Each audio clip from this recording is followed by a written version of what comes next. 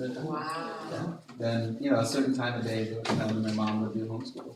I am so. They live far away, impressed. they live like a half an hour from the town, so it was hard for the parents to actually drive.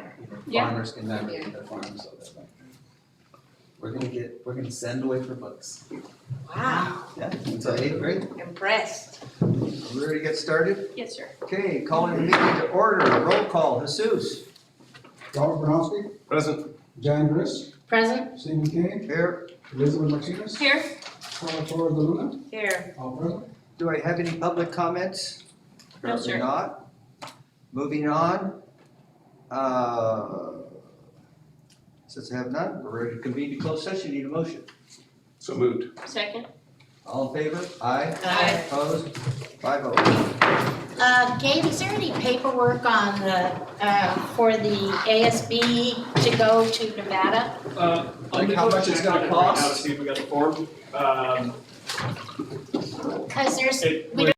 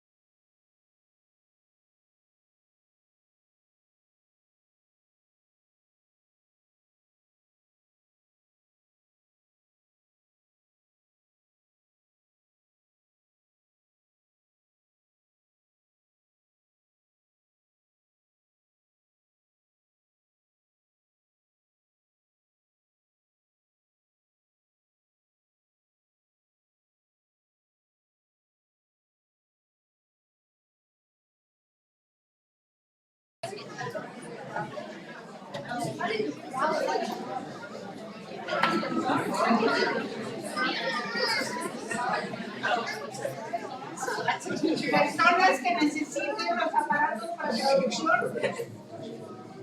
Well, all I just two that look like this. Yes, yeah. Glasses.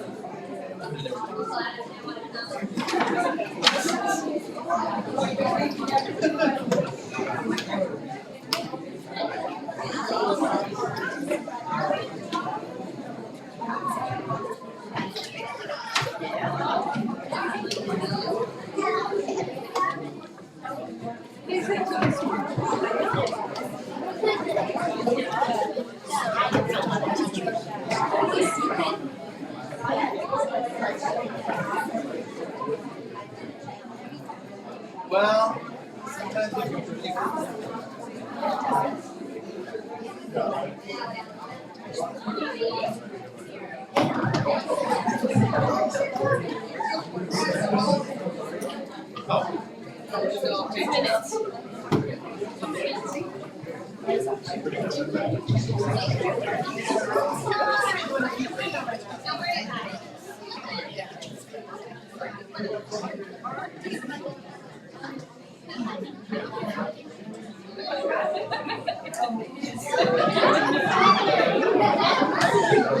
I love your shoes.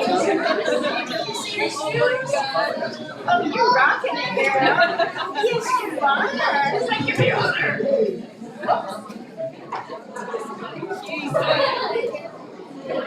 You see your shoes? Oh my God. Jealous. We're jealous. That's what I missed out. So, not happy. I get to have one in April. Okay, I'm gonna go ahead and call the meeting to order. Welcome, everybody. We're going to start off with the flag salute, and that is going to be led by Kayla Reeves and Cody Dickens.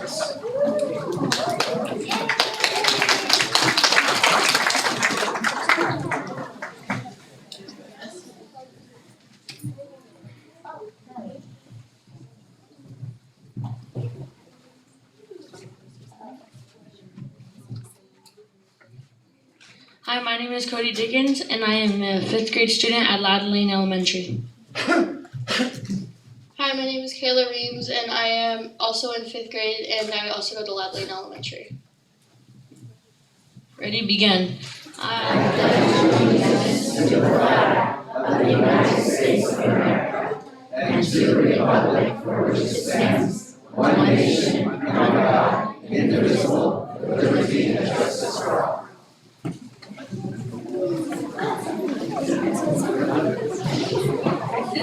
Thank you, Cody. Thank you. I don't know, but not sure. These are for the flags. Yeah, right? Yeah, I'll come, I'll hold it back. All right, so we have some awards to give out tonight, and we're going to start with a few staff awards. These 5 ladies that we're giving these awards to tonight spend countless hours with our children during recess and lunch, and they are super helpful to Mrs. Mailer and I. They are making sure our students are safe, and they are fed, and they are well taken care of. So I'm going to start with our 2 yard supervisors. So the first is Sarah Gilbert.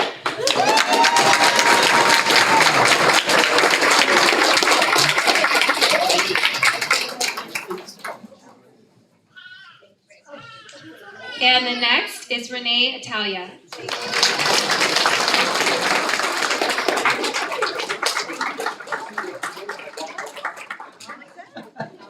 Good job.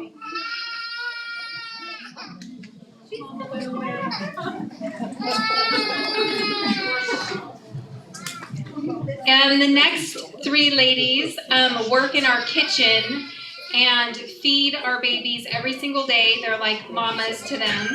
And they have gone above and beyond this year to help us teach manners at our lunch tables and how to clean up after themselves. So the first is Karen Huss.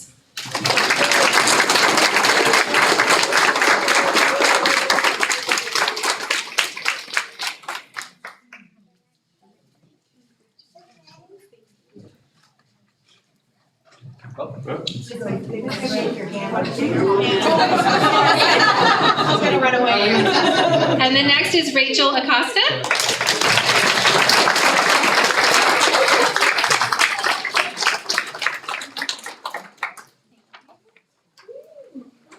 And last but not least, Jennifer Gunnels.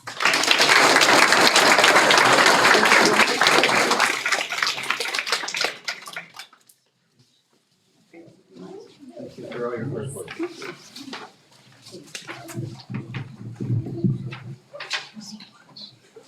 Thank you, Jennifer.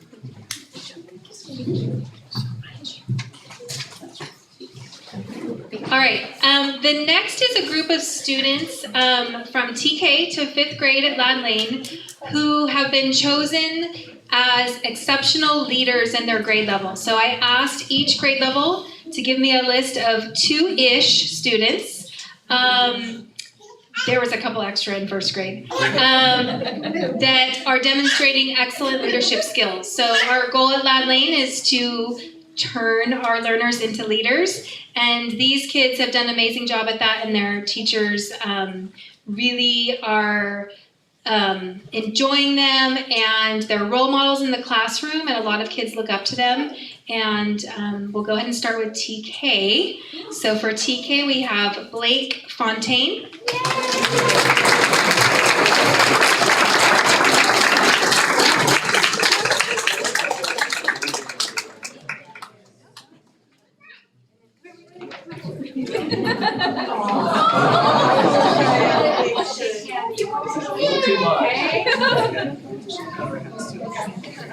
Good job.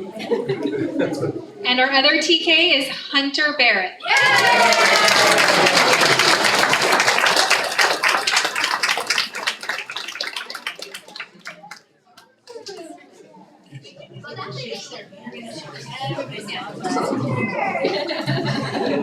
Good job. That long time.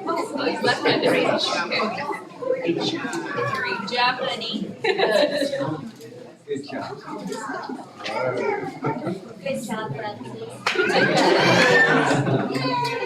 All right, for kindergarten, we have Eliana Chavez.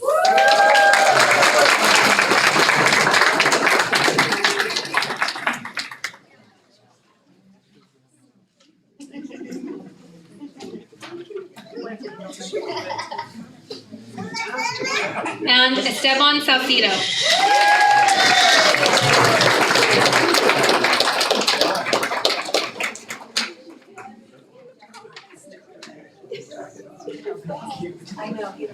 Very sharp. Good job. I know, yes. He definitely dressed to impress. I know. Mom and Dad right there. I'll let you know. Good job. And for 1st grade, we have Autumn Barnett.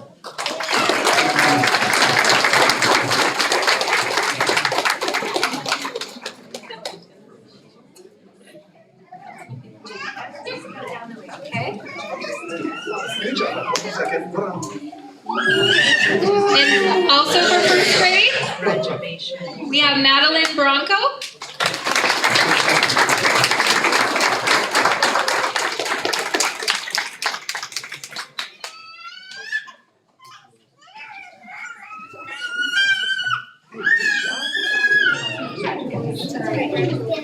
Also 1st grade, we have Ava Vasquez.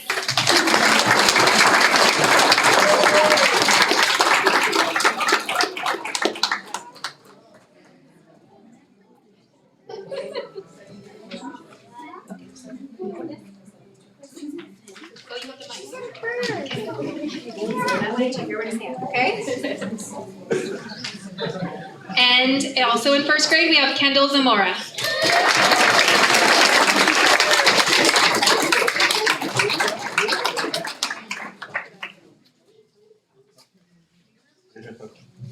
Hey, good job. Congratulations. Second grade, we have Ari Nelson.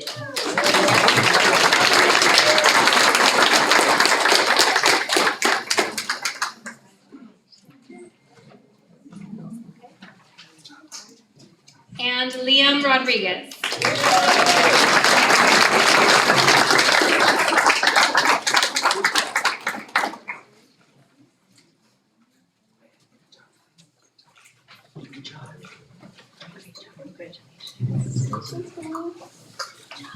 Good job. For third grade, we have Amaya Arredondo.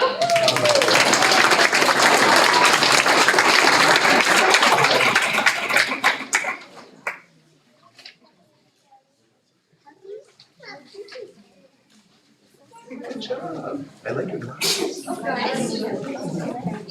Also in third grade, we have Isis Hernandez.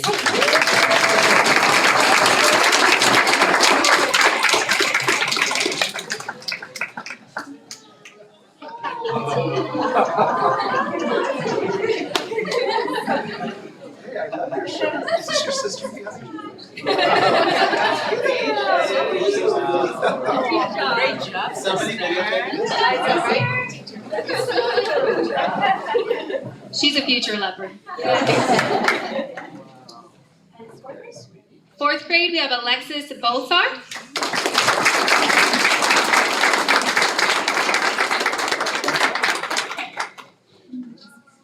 Hey, Alexis, good job. And Jesus Alcaraz.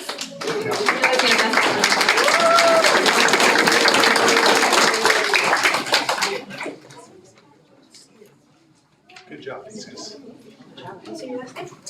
And then fifth grade, we have Cody Dickens.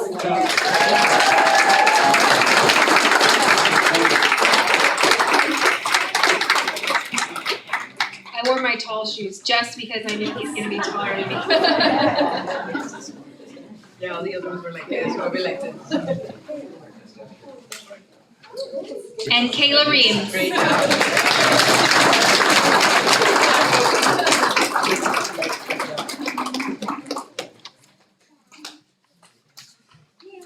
And I also want to take a quick minute to acknowledge I have lots of teachers in the room that came to support their students, and these kiddos would not be here if it weren't for them. So if we can give all my teachers.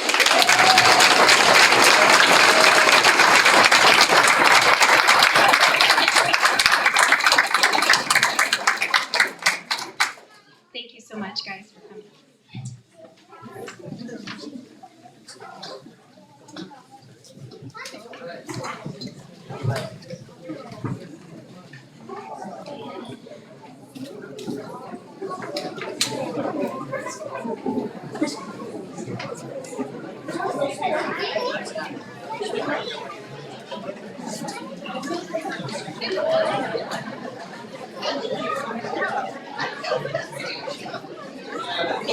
That's 1 minute.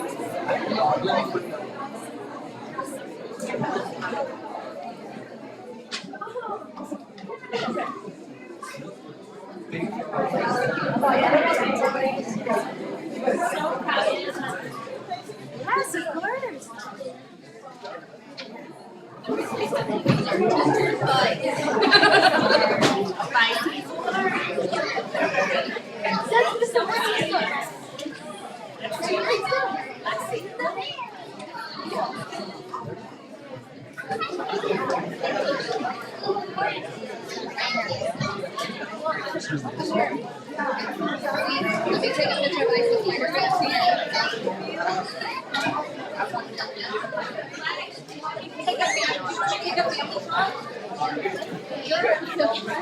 The little one out there.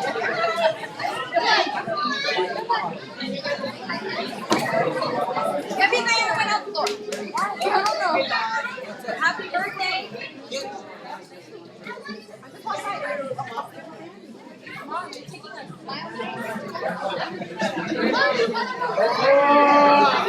See you on the field.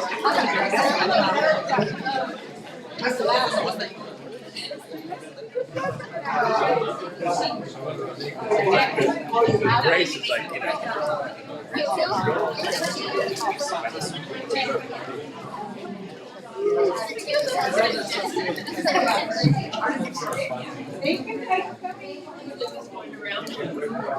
Sorry, yeah.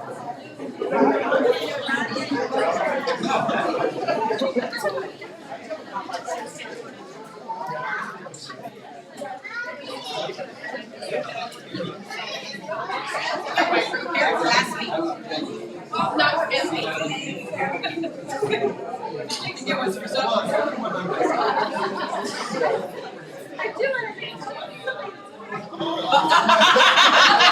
I know, sweating.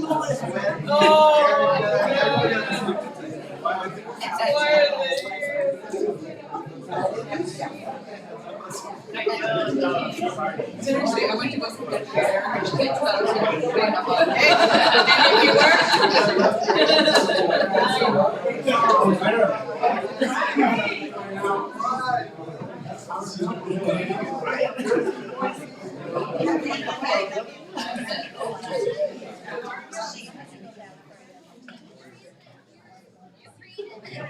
Oh, we'll go to my house and get some. Okay. Okay, I'm at the board meeting. I'll be back. We're all here for you. What you need?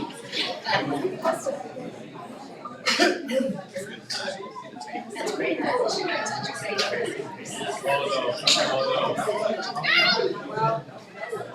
have a big camp.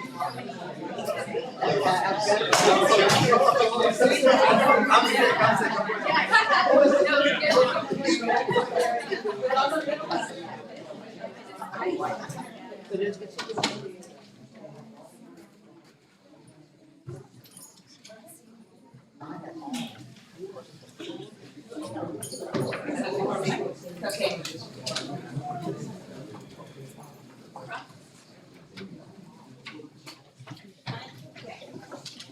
Okay, we'll go ahead and get started again here. We have no announcements from closed session. Moving on.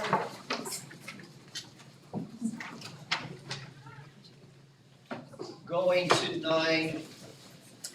9A, annual organization meeting of the Board of Trustees, election of board officers. The Hollister School District bylaws require the governing board to hold an annual organizational meeting with the time limits prescribed by law. At this meeting, the board shall, Steve, we need to do number 8, approve the agenda. oh, I'm sorry, went right over that, sorry. Going to 8, approval of the agenda. Is there anybody that has anything they want pulled or?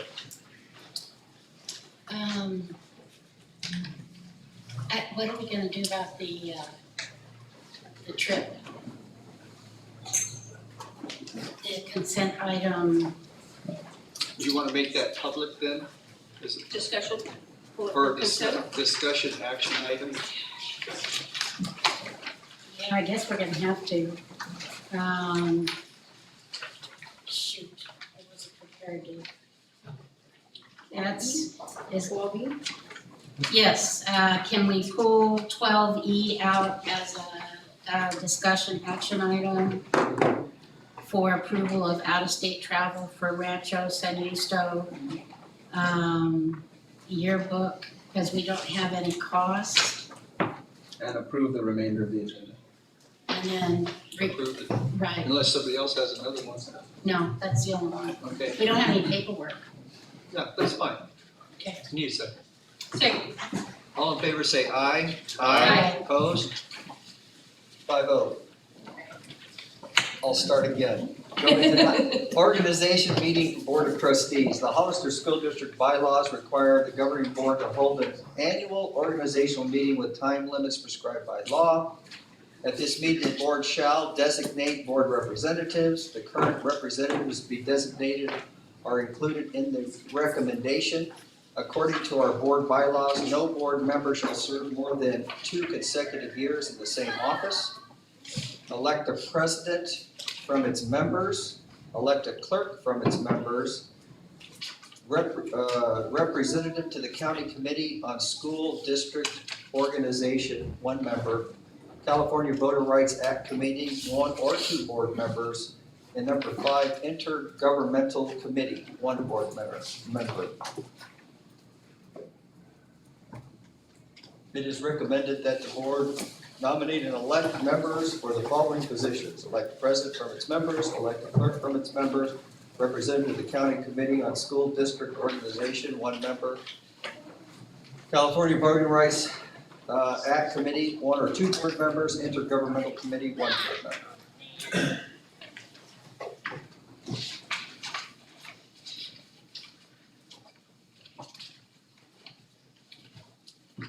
So we're, Are we ready to go? so we're really just electing a board clerk to Yes. start, right?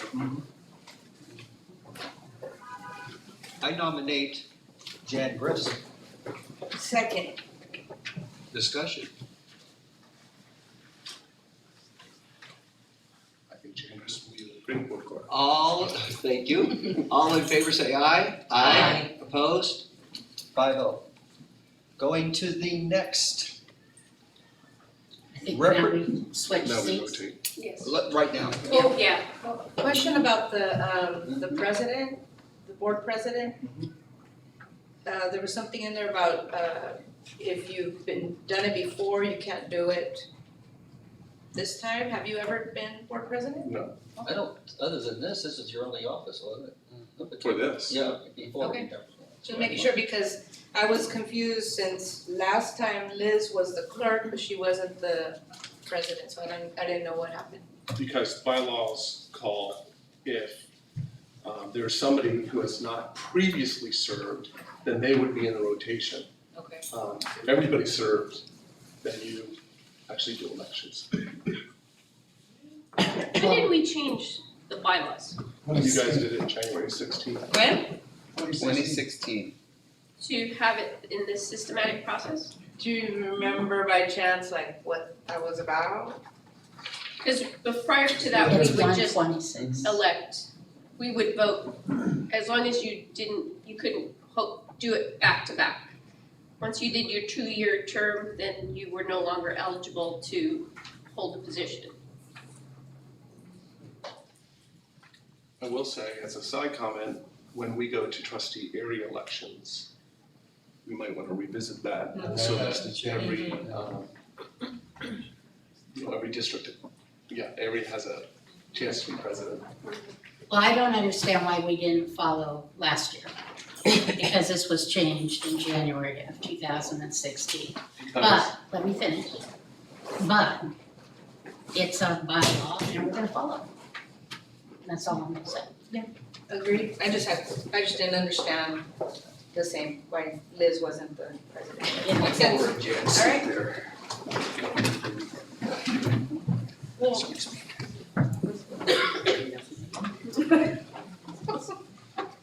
She's gonna be sitting next to you. Yeah. I know. This gentleman down.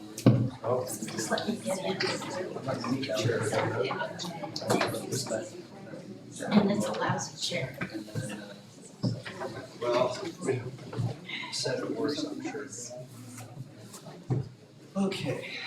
Oh, you're free of your duties. Erica? It's my life. Yeah. So, as my first official task, we would like Steve Kane to step down here in front with Superintendent Cho and I.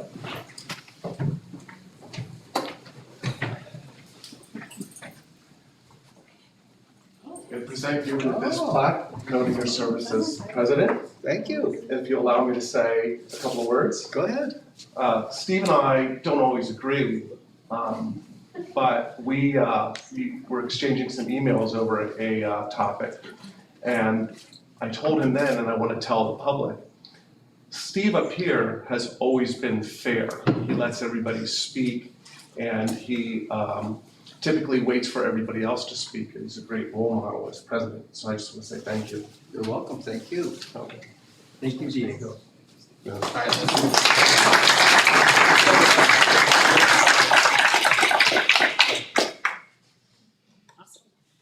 Thank you.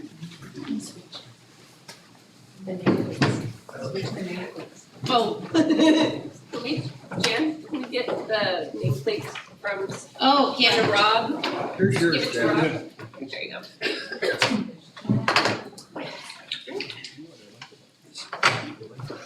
I know. That's why I was eyeing it. Two. I would also just recommend to the board that you still make a motion and consider the second to elect trustee Bernowski as the board president.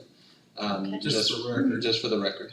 All right, I'll make a motion that we elect, that we nominate or elect according to our bylaws. Follow our bylaws. Follow our bylaws and have Rob become our president for the year, I guess it's the year 2020. 2020.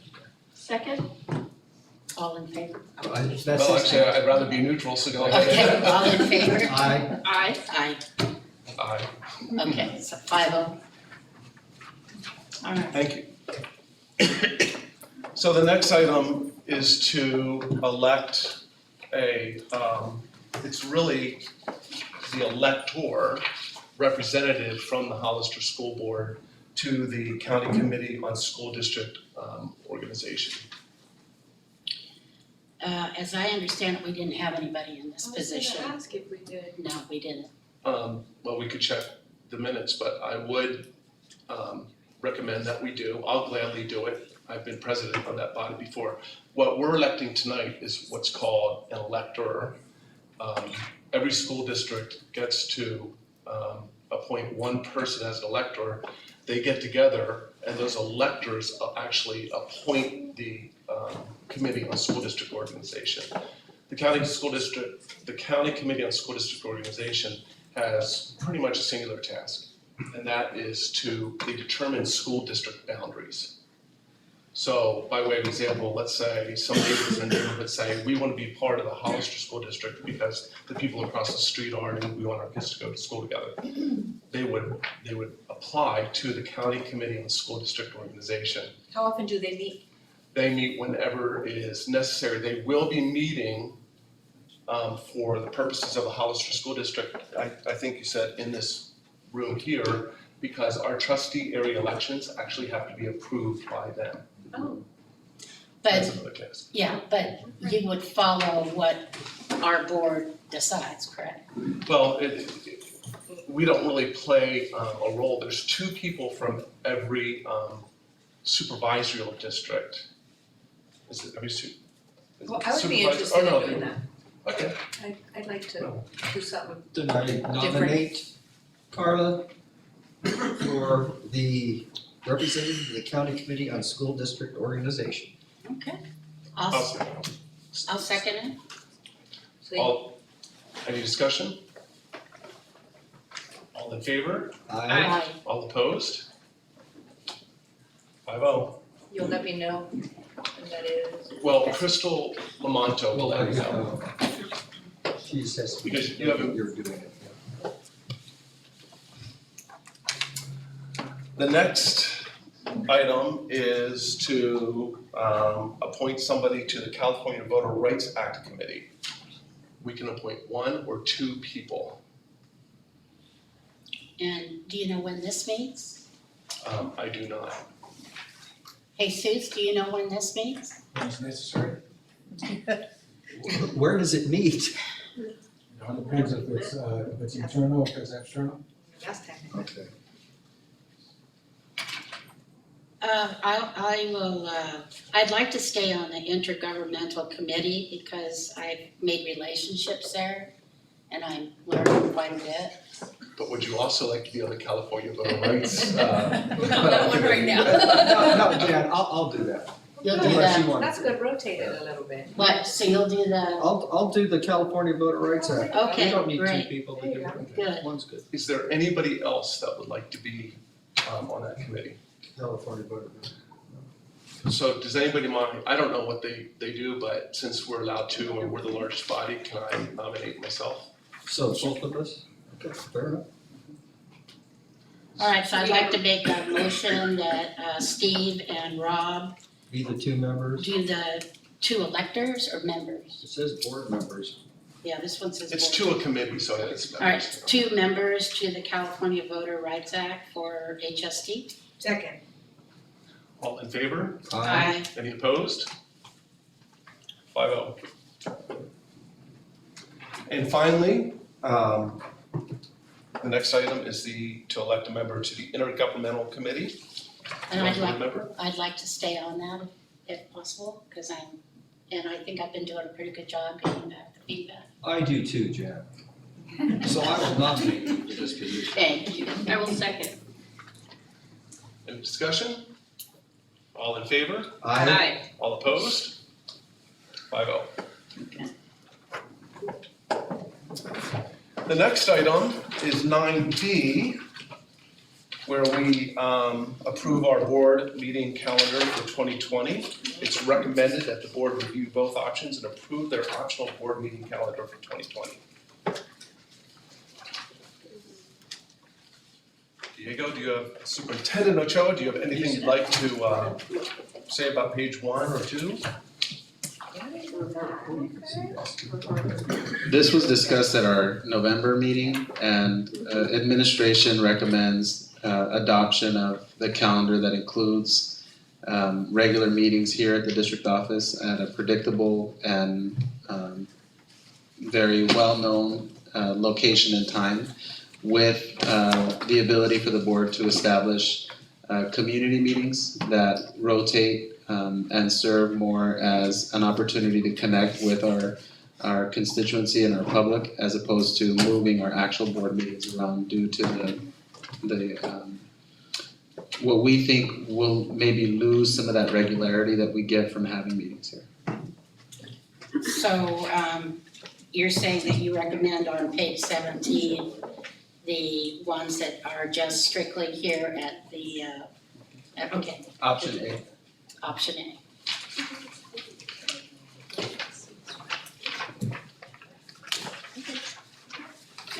Okay.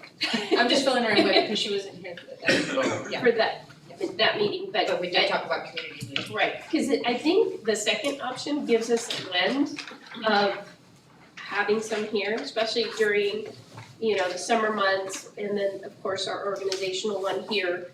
But because we like hosting and doing the recognition, I think if we had those ability to, like you do your board, but it would be at your site, and it would be in your home, per se.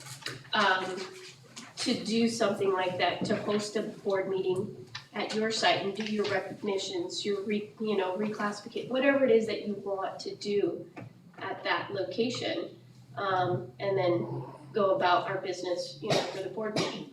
But we've been talking about it. I mean, I would love for us to try to see what that would look like and how much more involvement we could have from those parents that can't drive out here. My only concern is not at Margaret Mays or Rancho, they have big gyms. Calavera, some of these schools, how are we gonna get this many people into, The multi-purpose rooms. Calaveras doesn't have one. Calaveras has a library. Yeah, but there's a lot. We've had quite a I'm thinking few about the events in there impact, I'm that thinking about the have been impact pretty large. on the school itself. And, what impact that would make on the principal and getting it ready for us. I mean, it doesn't really matter to me, I think I'm more concerned about whether a school has enough capacity to hold a meeting like this. Well, the other issue was brought up that the management was going to talk about the difficulty for them to set up the meetings at the different school sites. And that's why, is that the reason that they said no, they would rather have it here? Well, for instance, microphones, technology, projector screens, the physical location. Also just, like you mentioned Rancho and Maze, the spaces are really big, but the acoustics are no good. But I think what we generally talked about was going out to interact with the public and with our parents. We're all in favor of that. And so what really is up to the board to decide is it something you wanna do where it would be at a time and in a setting where it's more collaborative with parents, because school board meetings do have a very rigid sort of structured, and it's not necessarily a great way to really interact with parents. If you call a special meeting and you invite parents to come out and sit with 2 board members and the superintendent, and we set up something specifically to work, almost like a workshop model, then I think you might get a little bit more out of it. We had brought that up at the last meeting. We had said, what if we do, like, if we go first to Calaveras, then it's about Calaveras community and AAA, right? And then we're not, And we tailor the meeting to right, that. and that we would rotate each other so that whoever wanted to be at that meeting. But can we have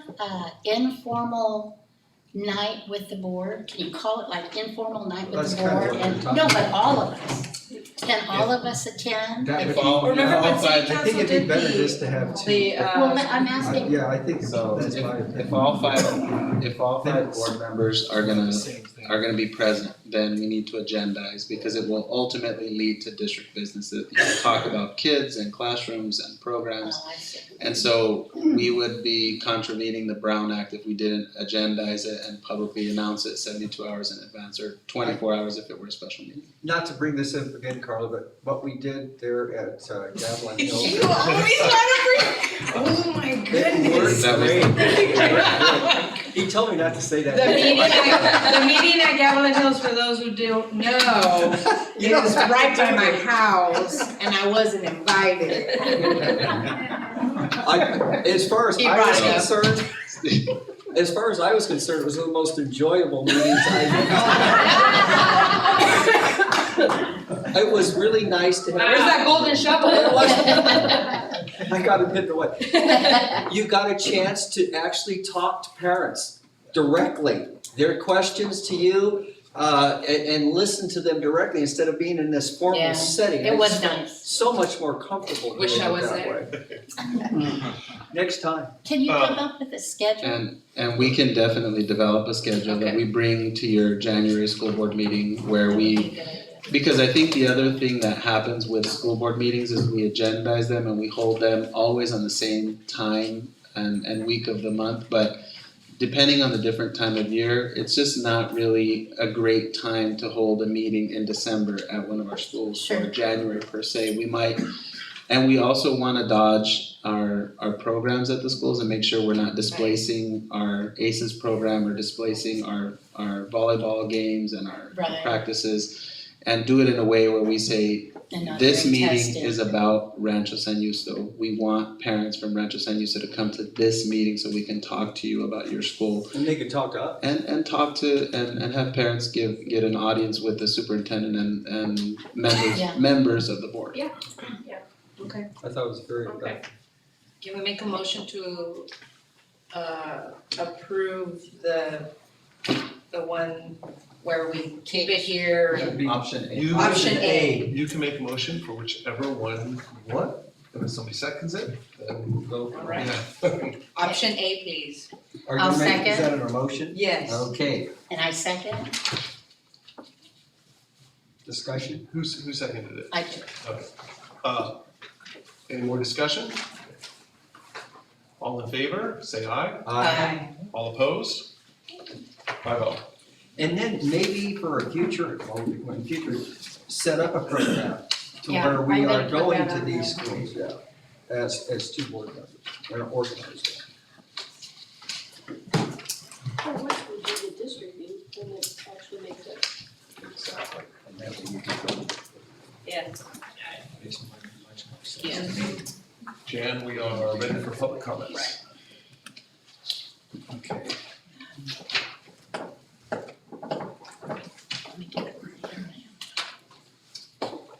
Okay, Nikki, Uno?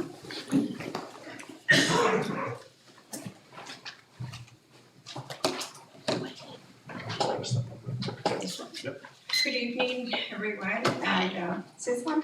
It is? Okay, first and foremost, I'm here as a founding member of LULAC, the League of United Latin American Citizens. We've been here in San Benito County now for 33 years, and, we've had some very good experiences with every school district in San Benito County, and our focus is on education. So, we have been working on district elections with the Hollister School District now for 4 years. And it has come to pass. And first and foremost, I think we need to move forward. You were given maps that were reviewed by our organization, by MALDA, by Latino Voters of California. And those maps were actually presented to you at the last meeting. Unfortunately, it was 2 days before Thanksgiving. Everybody was very busy with family, so we were not able to be here. But even if we were not able to be here, you already had our recommendations. And it was map number 3, 4. And number 6 was okay, but I believe that you went ahead and voted for it because of variance, but realized that in the Voter Rights Act of California, the first thing that we all look at is community interests. And the community interest comes as parents, students of your district. And as LULAC, we have been working on this for many years with many other agencies, and that's what we look at. So now, realize that with map number 6, we move forward with you. Yes, we do, because this is something that was achieved within the 4 years that we had first recommended. And previous boards would not hear of it, but now it comes to the fact that, you know what? It's either you voted in or litigation follows. That's something that we never want, because we don't want our education dollars spent in a courtroom. We'd rather have them in the classroom with the teachers, the students, and the parents. And that's where we're at now. So, my personal comment to you, I want to thank you for bringing it up to this level. We'll work with you on map number 6. That doesn't mean that we will not come back after the 2020 census to make some other recommendations, because our city is growing, our community is growing. These maps will not be the same. That's right. And you realize that the population of the city is growing, and consider the fact that in 3 years, every sophomore and junior at the high school will be a voting member, of our community. That's right. So with that, I just want to thank the board and say thank you for assisting us, helping us, but not helping just us, helping your school population, your parents, and your students to be represented at a level and a district level that we all prefer. Thank you. Thank you. Thank you.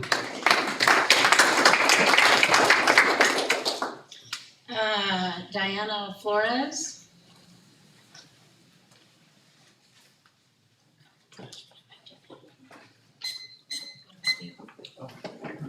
So, just go with that. Add 2 minutes.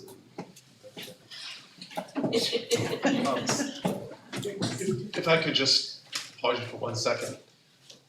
Diego, can you please announce that there's a translator in the back? Si hay alguien que requiere traducción, tenemos la traductora. Doña, si puede alzar la mano para que la vean. Sí, está disponible para ustedes. Oh, thank you. But I got to show off that I'm bilingual.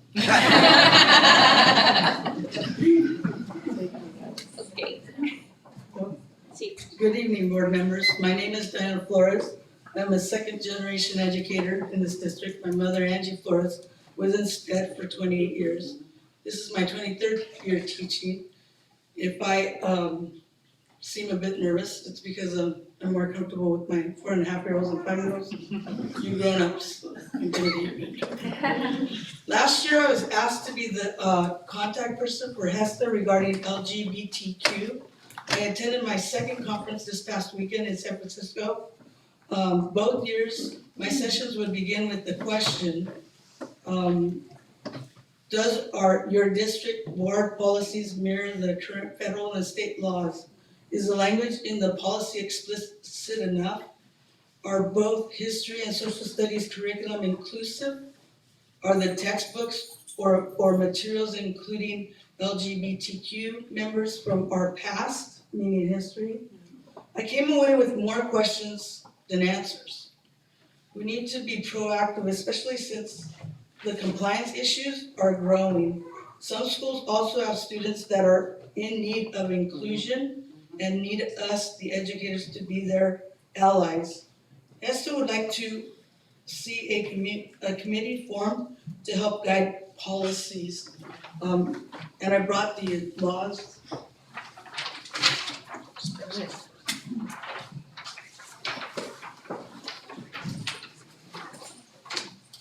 Do you have any questions? I think it's great that you're bringing this up. I think we've been trying to talk about inclusion in many areas, but this is one that we are lacking. So I appreciate you bringing this, and let us know if you see like glaring places that we can really change and improve for our kids.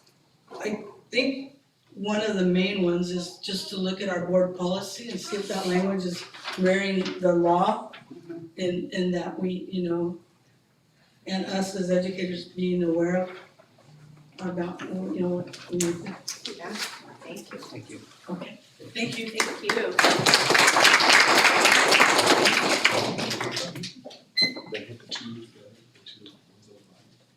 These two?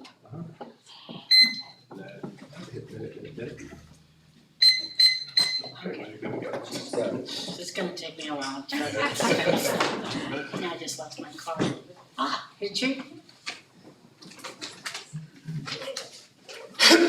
Excuse me, I'm coming down with something. Thank you, board. I'm here to speak about the district maps also. Unfortunately, I wasn't able to attend the last board meeting, and as Mickey alluded to, there was some discussion that LULAC was present. But, please be aware that LULAC is present and will always be present in this community. And so we take very seriously anything that has to do with communities of interest and our children. So with that, I know that number 6 was decided on, and like Mickey said, we will support the board, because that's one of the best things about this democracy, is that we may not always agree, but collaboration is the key to a successful community. So we're here to work with you, we're here to support you in any way that we can, but if it was decided just because of variance, that's gonna change. We all know that. And so I'm here to offer my support, but also to give you a little bit of insight as to where we stand on certain things. I'm not sure if you're aware of cracking or packing districts. If you're not, please look it up, okay? Because it is impactful when you draw these lines up, okay? If you're trying to crack a certain district and fracture the people that represent that district, that is impactful. And there's something that's called gerrymandering. So there are things that are considered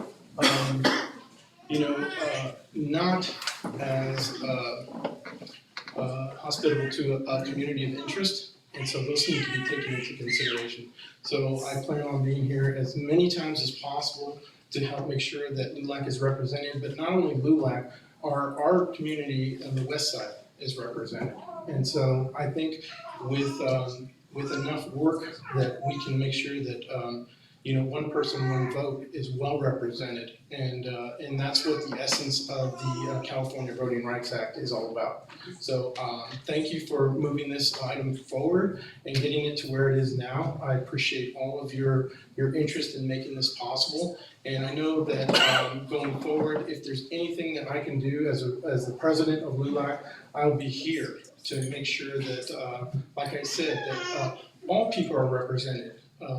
And we as an organization like to make sure that we are inclusive, equality throughout the community. So I thank you for your time. Thank you.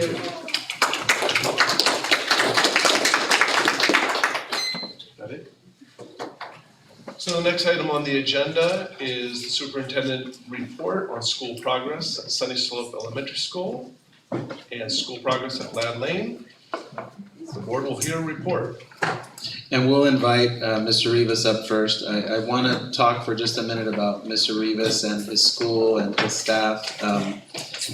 In the year that I've been with the district, I've been over to 3 of his faculty meetings and visited your campus. I want to say probably about 10, 15 times in a year. And these are people that deeply care about being Sunny Slope Tigers.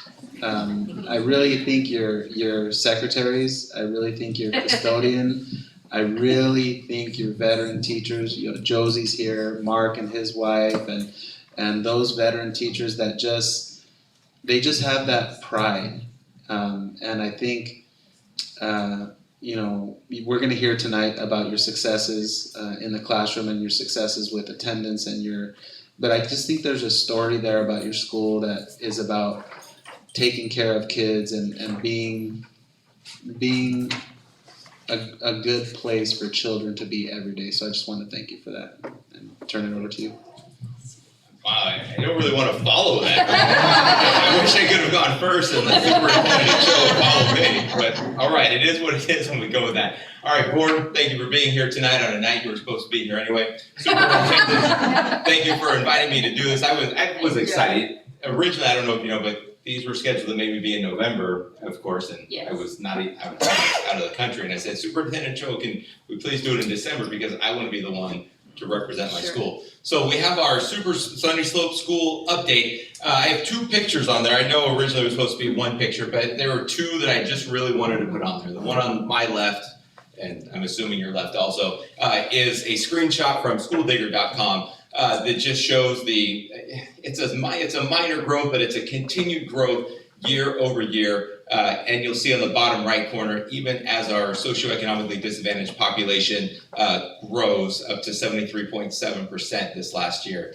So it's something I'm proud of, that we continue our growth. The picture on the right is 2 young ladies who were out at lunch, and I know you can't really see what's on their Post-it notes, but they are working on ELD during lunch. And what is on those little papers is it says ELD, and in the middle they have their multiple meaning word. I forget what word was on there. And then they're writing their little definitions around of what the different words mean. And I was walking by and I just said, you know what, ladies, I have to take a picture of this. I said, hold still, because I was just so proud that even at lunch, they're still out there working on their ELD. Yeah.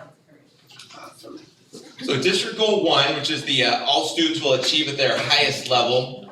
The 2 areas of slight disappointment, but there is a silver lining to it. So we have in the all ELA area, 2017, 2018, 2019, going from the bottom up to the top, 39%, 42%, and 42%. Our English language learners and English language arts, going again from the bottom to the top in 2017, 18, 19 is 13% to 17% to 23%. The SPED ELA, where it goes from 6% to 15% to the disappointment of the 13%. The silver lining is that on the California dashboard that was just released after I submitted this to Jesus and Superintendent Choa, is that even though we went from the met and exceeded standards from 15% to 13%, we have increased our scores in terms of our points, getting closer to the coveted 0 line, which we all might say, well, why do you want to be at the 0? But that's when you cross over from the overall score. So we did our special ed students, the students who receive special ed services, did continue to close that gap. I forget what the exact point was. It was about 8 or 9 points, but we did continue an upward growth. In all math, 31% to 35% to 38%.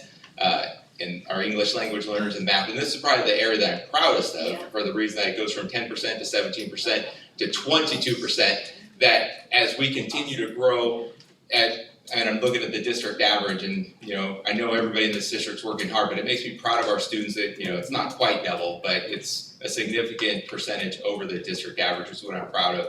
And then again, the SPED math, that area from 6% to 15 down to the 11%. Again, same area, we did continue to close the zero growth in terms of getting closer to zero. So even though our actual number of students who met or exceeded standard were lower, our students overall did score at a higher point. Well, we're looking at the ELA, your English language learners, they're going 13, 17, and 23. Yeah, and you'll see that in my successes, that's what I'm proud of, is that continued growth in our EL students, especially as our population. And I was thinking, is Mickey still here? Oh, they left. So I was like, don't just think about the west side. Sunday School was 85% Hispanic and 73%, And it didn't used to be that way. Yes. Those of us who are from Hollister, that was not Sunny Slope demographic back in the day. Right. And so it's just interesting, and it is important to note that. Yeah, so don't forget about that. The other thing, Mr. Rivas, is in the state of California, the statewide percentage for English learners meeting or exceeding standards is 12.58. And for Sunny Slope, it's 22%. Yeah, it's So awesome. it's a substantial.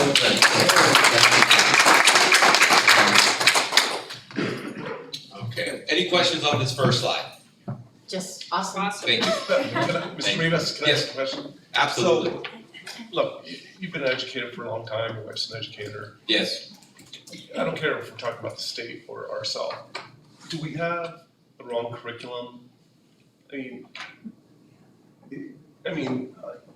I'm glad that we're You're doing. looking at the other side, the but- 78% that aren't meeting, right? Yeah. Yeah, but I wouldn't tell you, I'd be lying if I told you that thought doesn't cross my mind either. Well, I will tell you as a voice from my teachers, and I don't want to speak completely for them, but I have had this type of a conversation with them.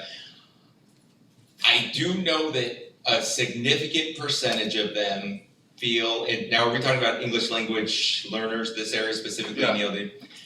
They don't feel adequately prepared and trained when going into the classroom and working with the students, even during the designated ELD time. I'm not saying that is 100% fact, I'm just telling you that that's their feeling. I don't have a complete solution to that because I know we do a lot of areas of PD and professional development, which is something that's also on one of my slides. But I know that is what some of my teachers at Sunny Slope feel.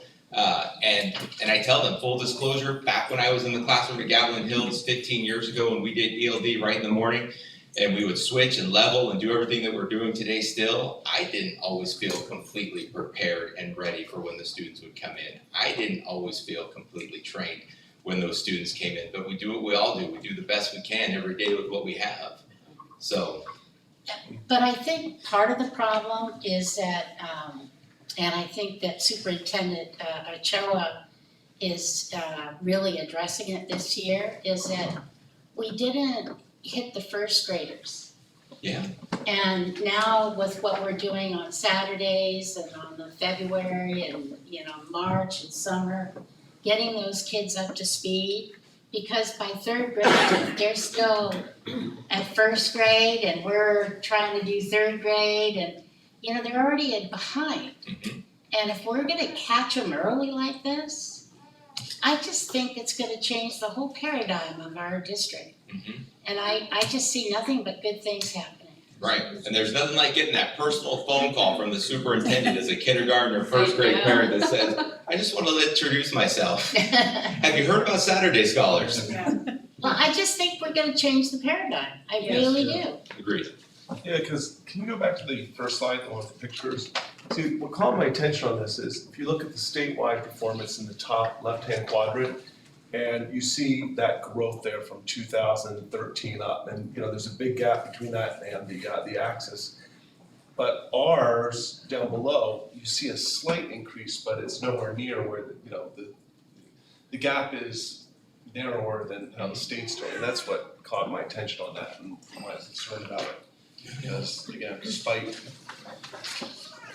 what a great campus you have and all this other stuff, and all of our campuses are great, you know, I want to focus on the academic achievement as well, everybody.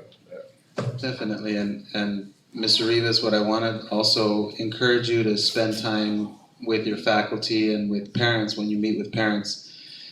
You know, the data you're showing is the percentages of kids who are meeting or exceeding standards. But I want to just share some data with you regarding students who are not meeting standards. Because there are 4 criteria: exceeding standards and meeting standards. You're grouping those and showing us that data. That's great. We do that regularly. Then there's another criteria called nearly meeting standards, and that's a super important criteria to hit. Then there's a 4th, which is not meeting standards, and that's where we don't want to be. So for all English learners in the state of California, 64.4% are not meeting standards in math. At your school, that percentage is 42.86. So statewide, 64.41. At your school, 42.86. And that's because 37% of your ELs in math are nearly meeting standards. So what we're doing as a district this year is we're specifically working with you and with Mrs. White and with your teachers to capture those kids and get them into our queue to be able to accelerate them so that they move beyond nearly meeting. Because what happens is when you focus only on the kids meeting standards, you create 2 really different groups. A group way up here and a group way... So we're trying to almost be in all those places all at the same time. And then, as the board said, focusing on our 1st and 2nd and kindergartners. I call them our Legos of the school, There you go. our building blocks. And I talk to kindergarten, 1st, and 2nd grade teachers about that all the time. But I think that also there's an attitude among our staff, and we have to share it with our parents. We can do it, we're doing it. You know, we have to look at our successes. And I think that, you know, if we're at, you said we're 42? 42.9. You're right, and the state is 64, I think that's a celebration. We need, yeah, I mean, that's awesome. Well, and I want to make sure that it's not a fluke. So for English, the state average for English learners is 62.17 not meeting standards. For the Hollister School District, for Sunny Slope Elementary School, it's 45.7. See? I mean, So these are the it's things in that we both need subject to, areas. you know, hey, look what we're doing. I met with my 2nd and 3rd grade team the last couple of days, and I told them, hey, whatever we're doing it right. Because when they were talking, you know, like when I said when they express that they feel, you know, that they're not prepared, they're not ready, I said, well, you may Yeah. feel that way, Yeah. but it doesn't mean it's true. There's a lot to be very thankful and we need to, you know, keep up the good spirit because there's a lot of good things happening. Thank you. All right, the successes of what I was just discussing with all students will achieve at their highest level.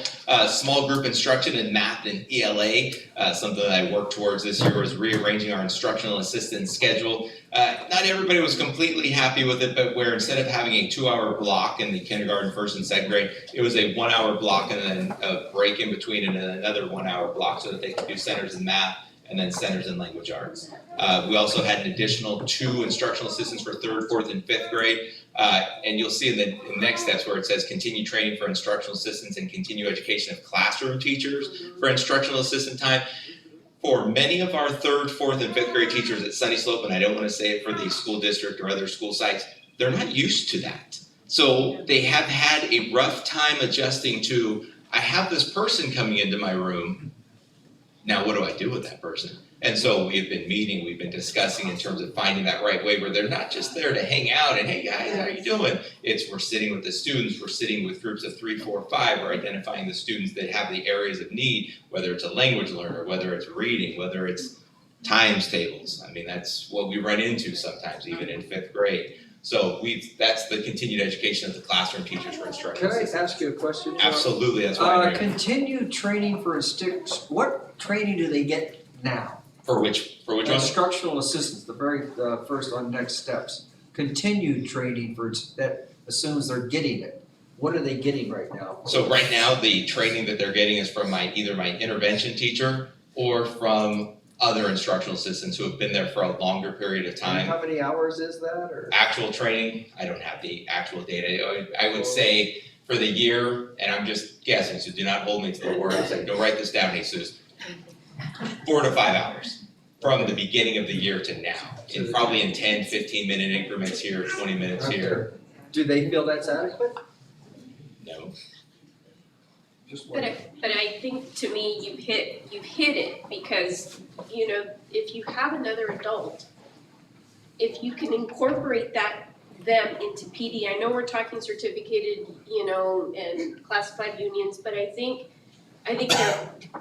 classified are as hungry as certificated to be trained, to know exactly how to best utilize their skill set, Yes. prove them to help the capacity in the classroom. Yes. And to me, I would love to either create a PD, you know, development account, you know, I know other districts have them, but to actually allocate resources so that we can utilize, you know, these individuals, but have the money to continue providing them and doing, I don't know if you're still, you know, when you pull them in, if it's on early days or how do you? Early days, Thursdays. Okay, but I think that's the best utilization of your aides in the classroom that anybody in this district could possibly learn from.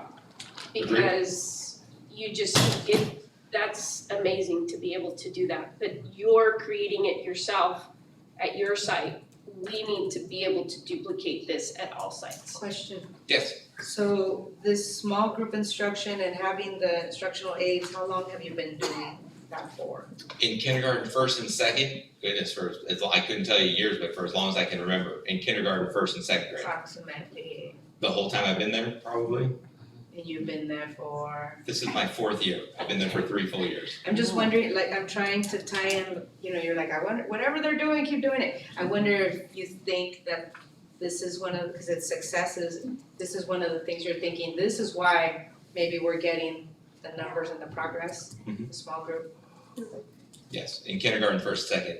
For 3rd, 4th, and 5th grade, this is the first year. Okay. So we'll see come April and first week of May. Yeah, that second bullet point there, continue education, classroom teachers, or instructional assistant time. The collaboration of the teacher and that assistant is just absolutely vital. Yes. They know how to work together and make the optimum use out of that aide's time. Agreed. Cool. Good. And the Thursday win time, the what I need time, I guess in education, do we really always reinvent the wheel? Not really. I took that from Spring Grove School, so it might sound familiar to Rob if he's been at the house and Jenny's ever been talking about it. It's a little different in terms of the way I designed it at Sunny Slope. It's just on Thursdays, and for that time, it's not taking away any actual PE minutes from the students. The students are still getting their 200 minutes every 10 school days. But it's additional time where every classroom teacher and an instructional assistant pull back anywhere between 4 to 8 students for a 30-minute period back into the classroom, and they work with them specifically based on whatever it is that they've decided that student needs. Some weeks it could be math, some weeks it could be language arts, some weeks it could be ELD. Whatever it is, it's the teacher discretion on that, and the other students go out with the PE teacher. From transition time back forth, it really breaks down to probably 25 real minutes. But, you know, the philosophy that we're going on at Sunny Slope is drops in a bucket. You know, that leaky faucet underneath your sink doesn't fill up right away, but over time, you get a couple drops in there, a couple drops, and then by Friday, it's overflow. So that's what the Thursday win time is. Then the continued academic achievement growth for EL students and parent outreach and education meetings, and where it says continue education of parents to help in areas of need. I don't know how many other educators in this room have ever heard this, but I've met with parents at times and they will look me dead in the eye and say, I don't know what to do. And they're not saying it because they're a bad parent, they're saying it because they genuinely, and I've been there. I'm an educator with an educator wife, and we don't know what to do sometimes. So on Thursdays, there are times where the intervention teacher and with the assistance of Mr. Ward, they've been working together, finding pamphlets, simple things like when the library's open, how to get a library card. You know, and she'll meet with the parents and they work together in terms of this is what you can do, you know. When I had my girls, I didn't get an instruction manual from the hospital. It was, here you go. So that's what we've been working on as well. So that's the parent outreach education meetings. That's every so often or just? You know, it's because of how big, I would say she probably holds between 10 and 12 parent meetings a month. So, you know, maybe, well, you know, Thursdays, you know, maybe, and you know, they can be 15 minutes, they can be 40 minutes. I mean, it's, it all depends on what the parent needs and, you know, what pamphlets are there, what questions they have. And it's very nice because the intervention teacher is bilingual, so there's no limitation in which parents she can work with, talk with. There's no limit on that. That's awesome. Mr. Rivas, going back to the test scores. Yes. When do we redesignate students mid-year? You know what? I go by whatever I'm guided from the superintendent and Ms. Calero. Well, my point being is, could a student be taking the test as, let's say in the middle of the year, they are EL, then they're taking their standardized test, but they've been redesignated out so that, because I'm assuming redesignated kids do better academically on our testing. Statistics will show that, yes, the data will show Is that. it possible that the EL pool is a concentration of kids that are not going to redesignate this year? In other words, I'm looking for,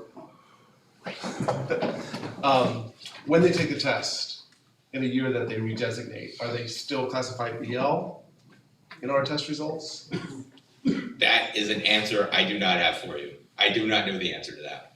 Because what I'm thinking is maybe I'm casting too big of a shadow on the EL results. So we have two different times of the year that students will redesignate. And so I think if there is a question about a student who is an redesignated fluent English proficient student, that student's test scores are assigned to the RFED subgroup. So anybody who would be redesignated prior to the system creating the student accounts, that usually happens right around February because you have to submit all your data. So anybody who would have been redesignated between July and probably the first week in February is considered, that's their sort of their student data going into the system. Interestingly, even after students redesignate, we track those students for 3 subsequent years to make sure that their progress is continued, that they've not fallen behind as a result of that. As a group, when you evaluate the redesignated students at Sunny Slope, or actually at any school in our district, our students outperform the rest of San Benito County and the state. Our redesignated students do extraordinarily well on tests. I think it's something about achievement. It's that feeling of making it. It's that feeling of being excited that I'm learning. Like the 2 little girls doing their ELD work on the playground. You know, I think that's a part of it. And then all of the students who remain English learners, their test scores each year, you can actually track them as a group over time, which is another interesting report to look at. Yes, if you were to look at the California dashboard, you'll see that our redesignated English learners are outperforming our English-only students. I don't remember the exact number, but it's by quite a bit. Because they're bilingual. Significant. Wow. Okay, sorry. That's okay. District Goal 2, all sites will have a safe and positive environment. And when I talk about the Capturing Kids' Hearts implementation is 100%, that's not a token 100%. That's every room. That's our library, our food services area, every classroom. Our intervention teacher has one. I mean, we have them for Saturday Scholars. We have social contracts for the Saturday Scholars, and we teach the students the same techniques. So it's a true 100% implementation, and I'll talk about that on the successes on the next slide. And the suspension rate for the 2017-18 and 2018-19 school year, we're at 83. And so it's What does that mean, 83? 83 total suspensions in the 2 school years. So, yeah, 17, 18, 18, 19. In the 18, 19, let me go the other way. 17, 18, there were 55 suspensions, and then in the 2018-19 school year, there was 28 suspensions. Well, and I want to point out for Sunny Slope, that data is very unusual for any elementary school in our district, and it's because we operate a therapeutic behavioral program at that school called STEPS. And it's a regional program that services children from anywhere in San Benito County and in some cases outside San Benito County. So I think there are some very unique and specific to each individual child situation that results in Sunny Slope ending up with more suspensions than a typical K person. Thank you for clarifying that. Yeah, I always get the eyebrow. I'm not saying that this makes it any better, but in the 17-18 school year, there was a decision made by a former person in charge where all of our SDC students that have suffered traumatic experiences were put in the same room, kindergarten through 5th grade. And in that year, there were, full disclosure, and this was obviously not intentional, but there was 45 suspensions from that one room in that 1 year, where we had anywhere, depending on the year, between 8 and 11 students in there with 1 new teacher and 2 paraprofessionals, 1 principal, 1 half-time vice principal, and half-time school psychologist. And there were days that it was me alone with, the new teacher. And, these, I do not suspend just to suspend for fun. These were serious offenses that if they were older, would, under the California Ed Code, be expellable offenses at 8, 9, and 10 years old. Yeah. So, Thank you. yeah, it was not something I just do for fun, unfortunately. All right, any questions on that portion before I go to the successes and next steps? All right. All right, successes, school culture, suspensions dropped by 50% from the 17-18 to the 18-19 school year. Behavior referrals to the office dropped by 21% over the same time. This is what I'm excited about, Capturing Kids' Hearts National Showcase School finalist. Yeah, right?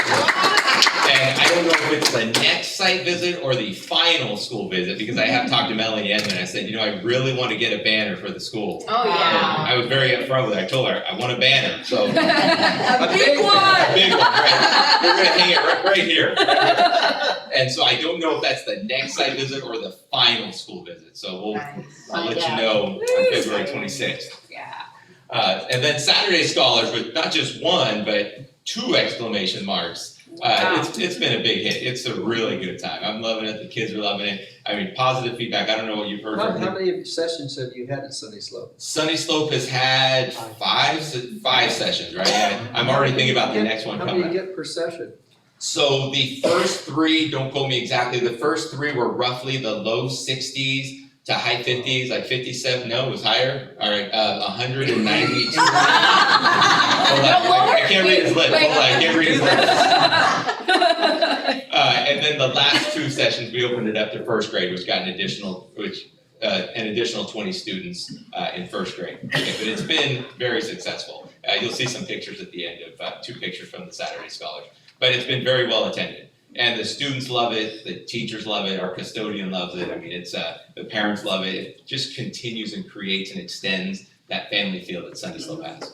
So it's a great day. Next steps, continue to build positive relationships school-wide with all stakeholders. To become a national showcase school for Capturing Kids' Hearts in 2020.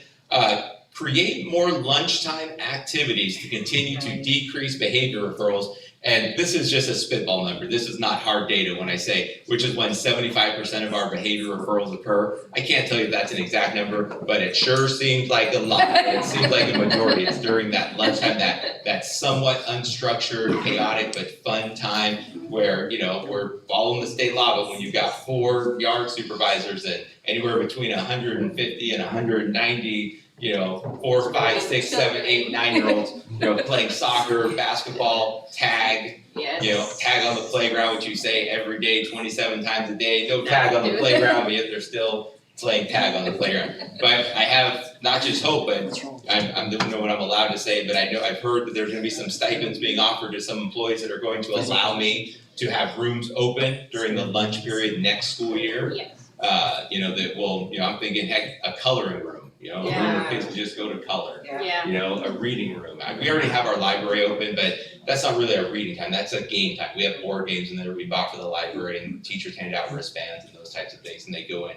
So we have started that, but now I'm looking forward to expanding that.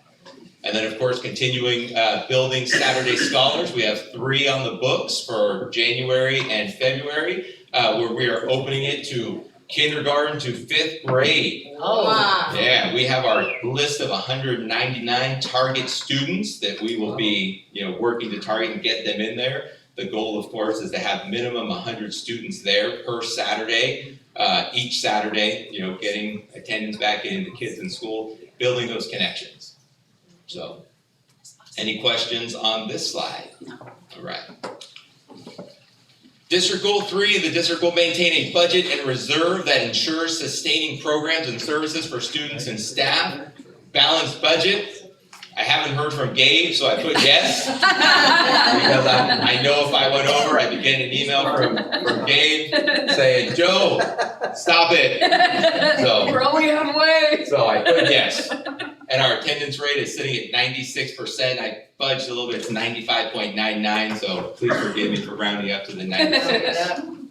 All right, goal number 3, the district will maintain, you already heard that, successes, fundraising. We have for the size of our school, it's a small parents club, but we have an active parents club that continues to work on fundraising, Pacordopolis District and County Professional Development that the teachers at Sunny Slope participate in. At this time, all students have the basic needs for an appropriate education. They have everything that they need that I can think of and more. And assemblies and field trips that are exposing some students to all new experiences. Let's call it what it is. I don't know the exact number, but I have some students at Sunny Slope that if we didn't bring in cultural assemblies, if we didn't bring in taiko, if we didn't bring in ocean adventures, if we didn't bring in dance classes, they may never be exposed to them. Not all of them, but some of them. Yes, right. So continue to bring those in. Next steps. Oh, yeah. Oh, I'm sorry. Continue supporting the PTO and the fundraising efforts. Continue to utilize the free professional development opportunities and build the capacity of the teachers. And continue exploring opportunities for students to be exposed to new experiences, especially if they're free. Yes. Anytime somebody from the community comes in and says, I have a free opportunity for your school. Come on down. I say, what time can you be here? So, and that's, whether it's that bike assembly the county provided last year that was anti-tobacco and smoking, which was funny. They would bike, do a couple tricks, and then they tell the kids, don't smoke. And then they would do a couple more tricks, and the kids would go, hey, don't smoke. And I wish I were kids, pretty much what it was. But you know what? It was free, the kids loved it, why not? Come on in, come on in. And the final slide, the pictures. On the left, you'll see the one of the Thanksgiving celebrations that we had for our TK. Those are our TK students there. And the pictures on the right are from Saturday Scholars. The top right is Melissa Morrison doing starting off some pumpkin math, where she was carving a pumpkin and then she was putting out the pumpkin seeds. The students had their individual seeds and they were to count how many they had, and then they put them all together as a class to count up how many pumpkin seeds they had. That's a 2nd grade class. And the bottom right is where the students were given materials and they were tasked with building a bridge out of straws and tape, and then they were to weigh the candies to see how many candies their bridge could support. So, but, Very nice. and I believe that's it, unless the clicker is broken. Yeah, that's awesome. All right. Just a small note, I went to Sunny Slope School back in the day, so. You know what? Thank you for leading into that. I'm just curious, and this is genuine. How many people here went to Sunny Slope with a kid? Sunny Slope! Yeah, the longer I work at Sunny Slope, everybody knows an aunt or an uncle or a grandpa or a mom. I cannot tell Don't you. forget back in the day, Yes, guys. say it, I know what you're All gonna say. the kids started at Sunny Slope, went to Fremont, then Went to Arrow Hardin, Hardin, and then and Rancho Rancho. San Justo. Yeah. That's what we did. The old days. Yeah, not the old days. Just the other day. We call that the vintage days. Okay, the vintage days. Thank you. Any other questions? That's a great. All right, thank you very much, ladies. Thank you.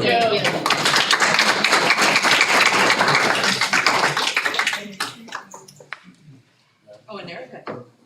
I know. She said it's The next generation. She's younger, she's younger. I go to La Lane though. No, they didn't. It's here.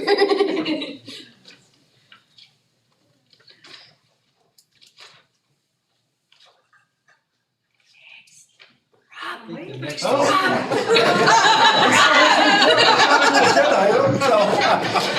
All right, our next speaker is,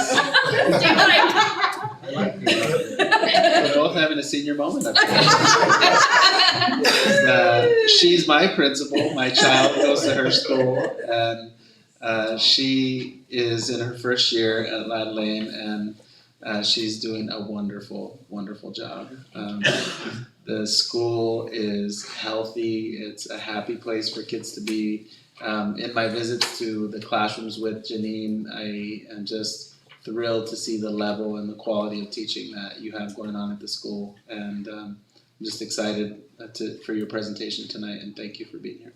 Thank you. All right, we'll go ahead and get started then. So as you saw earlier tonight, we have a lot of parent support at Ladd Lane.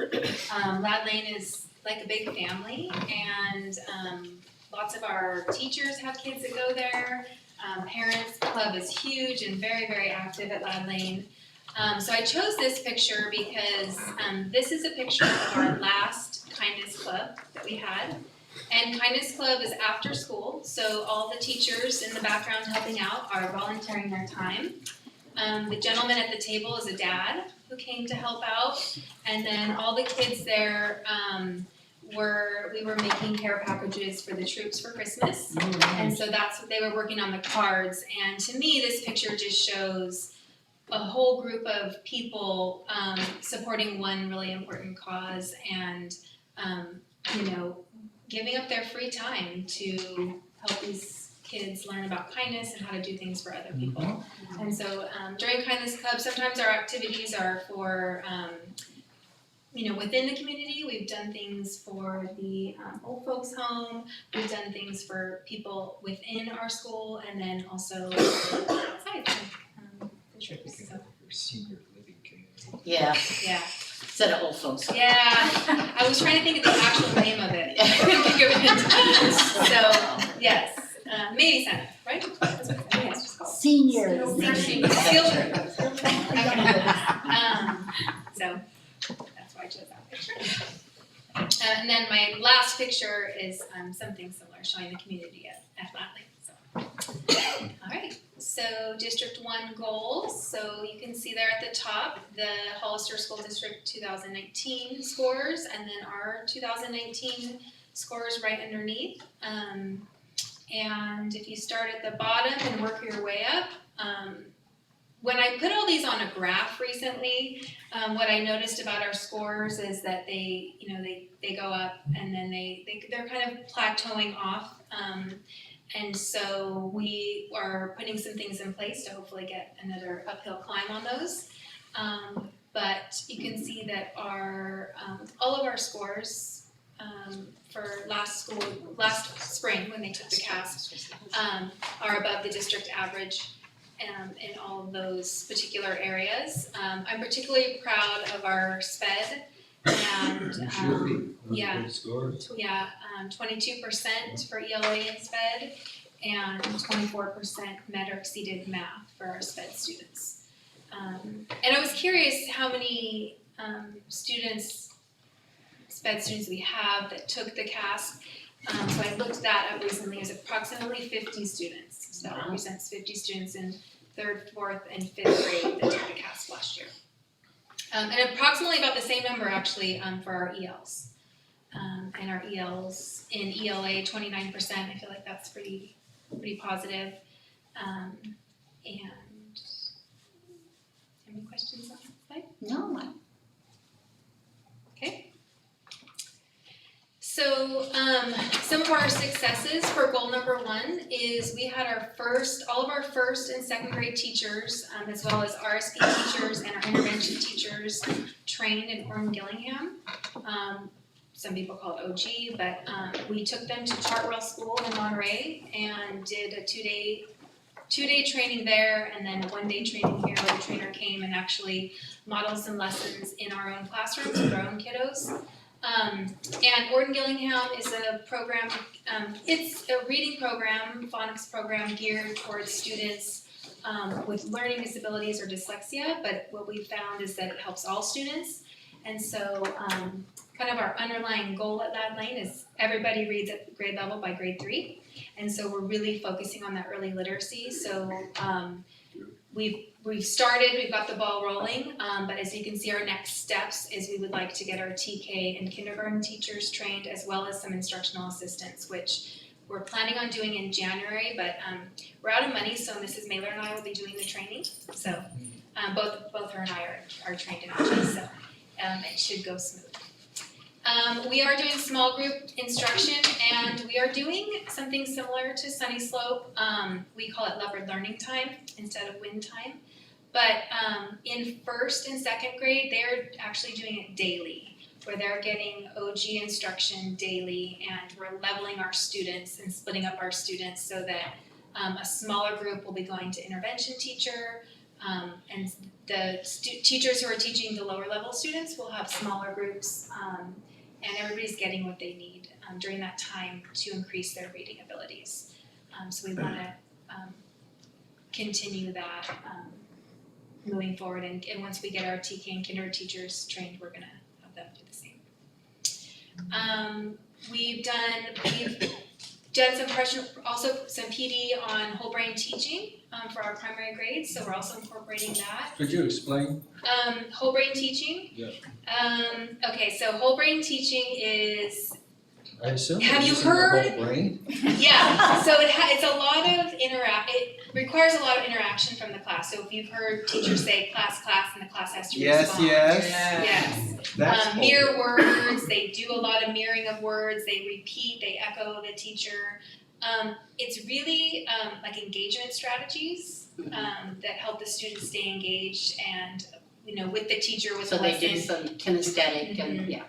Yep, and they act out things and they use motions, like read between the lines, things like that, so that, all So they students, use the whole brain. They use the whole thing.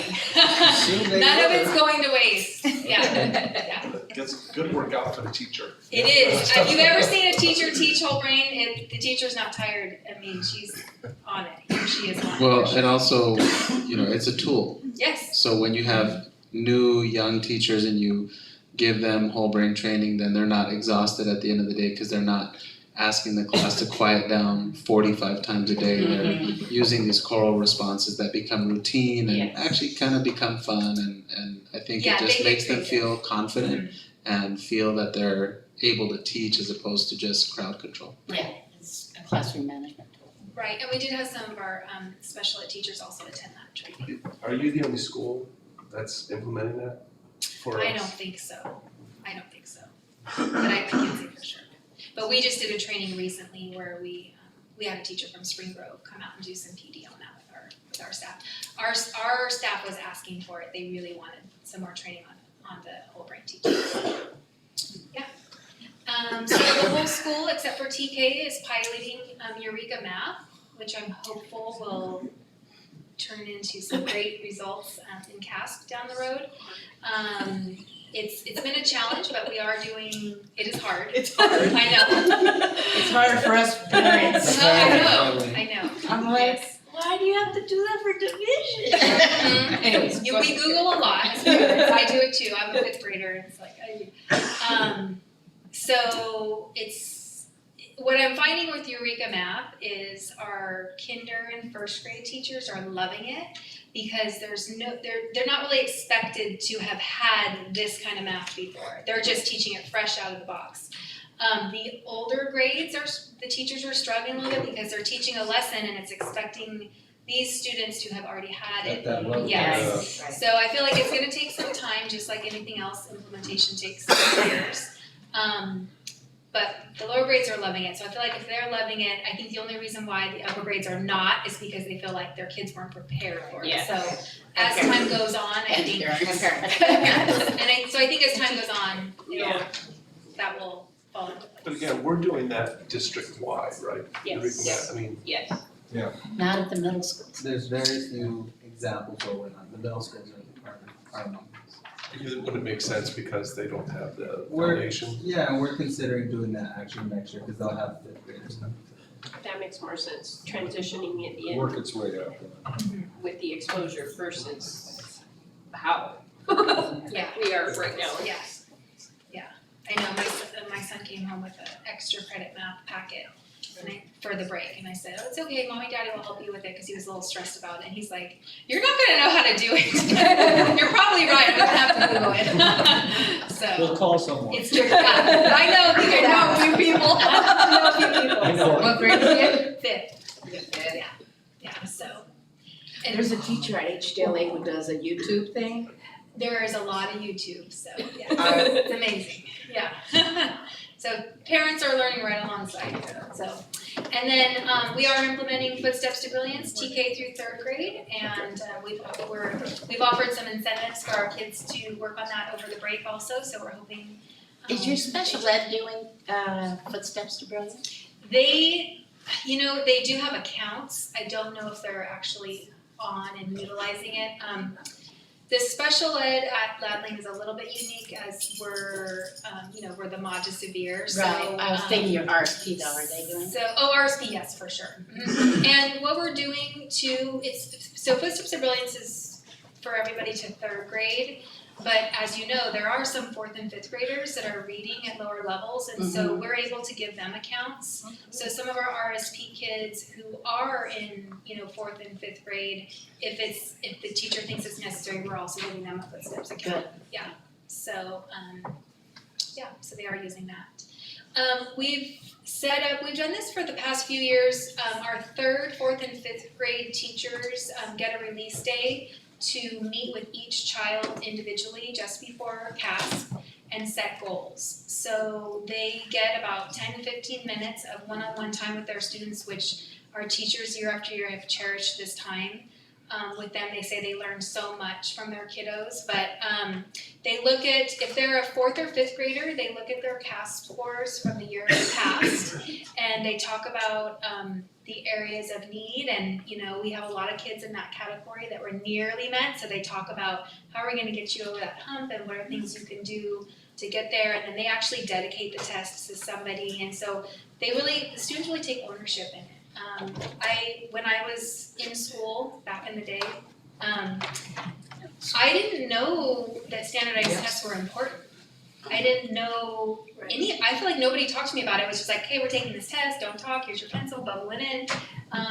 And so, we do a lot of things at Ladling so our kids know what they're doing and why it's important. We do a rally right before. We try to get them excited about something that was never exciting for me as a child, for sure. When you meet with them, what I should say, not you, The your teachers. teachers meet with the kids, is any kind of report sent home to the parents? Yeah, Or the parents so- wanna- if I was a parent, I think I'd wanna be involved in that. Yeah, so they're on the goal setting sheet, there's a place for parent signature. So Okay, I they was just wondering. so they talk about it with So the they're teacher. aware of what Yeah. they need, okay. They set the goal, they talk about what they need to do to attain the goal, they dedicate the test to somebody, they bring it home, the parent signs it, and then they bring it back, and then they put them around the room or they put them on their desks so that it's a constant reminder of what they're working for. Excellent, thank you.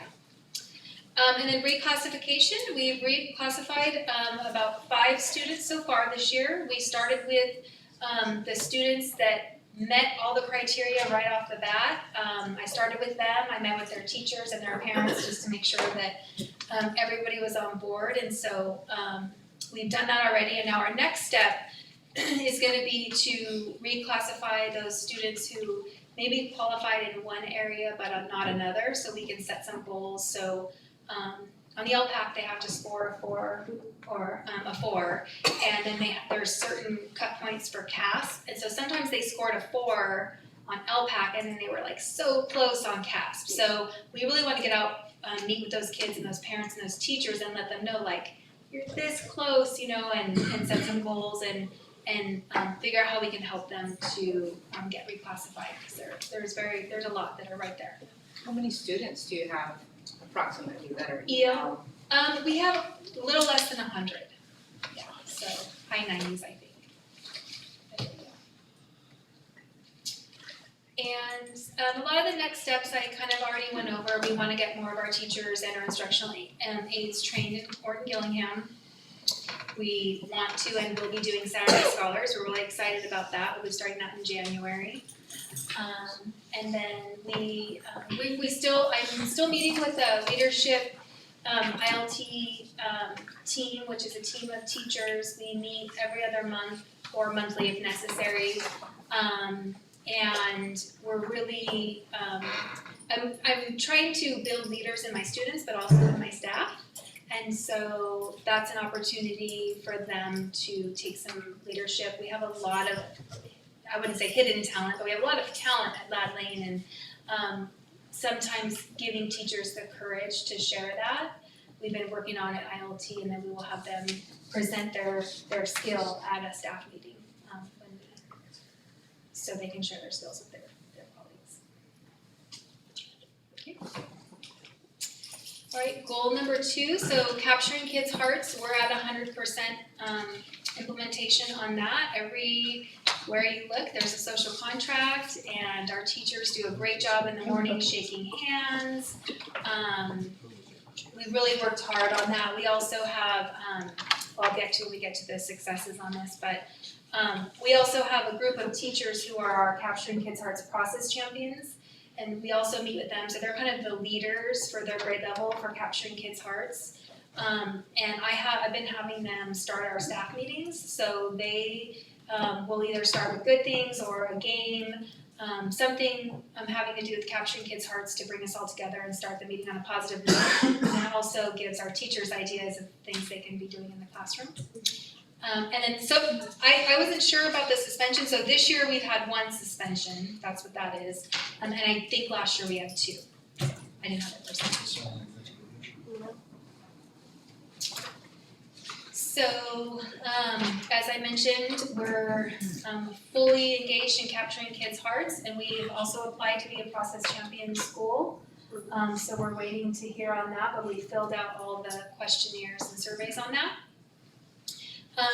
We have a really strong incident command system in place, a safety plan that Mrs. Mailer has been working on. It's a group of teachers, we have a system where everybody knows who they're supposed to check into in case of an emergency. We practice regularly, and our parent club has been so gracious, and they said, "Do you need anything for safety?" And I said, "Yes, I would love to have, like a storage bin with flashlights, batteries, vests, tables, tarps, all those things." And so we talked about it last year, got a list together, and we finally have all the things are arriving from Amazon. So now it's just a matter of getting that stuff put together. We have Kindness Club, which I mentioned. We also have Kindness Corner, which we do at lunchtime. There's always a few kiddos that just need to be off the yard for one reason or another, and so we are putting them up to doing some kind things. They're making rocks with kind messages, they're making posters around the school, things like that. We have... I imagine Kindness Corner a different thing, so thank you for Okay, clarifying? Yeah, Okay, yeah, it's optional, we don't force anybody to go, but some kids just, just need to do something different at lunch sometimes, so we offer that to them.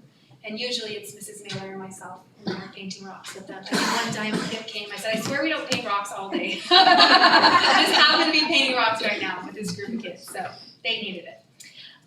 We have lunch leaders at lunchtime who help our lunch cleanup crew, and they love it. They think it's so fun. We give them a vest so they feel very official, and gloves, and they get rewarded by candy. So we have 2 students a day that help us out there, building leadership skills again. And then Girls Inc., we've been partnering with Girls Inc. for at least the last 4 years that I can remember. We've always done the Friendly Persuasion, which is it's a girls program for 4th and 5th grade girls. It happens in the spring. But this year we started a new one with them. It's called Growing Together. It's actually taking place right now. And it's for 4th and 5th grade girls and their moms. So their moms come with them. And it's really neat. And they talk about lots of topics, and it's a bonding experience for the moms and daughters, and to talk about, things that are maybe changing or coming up. They kind of start the conversation and allow the girls time to talk with their moms. So it's a really cool program. After school, during school? It's after school. That one, Growing Together, is actually at 6 o'clock. It's in the evening because the mom has to attend. But the Friendly Persuasion that we do in the spring is right after school. And it's just like, this one is Thursdays. It's 1 day a week for 6 weeks. Who does these? It's Girls Girls Inc. Mhm.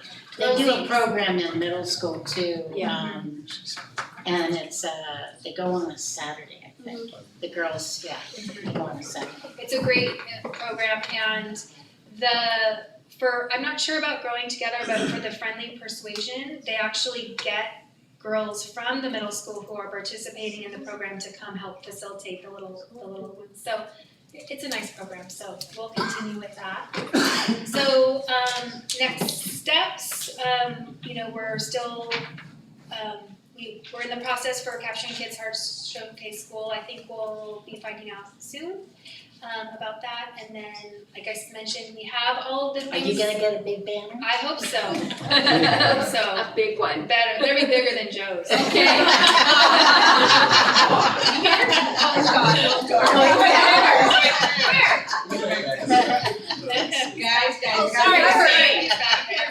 Sorry. And then, as I mentioned, our parent club did purchase a lot of items for our ICS station. We just need to get it all compiled, and I need somebody to actually build the container, the storage container. So we'll work on that maybe over Christmas break. That'll be a chore. It'll get done, and then that will be done.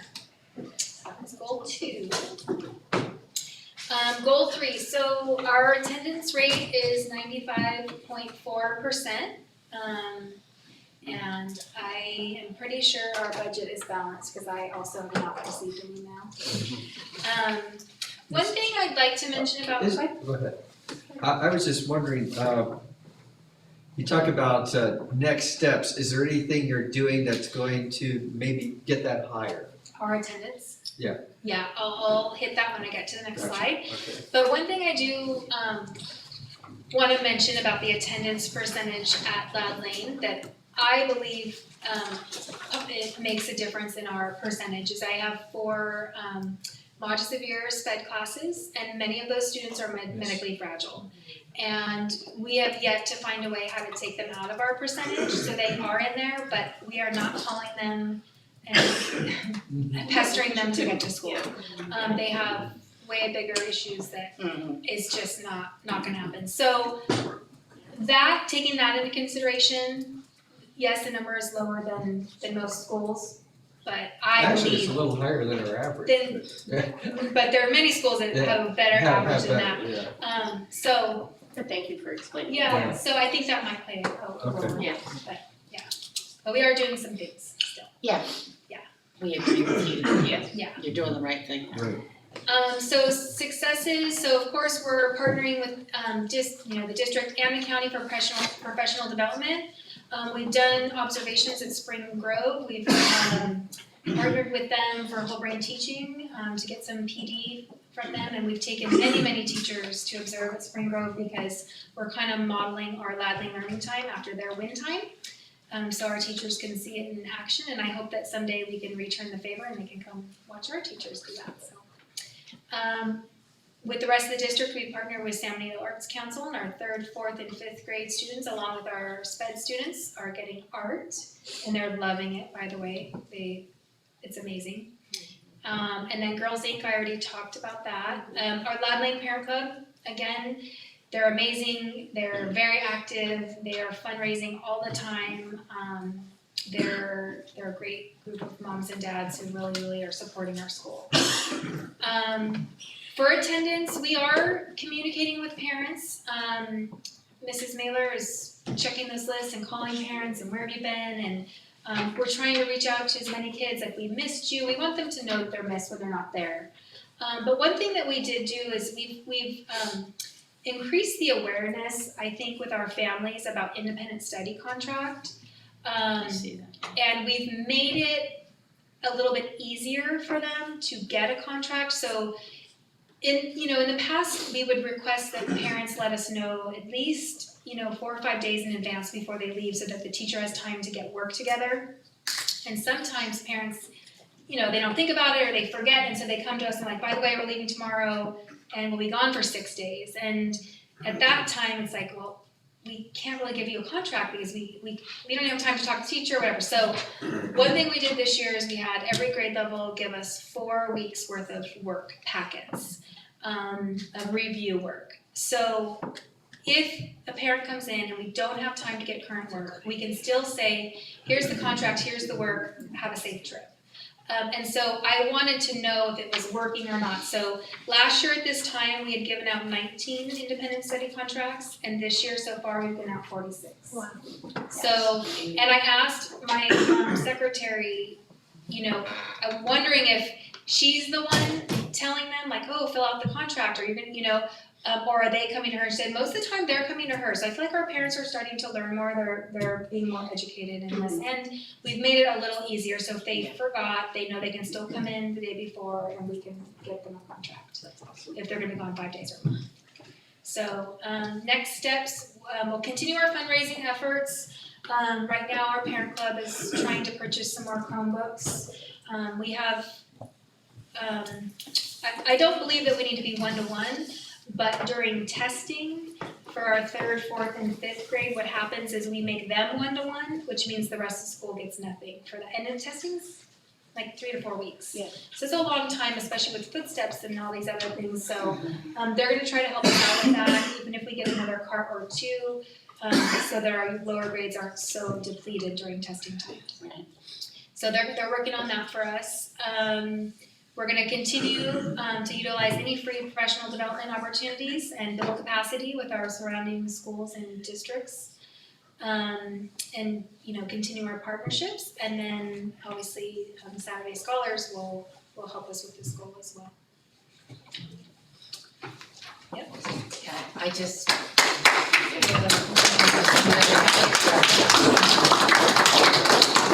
And then this is my last picture, and again, this is our color run that our parent club puts on, but it really is a community event. You have all kids of all abilities, all grade levels. We have grandparents in the picture, we have a para in the picture, we have parents on the left, and this is a huge fundraiser for us. The kids look forward to it every year. And it's just something that really builds community. That day out on the yard is like, I can't describe it. There's music going, there's grandmas and grandpas and aunts and uncles, and it really builds the community there, and I just thought that was a great picture. That's awesome. Yeah. Any questions? Yeah, they do. I just think that,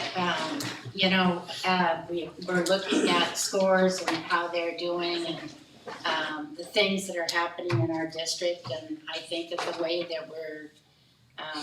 the superintendent has set things up and the way that what is happening at our schools, I just think good things are gonna come our way. I agree. Very There's positive. a lot of great things going on around Yeah, very, very positive. Thank you so much. Yep. And Lad-Lane is, aside from, being the kind of place where parents are heavily involved, it's also the kind of place where I see the kids treating each other so well at that school. I see children helping other children. I think having so many children with pervasive, substantial needs makes it almost like it calls it to everybody's attention that, our friends and our classmates need help, and we need to be there to help them. And I think, inviting all your kids tonight, you gave the board and I a heart attack when we walked in. I know, I'm sorry, I apologize. I didn't know they were bringing something all on the their agenda neighbors too. has really gone awry.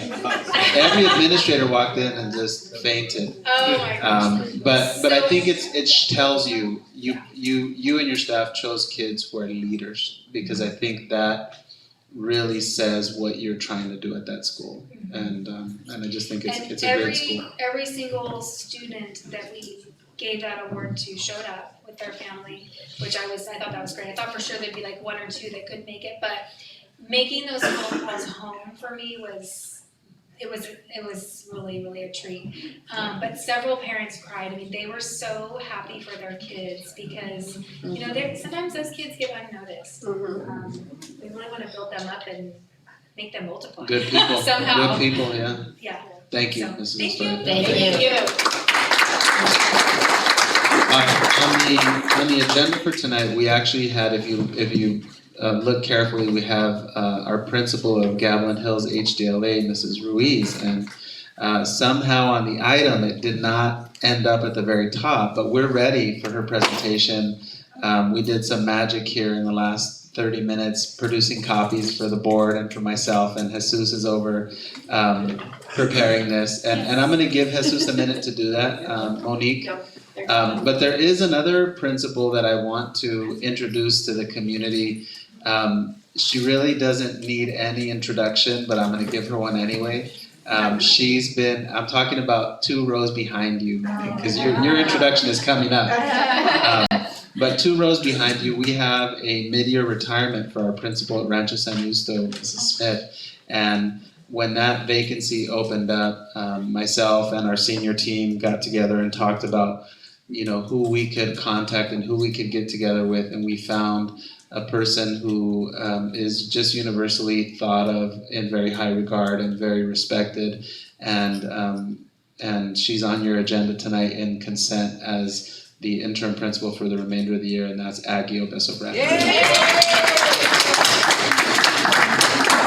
So just as I was at Rancho San Justo today in the morning, I overhear a certain person who sounds exactly like Aggie on campus today. So she brings 2 students into the office, and you could tell the students were tense. They had gotten into a confrontation with each other. So this is 10 in the morning, she's bringing them in, and she says, you know, in a somewhat thunderous voice, she says, "My name is Aggie Obeso, and I'm gonna be your new principal." So the students, and these are big boys, these are not like little, I mean, these are as big as me. Big boys. So she says, "Listen, when we're out there, I'm gonna raise my voice because there's a lot of kids around. But when we come in here, I'm gonna speak to you with respect, and you're gonna respect me." And both boys were just like, okay. It was such a wonderful thing to see, Aggie. So we're happy to have you. Thank you. We're looking forward to having you at Rancho San Justo. I'm glad to be here. Thank you for being here tonight. Thank you. Can I say a few words? Yes, of course. So I don't know if our daughter Hannah started attending Sierra Vista first or Jenny started working there. But Mrs. O.B. was always the principal standing out front of that school, welcoming everybody, and everybody knew her, all the students knew her, and they were giving hugs. So anyway, fast forward to when I was on that other school board and we were in dire straits, declining enrollment, horrible test scores, year 5 program improvement. The board got together and we said, what is it that people want? And we created a vision, and I firmly remember, I said, we need the principal standing out front, greeting every student, and that's what we got out there at the time. It was a he, not a she, but you know, anyway, but I am so happy to see you back on our saddle again, so. Well, when we found out about our principal at Rancho San Justo, I did make one phone call that day to somebody outside of our senior team, and it was to the principal of Gavilan Hills HDLA. So I called her, and she was somewhat surprised. She said, "Oh, I think it's very sweet for you to call me," and I just told her, you know, you're just an experienced leader. You're just a respected leader. I really just value your opinion, and we just on the phone for 30 minutes, just talked about Rancho San Justo and what we could do for that school and what ideas were out there. And so the person that's going to come up and present here in a minute has been a leader for 2 schools and has been a pioneer for putting together, thank you if you can pass those down, putting together an academy that is so popular that we are holding lotteries every year, and the kind of place where 2 languages are respected and celebrated, and where the teachers and staff love what they do. And so that is our wonderful principal of Gavilan Hills HTLA, Monique Ruiz. Yay! That's my turn. You kind of, I thought I was off the hook. I was all relaxed and ready, just listening, making notes about how I was gonna improve my presentation from my other friends who are doing a great job tonight, so I will be trying to be brief. I have lots more details than I think I added. Diego was emailing me, is your presentation done? Is your presentation done? And it was like the 4th IEP that I had that day. I'm like texting him back like, okay, but running to a doctor's appointment. So sometimes it's hard when we're here at these meetings to, paint the picture that I want to paint for y'all for our schools. A lot of things you'll see on the Gavilan Hills update are very similar to what we'll see in HTLA. Both schools have had lots of growth and continue to grow. I think in great part because we're functioning together as a team, and so I'm getting started here. Let's see. So this is a little picture of some kindergartners, Gavilan Hills kindergartners who participated. They used to many moons ago and hadn't for a while. This was our Chinese New Year parade, and in the other slides for HTLA you'll see another slide. And it was just neat to have everybody participating. You can see the little chairs. Everybody in our school is out there. Both schools were out there, and it was fun to see. In the past couple of years, this is our 3rd year as a team, and the first year we didn't do very much together. The second year we did more, and now this year it's just gangbusters. So that, I think this little reflection of our little guys jumping in and celebrating the cultural diversity that we try to learn in both schools is important. So we've made growth this last year, albeit not as much as we'd like, but you can see we're doing pretty well as far as our points, making progress. 2 years ago, we started a goal that we held on to for our ELs of, and well, all of our students for our math, to improve our math scores, and we have baby steps. And this year, everybody in Gavilan Hills is piloting the Eureka Math program, and again, as you heard tonight, it's a challenge for almost all of us. But it's going very well. There are no math and ELA scores because the numbers are too small, so they don't count those. How many students are we talking about here? I'm sorry? How many total students? Of the school? Yeah. 200. 200. Of which, I don't even know how many took the test, but, pretty evenly spread out for the grades. Okay. I think like we were 199 the last time I checked. Yeah, right. So again, you've heard it tonight, I won't go back into too much detail, but the Orton Gillingham reading interventions have been our biggest change this year. One of our challenges from the SPED department this last year or so has been, what interventions are you guys giving your students that doesn't lead to them eventually qualifying into special ed, because these kids are struggling readers, and why aren't we being more successful? And we've had interventions all along, but we had kind of holistic, very similar to what we were doing in the classroom, kind of extra reading, small group reading. And so we realized that not everyone learns to read the same way. Some of us organically learn to read just by looking at print and having things read to us and looking at it, and others of us have that explicit sequential learning that needs to happen before we can click in. And even in our teachers and our admin team, we talked about how we learn to read. It was very interesting that, very bright people. Some of us needed to learn that very systematic, structured way. So last June, I paid for a team of us to go and have the training at Chartwell. I went, so I got the training as well, because I needed to really understand what we were doing. And then several of our teachers, and then we came back and we've trained all of our intervention and then changed over our instructional assistants for both schools to become expert interventionists. And so they go out into the classrooms and do in Gillingham lessons. We've also trained all of our classroom teachers so that we will have K through 3, a structured literacy time every day where the teacher is giving whole group or Gillingham style lessons, and then we'll have our interventionist hitting on certain groups of kids that need our help. Honestly, we don't have enough.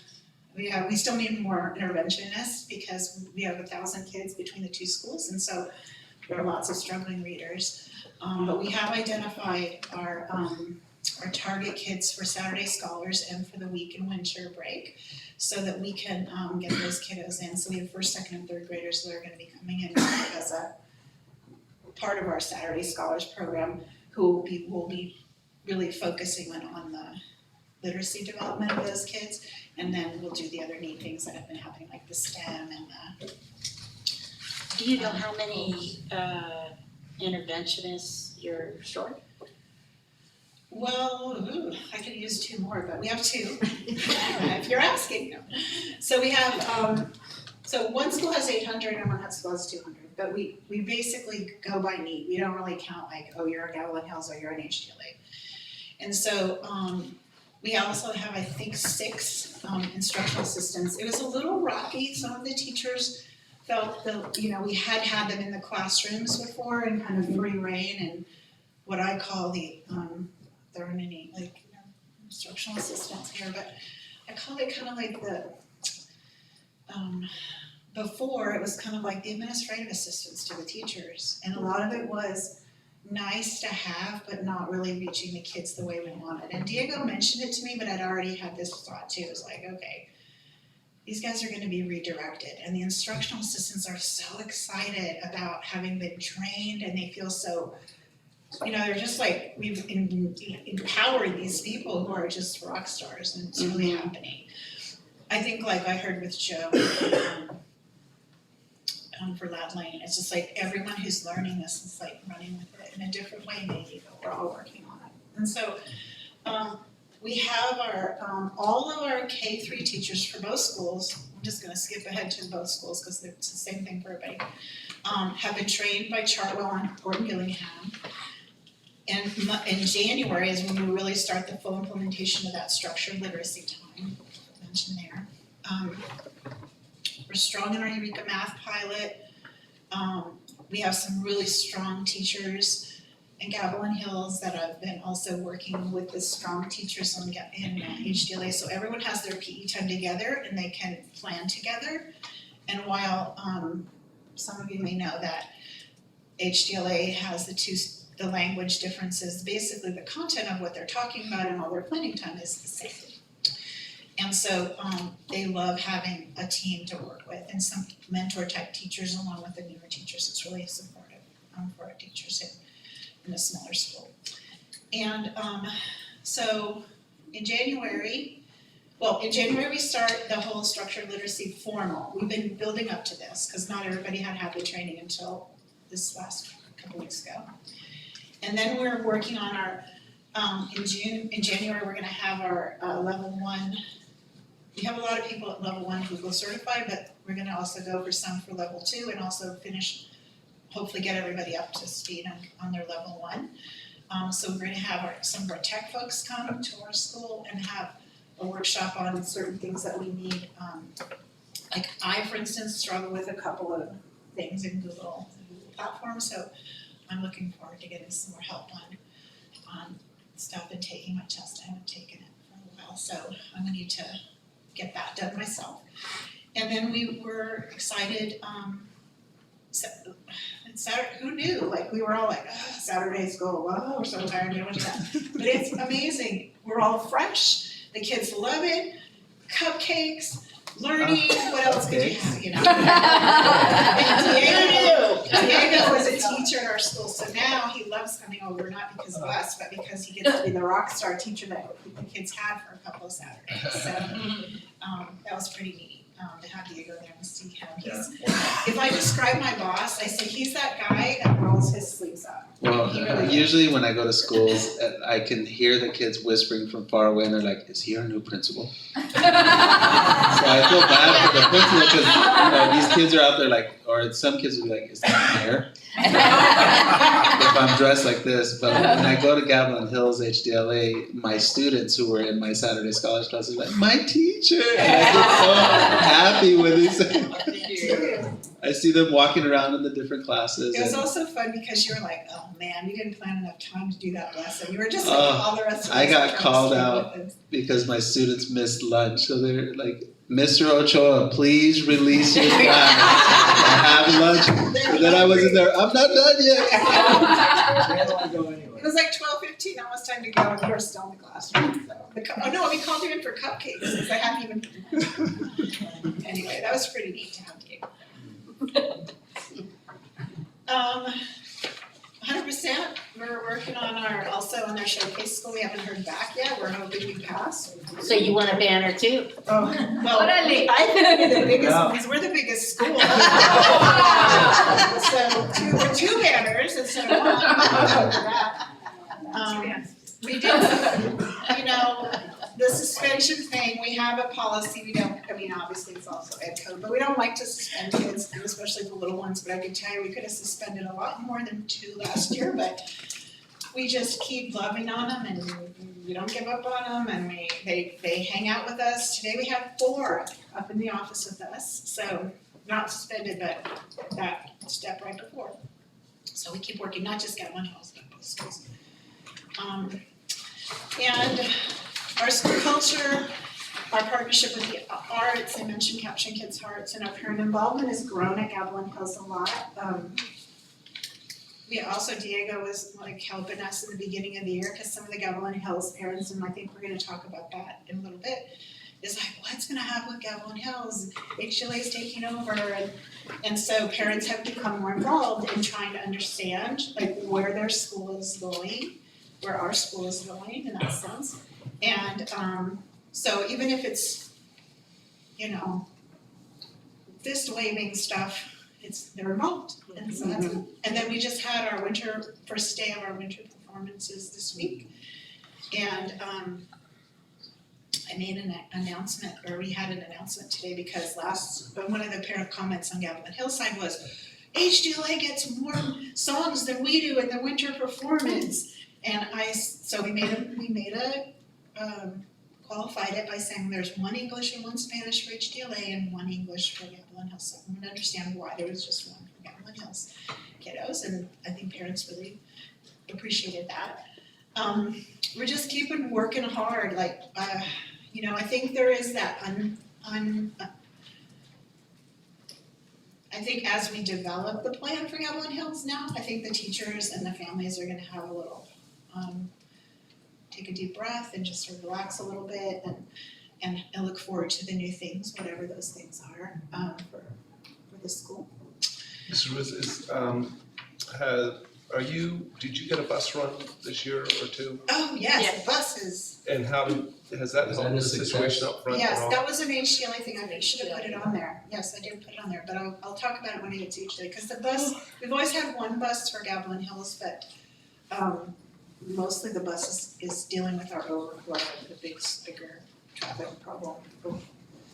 And so we're TBD for our showcase school status, hopefully we'll get it. And as I told our coach, if we don't make it, because it was kind of more if I just say that we were nominated and if we didn't get it, what would happen? And she goes, no, that's good feedback. So we all took the surveys, and we look forward to saying, if we're not there yet, which I think we might be, but I don't know how we are compared to anybody else who's a showcase school. So anyway, we'll see. We'll see about that later in January. And like everybody else, Diego hasn't called me, although I have to say that usually I leave money in my budget, which I don't think I am this year, that's for sure, but usually there's a little bit left to go back to the general fund, but our attendance rate's pretty strong and we have a good balanced budget. Most of our money this year is going to our, so because of the two schools together, I can make decisions like buying an intervention for the ice station, which is very successful. I didn't put it on there, did I? But we use it every day. I think the school culture, it feels very positive, and we went through some growing or combining pains, I'd say, in the last, this is our third year together, and it feels like one community now. The music program's been wonderful for Gavilan Hills and the arts. The kids are loving it, and again, parent involvement. So that's pretty much, any questions about Gavilan Hills? Oh, this is a picture of our kiddos. I walked in to guess whose classes is Miss Rocha, his favorite teacher on our campus, Miss Katie Alosi, third year, amazing whiz like teacher, and the kids had their benchmark out making annotations, talking about it deeply, and they were just all like superstars. So anyway, those are our little faves. They're great. Oops, did I end it? This you have to go to the next. Well, I think you guys, all the schools are just doing a great job. Thank you. We are. We're working hard on it. We're not done yet. And I think it's interesting that we were all kind of Diego his philosophy to let us find how we want to solve some of these issues and problems and challenges we have. And so it's interesting that we're all coming to it kind of similarly, but on our own way, in a unique way. So we all know HDLA is, we have a big, instead of so this is an example of our, in January or early February this last year, this was the Chinese New Year parade that we had. And one of the families donated this dragon, and it was beautiful to go around, and the children, like I showed you on the other slide, both schools were all out there, and it was just great. And those are older kids carrying the dragon for everybody. So these are our numbers for HDLA. Of course, we have 800 and some kids in our school from TK through 5th grade. We have grown little baby steps. You can see we're just going, moving up a little bit. Like I said, the math score, for the most part, we've grown in the 2 years since we started. We've inched up. I don't know what happened last year for ELs, but or why we went down this last year. Also, our sped kids have grown a lot. You can see. Yeah. And our math overall, we're getting there. Just keep. I was at the CASBA conference down in San Diego, and I saw, wow, they had a seminar on dual language academy. Did you go? I did. Good. And they had 4 presenters that came, that was all across the United States. And I was going there because, we have a waiting list. I was like, well, we need to think about getting these into other strands at other schools. We are so much further ahead than most people. When I told them we had over 800 kids, the 4 presenters were going, "You're kidding." They couldn't believe it. No. And I said, we have a waiting list. And everything they were saying about scores and things like that, this just it reinforces that. Yeah, a lot of what I see in our scores, especially if you look at our middle school kids separate from everybody else, you see kind of a dip around 4th and 5th grade. Mm-hmm. But it's a Then dip you for see it's everybody in stronger. 4th and 5th grade Yeah. because that's expository reading. And it's also the language development time where if you take the one language, sort of put the Spanish behind, and your ELs are just speaking English, there's what they call the forced balloon. It kind of looks good when they're younger, and then it kind of goes back down again. That is the grid. And so I think our middle school scores, we'll have another chance to look at those, I'm sure, but they're high and they're strong because our kids have had those years of language development. It's like research says that, and we are showing that. I have to say, I've been doing 29 years now of dual language, bilingual, mostly dual language. Of those 29 years, 25 I've been in dual language. And I've never seen anything like a small town with a huge school, a dual language school. I mean, we have big city, you know, in LA and Dallas and, you know, El Paso. Well, El Paso's a little different because everybody goes to be bilingual in El Paso, but It's normal. yeah, it is, and it's like, it's part of life. It's encouraged. But the recruitment that I used to do in the schools that I had down south in Southern California, I used to spend like months trying to just get my classes filled. And now, it's sad, Diego knows we have to turn away hundreds of people every year because we just don't have the room. And the thing that I would caution you about, I know you're getting like good ideas about like spreading it all over the district, but if we were to do that, it has to be very thoughtfully planned and supported, and it has to be the principal who really, one of us could be that principal, but you know, really understands what it is and what it takes, because a lot of programs fail because they don't have the support, and admin support and district support is the number one thing of a That's successful what they program. brought up at them. Yeah. That's why they were happy about this program being so successful. We have people coming to visit us. When I presented a couple We might of have years some ago- more, I gave out some cards. They come and they come and visit and they have good questions, and I love sharing what we figured out. And the reason why we solve some of our questions and problems is because we go to the conference, we talk to people, we visit schools, and we did our homework early on, so now we're just refining basically what we've been doing for a long time. So anyway, the numbers, we always wanna grow, we always wanna be better, but you can see that even though our kids have only half the number of hours of English, they're still excelling in English when they're testing. And that's the beauty of transfer, when you have, in your brain, you learn something, it doesn't really matter what, if you have both languages, it doesn't really matter. Once you understand the languages and you've got the information, it'll go to whichever one you need to use. So again, I mentioned earlier about our intervention team implementing the intervention, and we're seeing great results. It's so fun to see, like, the kids are clicking it and they're like, they're feeling it, the kids are feeling it, the intervention people are feeling it, the home teacher, the classroom teachers are feeling it. And again, I spoke of those things before, the iStation. Just this last few weeks ago, we reclassified 26 students. I'm really happy with the criteria that we changed or adjusted just enough, because there are kids that were just on the borderline that would stay on the borderline for a long time if we hadn't been able to like catch them.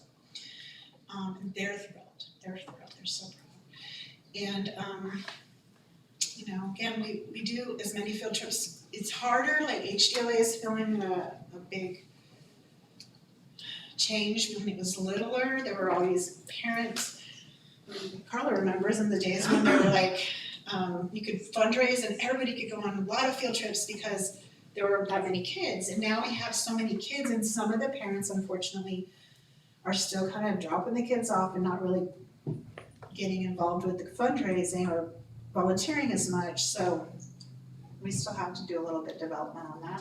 So we're a little bit less able to send everybody on so many trips, but we still are doing 6th grade science camp, and it takes, I don't know how many thousands of parents, like, what, 18,000? I mean, that's just, yeah. For the 5 days. Yeah, for all the years before, the parents save up the money and it rolls up, and so that's pretty neat, the way the parents are really dedicated to that. I think I spoke to We're most of fundraising them. at 3rd grade. Yes, yes, you are, yeah. For 6th grade. Yeah. Yeah, at my daughter's school, when she went, they started at kinder. And they started a fund at kinder, and then at 6th grade, so that it makes it a little less costly. It takes that thread of parent involvement, and I don't have to do anything, it's the parents that do it. It's amazing.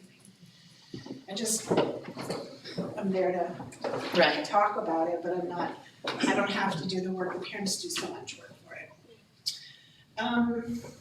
Yeah, I think most of this I've already spoken to. Oh, well, we're also going to do a little bit more work. This would also go for Gavilan Hills, focusing on just what it means for those kids who didn't quite qualify for the reclassification. Like they might have been like 10 points or 5 points off of the cutoff criteria. A lot of our students, I'm sure in every school, the big problem area is the writing sample. A lot of the writing is just a little bit weak. And so those are things we're meeting with students and talking about and getting them ready for this next cycle of state testing.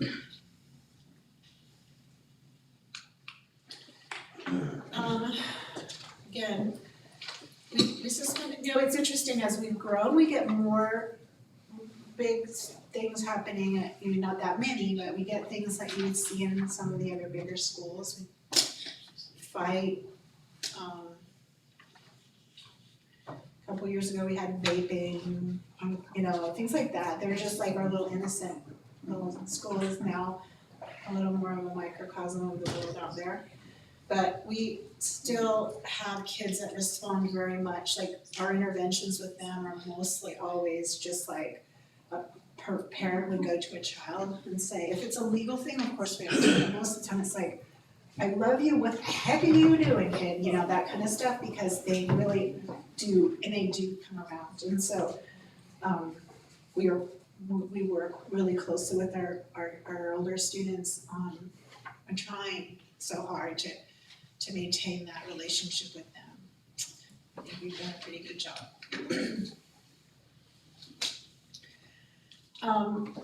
I think the successes, were what I've mentioned before. This last year we did a Teatro Campesino 7th grade internship that was beautiful, and we want to continue that this year with our Arts Council support.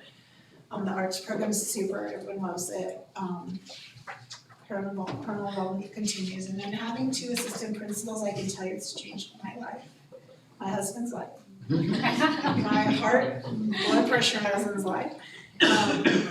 It's just like finally having the capacity, and I can tell you that every day we are all 3 busy. Nobody's sitting around like looking for something to do. And we always say, do you want a client? Do you need a customer? Because we got one for you, and we shift off. And it's interesting how we work, because at first, again, the different kinds of learners and the different kinds of thinkers, we thought, let's organize by, category of like, you take this situation and it doesn't work that way. It's about relationships. So we all know which kiddos and which families we have better relationships with, and sometimes there's a family that we're like, oh, it can't be, it's like Carla, when she calls me, no, she texts me and she says, this is a mom question, this is a board question, so I really appreciate that. And of course, Carla's amazing, that part, I love her. But Well, you should have put for next steps on the 2 APs, continue. Yes, don't take them away or else they might put me under. That's just the thing, is we just need to keep working at refining what we do and learning from our mistakes and getting better. I think a big place, which I didn't put on there, which I should have, I guess, just thinking about it now, is our special ed. A lot of my personal struggles and frustrations and dedication to trying to grow and learn is kids that have IEPs, or we think they need IEPs, or they end up with IEPs, and how to serve those kids well and learning about that. And part of that, the direction of the special ed department is, the proper intervention. So I feel like now we have that intervention, the Martin Gillingham reading style, and it's interesting because our intervention team sees, like, of a group of 5 or 6 kids, 5 of them are like this, making progress, and there's that one little friend that's still struggling, despite this very explicit instruction. So then we see, I don't know, is Gwen here? Gwen's not here.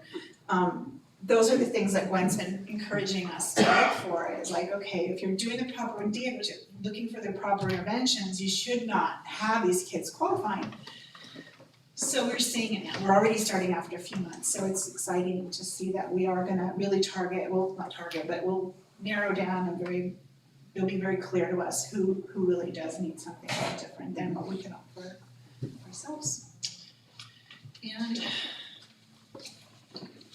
we are winning. I tell you, the second month we are the champions. And it's so cute when you come into our office. We have them on the front, And the kids, it's so tactile. They come up and they look, they hang on it and they look at it. And I think it's because they're so tall and they're down and they're high up. They just love it. And they ask them what that's for and why are we getting that? And we encourage them. And so it's helping a lot having that little bit of real rest. And like I said, I think I spent every penny this year, and maybe I'm gonna have a little bit of a budget crisis in the spring, but right now I think we're good. Is that it? Is that everybody? One more. One more? Okay. Let's run. Again, I sort of said the same thing 4 times here, but I think, like I said, the demand for the program is high, so we are still doing something right. This year, we're moving up Diego's. Everybody's gonna be benefiting from the earlier planning, so our meetings are all gonna be in January. We're gonna have them apply in the 2 orientation meetings in January, so we'll have all our data figured out by the first week of February, because we do test the kids' language to make sure we've got Spanish, English, and we're bilingual in Spanish. So where we are as far as the school goes, and it's gonna dovetail right into your later agenda item, is we have 4 wide all the way through 5th grade, which is huge. We have so many kids. And for middle school, we currently have 2 at each grade level. And next year will be our first year of expanding into middle school. And the question really is, where are we gonna put everybody? And so I think a lot of the facilities stuff that we're gonna talk about in a few minutes is gonna answer, some of that will answer our questions on that. And it's interesting, with Diego's roll up his short sleeves, he'll come over and he'll say to us, or he'll call one of the APs and say, hey, what about this family? Why aren't they, why is that kid missing so much school? And then we have our more vocal parents that call Diego and talk about their personal problems, and he's like, hey, what about this family? And so, this attendance and recouping the ADA and having it, I think it's the first time I've ever felt like we really could recoup and get a connection with the families, because Diego kind of opened that idea, like, yeah, you could call people and say, where's your kid? Like, why aren't you guys here? And I think before I think we always just sort of felt a little bit more like, it was more punitive, now it's positive. yeah, exactly, like we miss you, like Jeannie was saying. So we have to have careful planning to accommodate our growth. One of the neat things we did have done and we continue to do, at least as long as we're together, is that the neat thing is that because of the size of HTLA, I was able to provide iStation for both schools. Alone, we wouldn't have been able to afford it for only Gavilan Hills. And that iStation is an online intervention that's also kind of blanketed. So everybody has to spend minimum 30 minutes, if not 40, a week in math and reading. And then for HTLA, there's also a Spanish module that they have to do. And so that's kind of our overall intervention. So we've got a lot of different interventions that we've never had before that hopefully we're seeing, and we can monitor every month that we see their growth. And we're still trying to work out the kinks. Some of the assessments are a little, we have to go back and look and see, like, was this kid just trying to push buttons, or was he getting interrupted, off task or whatever, and we're learning about the program more and we're using it, and so we're really appreciating that. And yeah, I think that's it. Any questions? Awesome, thank you. Oh, there he is. Wait, I know that person. Since you showed that picture, I have to just say one thing. When I went to the school that day, I was thinking, oh, this is because my wife and I both dressed that way, and I thought it was great. And so I showed up to the school, and it was the day I was there to visit classrooms with Mrs. Ruiz. And she said, do you really want to visit classrooms on Halloween? I said, yeah, I really want to see what teachers are doing. And I was just floored. The teachers were in there. Everybody was in costume, but they were just teaching. They were like, we're here to learn. Let's get this going. But when I walked up at the very beginning of the school day, this sweetest little tiniest first grader looked at me and said, "Scary clown!" About 50 kids ran away from me all at once. And I was doing my thing, and it was, I don't know what they thought, but I've recovered. I've come back from it. Well, I have to say two things about this. One of them is, I was really impressed because so I think, I don't know if I said it or the teacher said it, and like, how is he dressed? And the kid said, he's a mime. And I was like, wow, they know the word mime, that's really cool. But then can I tell that story about? So one of our kids saw him, and he's like, okay, he asked his teacher, this is one of our middle school special ed kids that asked, it was a discussion in the RSP room. And it was, okay, explain to me why it's okay for the superintendent to put on a white face, and he's a brown person, and why is it okay for a white person to put on a black face? Wow. And so they had this super deep, interesting conversation about like the history of blackface and what is a mime, and all that stuff. But I thought that was such a cool, like unexpected, thought-provoking conversation that came out of your business. So you never know. Well, and I think, you know, what I come away from when I visit your school, Monique, and the wonderful people, Yolanda and Jackie, and your teachers, and those people who support your school, those parents who are there every day, it's just, there's a deeper desire, a deeper curiosity, a real fascination with learning about other people that's really built into the fabric of what you do at HDLA. That's very unique. It's very unusual for a school with that many kids to still retain that sense of wonder of learning about other people. And I just think you and your staff, you know, are really to be commended for being able to create that culture. You know what's beautiful is that in every dual language school, I've been in a lot of them, I've visited a lot, and I have seen it in my own son, who I believe he's amazing anyway, of course, he's my baby, but he went to a dual language school, and I have never, in his group of kids, and then again in our school, in HTLA, the kids have such like, they're not afraid to like push through difficult things, problem solve, but they're so, believe me, we're having bullying and words that come up and things like that too. But I've never really seen any other community that I've experienced in my life that were so many different kinds of people, or maybe even just two kinds of different people, or four, or whatever we have. People coming together that are comfortable with one another and that are just open-minded. Like, I've seen it in my own child, I've seen it over the years in many different families and children, and I have to tell you that's why I do what I do. Like, when Diego called me and he said, would you ever really be interested in Rancho? And I'm like, you know, part of me says, yes, that's a great challenge, I might like to work there, but like, I couldn't leave this is my why, this is my people, these are my folks, and that's what I'm supposed to be doing, so anyway.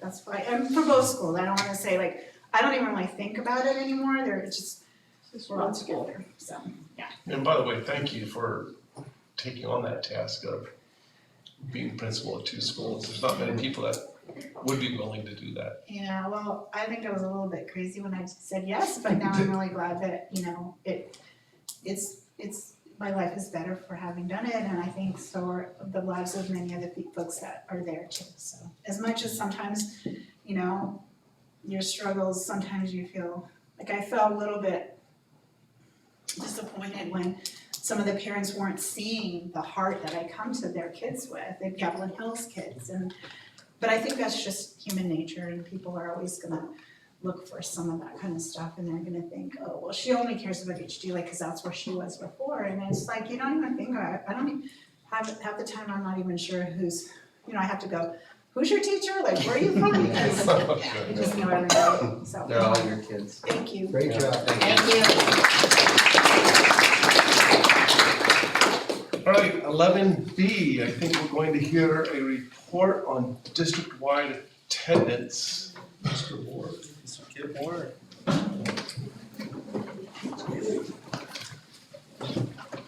There's water. Okay, I'll bring some. thank you. Okay, good evening, members of the board, Superintendent Ochoa, Kip Ward, Director of Student Services. And first of all, I enjoyed watching the site presentations tonight. It's always fun to watch that, and when I was watching Janine present for that lane, it became apparently obvious to me why I'm the washed-up has-been principal. Because you're doing a great job. So I'm impressed with all I of thought you were you. gonna say you were having FOMO. You wanna come back to that later. No. You're not missing out? No, I don't want to downgrade it, but great job. So attendance, as part of my department as Director of Student Services, obviously attendance is something that we look at and it's important for all of us. It's the beginning, it's the foundation. If students aren't here, they're not learning. For all of us growing up, we had to go to school. I can remember as a kid, my mom, who we affectionately call Old Patty, we didn't miss school. I mean, you did not miss school. And in full disclosure, I don't think for her it was so much that she cared about school, as that she was a single mom of 5 and she wanted us out of the house. But nonetheless, you did not miss school. And in this district, we have some work to do around attendance. And so that's what we're gonna do. So I start off here with Mr. Rivas, who was up here earlier and did a great job presenting for Sunny Slope. This is one of the trophies. This was a grade level trophy. Some of the things we've implemented for incentives this year. And I asked all the principals to take pictures and send me pictures, and they were all great, but this one was excellent, because I think Mr. Rivas probably has a selfie stick going there. Is that how you pulled that off? That is a cool picture. I really enjoyed that. All the kids in the background celebrating. I forgot do you remember what grade that is, Joe? Second grade. Second grade. Yeah, so that was a second grade celebration for their site, so. Selfie stick. Okay, ADA for the Hollister School District. In 2018, I have a comparison there for 2018 and 2019, the average daily attendance. Month 1, roughly the first 20 days of school, you can see we were up slightly from 2018 to 2019. Same for month 2, up a little bit. Month 3 and month 4, slightly down, but it was interesting how these mirrored each other, fairly closely. And then I have a note down there at the bottom, as anybody who's worked in schools knows that TK and kindergarten historically have the lowest ADA for a lot of reasons. They get sick easier, and I think also mom and dad are a lot faster to keep them home with a little sniffle or with a little cold. But that's something that we need to work on district-wide, because when you look at the numbers, TK and K across the board at every school are the lowest. So chronic absenteeism, when a student is absent on 10% or more of the school days, the state average in the state of California is 11.1%. For our district at 18-19, 12.3%. And so far this year, we're down to 9.3%. So we're making progress there, getting students in school, making those phone calls, making those connections, and obviously we need to get that a lot lower. Okay, process for improvement. First thing is the parent involvement and attendance liaison that we just recently hired in my department.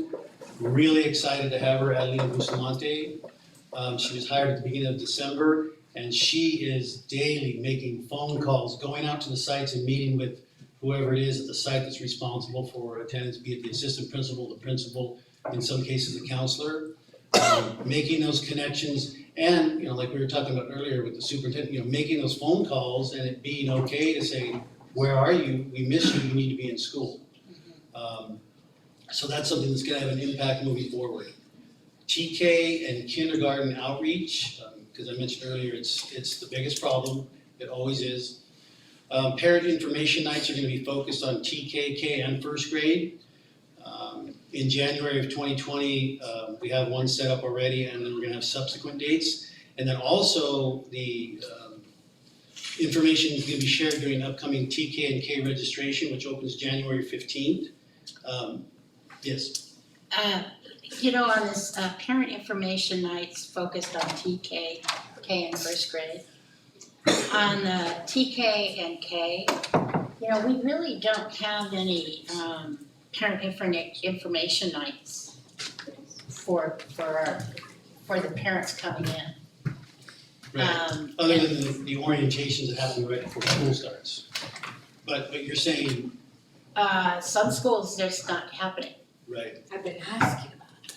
Yeah, some schools don't have it. and that's the place, that's the time to get them, is the TK. That's not TK, happening. like, early, That's not happening. so that's gonna be changing with my department, so. Thank you. Do you know if there's anything out there, other schools or maybe within our district that has worked for TK and kinder? Is there anything that? You mean a We know? specific strategy? Yeah. I know it's communication, information, and sharing with the parents that, because it was interesting, I was just talking to a parent the other day about attendance for TK, and the comment was, oh, I didn't think it really mattered. You know, and she was being sincere, she wasn't, you know, it was just an honest comment, I didn't think it really mattered.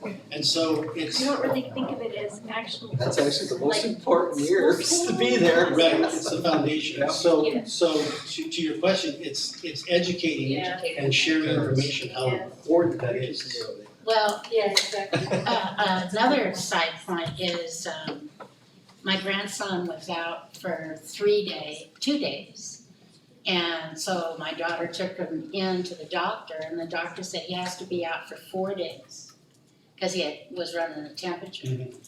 And, well, you know, 4 days, 4 school days, I mean, that's just one illness. Right.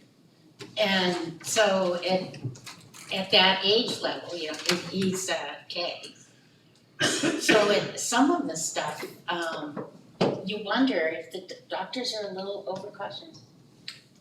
Well, I mean, I think like you talked about it, the kinders and the TKs are getting exposed to To the everything. germs, I mean, that yeah. happens to all, you know, that's gonna happen.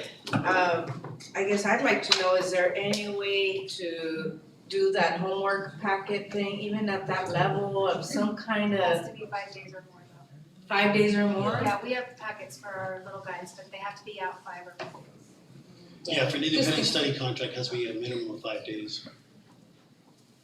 Well, one thing that, and I don't know if I should say this or not, I'm gonna say it anyway. When I was a teacher, you know, I would buy the disinfectant wipes, and I washed all, I know, I'd get it, no. But I would wash all my desks. What if someone I think magically, we're supposed to say this, I don't think so. can't do it? You can't use those things by law, you cannot be allowed to use those types of. We can provisions use it in in the our classroom. kitchen, we can use it in our kitchen in our home. Yes, but not on school property. I mean, Just have to take a safety course. yeah. No, online. I have to take a sanitation course to Yeah. use a disinfectant wipe It's a pesticide. that I use in my kitchen. Yeah. Okay. Maybe you'll learn something. Maybe I'll learn, yeah. Sorry, Difficult concept. Well, thank you for. sorry, I didn't mean to take the presentation. You're doing a great job. I apologize. No. The next piece there is parent written communication, sending out truancy letters for absences that are unexcused, because we do have a certain number of parents, the kids will be out and the teachers won't call in. So it's, again, that information being shared and getting those absences excused and sending letters home in a timely manner. What do those letters look like when you read them, if a parent read them? It clearly explains that the student should be in school, that, and that it's a progressive process, that as this moves forward, you know, we don't wanna get to that point, but we will get to that point where there can be some things that aren't fun for you to deal with. And it lays out what happens after a certain number of absences, 3 absences, 5 absences. What I was more concerned with is at the beginning of the letter.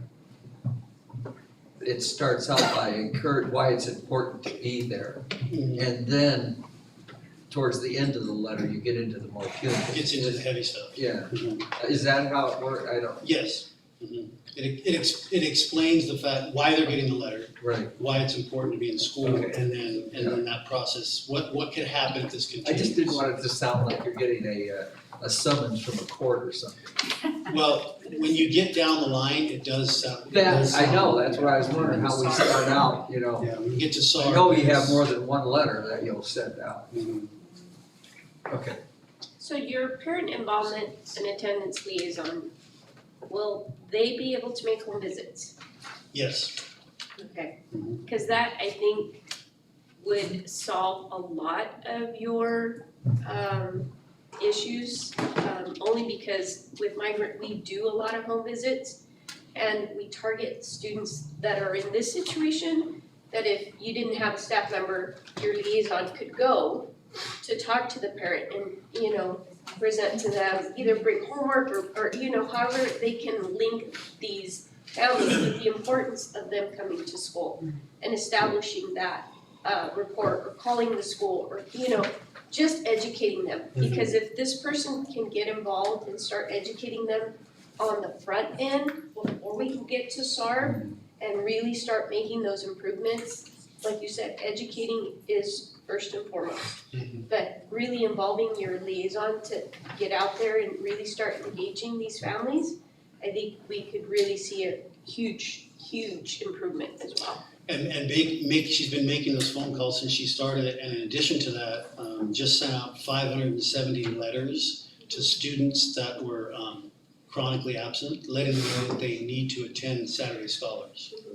So, there's a lot in action right now with her. Yeah. Question on the, are you? One of the things that I've seen, since I've retired is if I, have a, let's say I'm gonna have a medical appointment at the hospital, and I've seen, Spanish-speaking moms with, little ones, and then one that is, let's say, a child that is, 3rd, 4th grade, and they're the translator.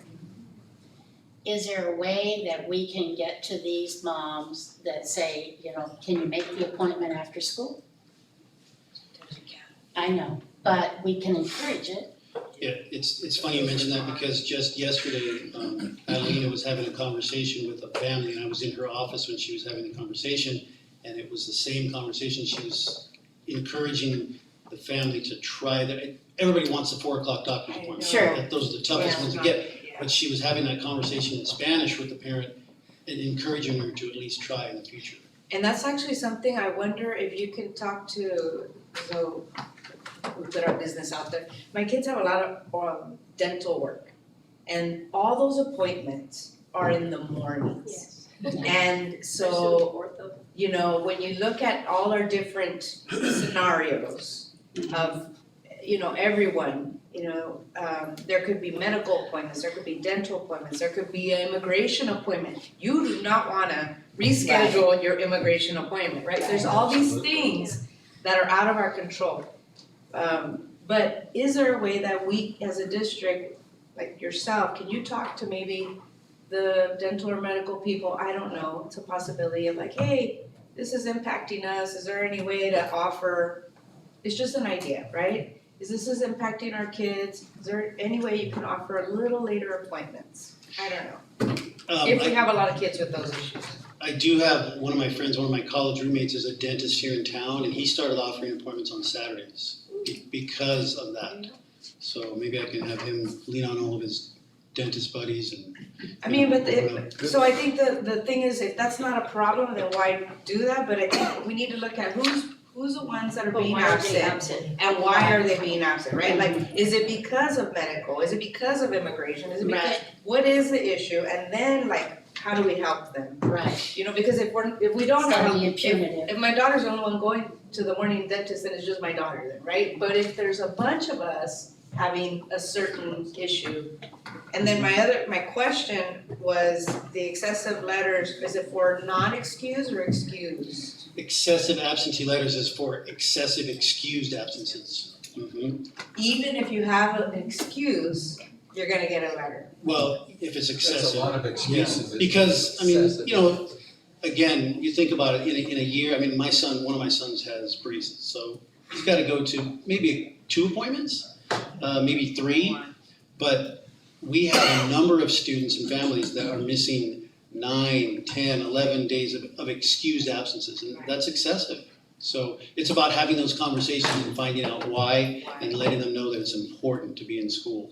And it's a culture shift that we're going through right now, and it's. So I guess that's what the curiosity then would be, like, why are these kids that are excessively absent, what is the issue? And then I wonder, like with our is there a homeless population? Do we have to connect with social services? You know what I'm saying? Like, we need to find like why, what's going on? There's many different reasons. Yeah. It's case by case, for sure. Mm-hmm.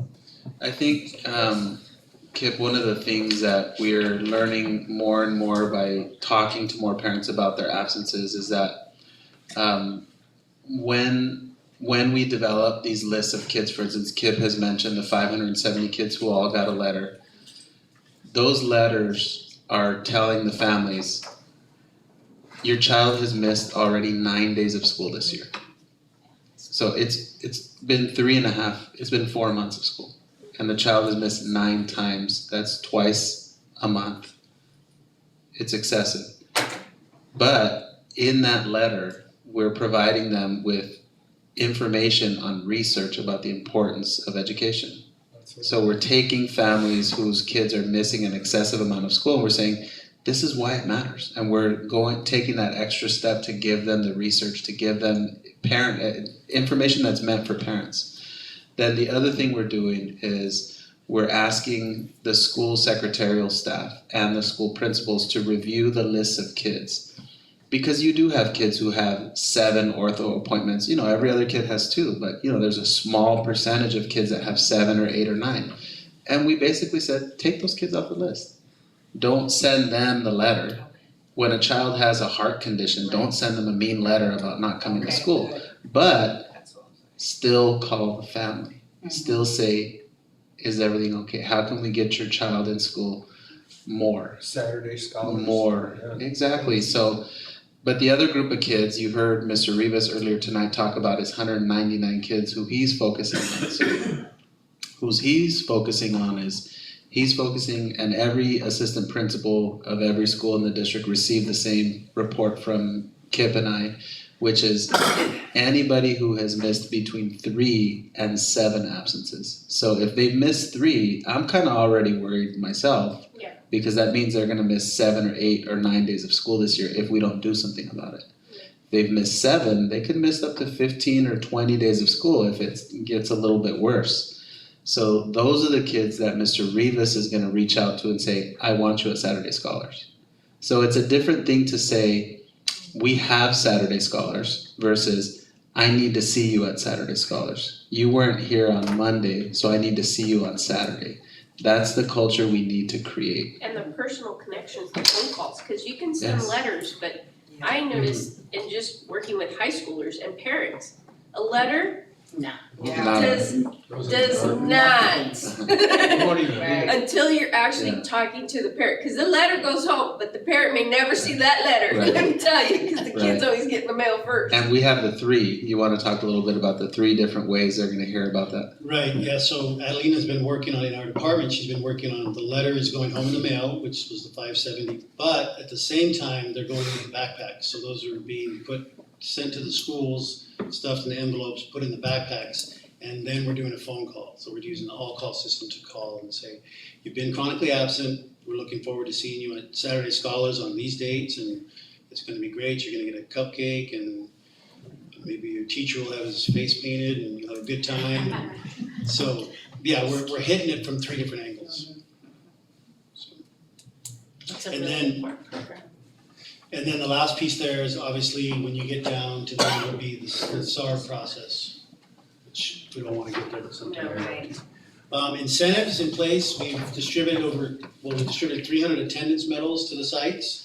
With really the focus being on students that were either chronically absent or had a high number of absences last year, to kind of reward them and get them inspired and motivated, and that's been fun to see and fun to be a part of.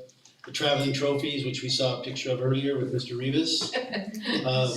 Site grade level trophies. Attendance banners at every site, and then for you social media folks, the hashtag of attend today, achieve tomorrow. Awesome. I'm still not on social media, but I'm gonna do it. In 2020, I made a commitment to, Awesome. I can do it. We'll look for you. So Kip, Janine's gonna help me. I'm gonna tune Kip, just to help there, there should be no spaces No space. in between the He's words learning. down there, okay? Yeah, oh, see, social media. Very good. It's great, man. I'm gonna be on InstaFace soon, I promise.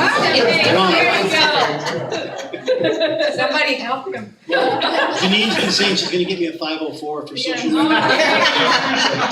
I'm open to it. Hey, man. We got there somehow. But we get there. Right? And then here's a cool picture from one of the students that received a medal earlier in the year. Cute little guy with his teacher, just a celebration. That's Jen, please. Yes. So that is it. So, Awesome. 100% is not the answer, but what should our goal be? Don't say 100% because you know it's not. Right. So the goal for us is 97%. Okay. And you could see that, you know, in the first four months, we're hovering around, 96, 95 and a half as a district, so we've got work to do. But I think, in not just in students, but it also relates to staff. Because I know we've had this conversation in our district. Teacher absences, classroom absences. You're not gonna ask me to put a report together on teacher absences. No, but I was just saying that, Yeah. it reflects also on the adults, cause, we got to be, at our job every single day, cause these kids rely on us. And so it is very important, because we're setting that example. And so we just, we want to be the first ones out there demonstrating to our kids how important it is to come to school. So we come to work every day, when we're sick, okay, but other than that, yes, it's Be there. Yeah. I agree. Mhm. Thank you. Okay, thank you. Thank you. Item 11C, the board will hear a report on school facility, Gavilan Hills, HGLA. Mr. Aaron Bezzetta.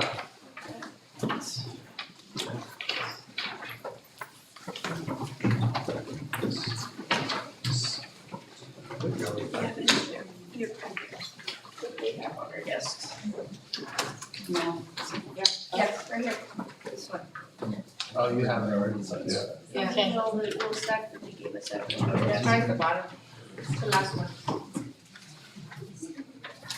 Oh, we shuffled. Did you bring it? Can you grab that one? Oh, you have two. I didn't bring mine over. Oh, okay. There we go. So good evening, Board President and members of the board, Superintendent Ochoa.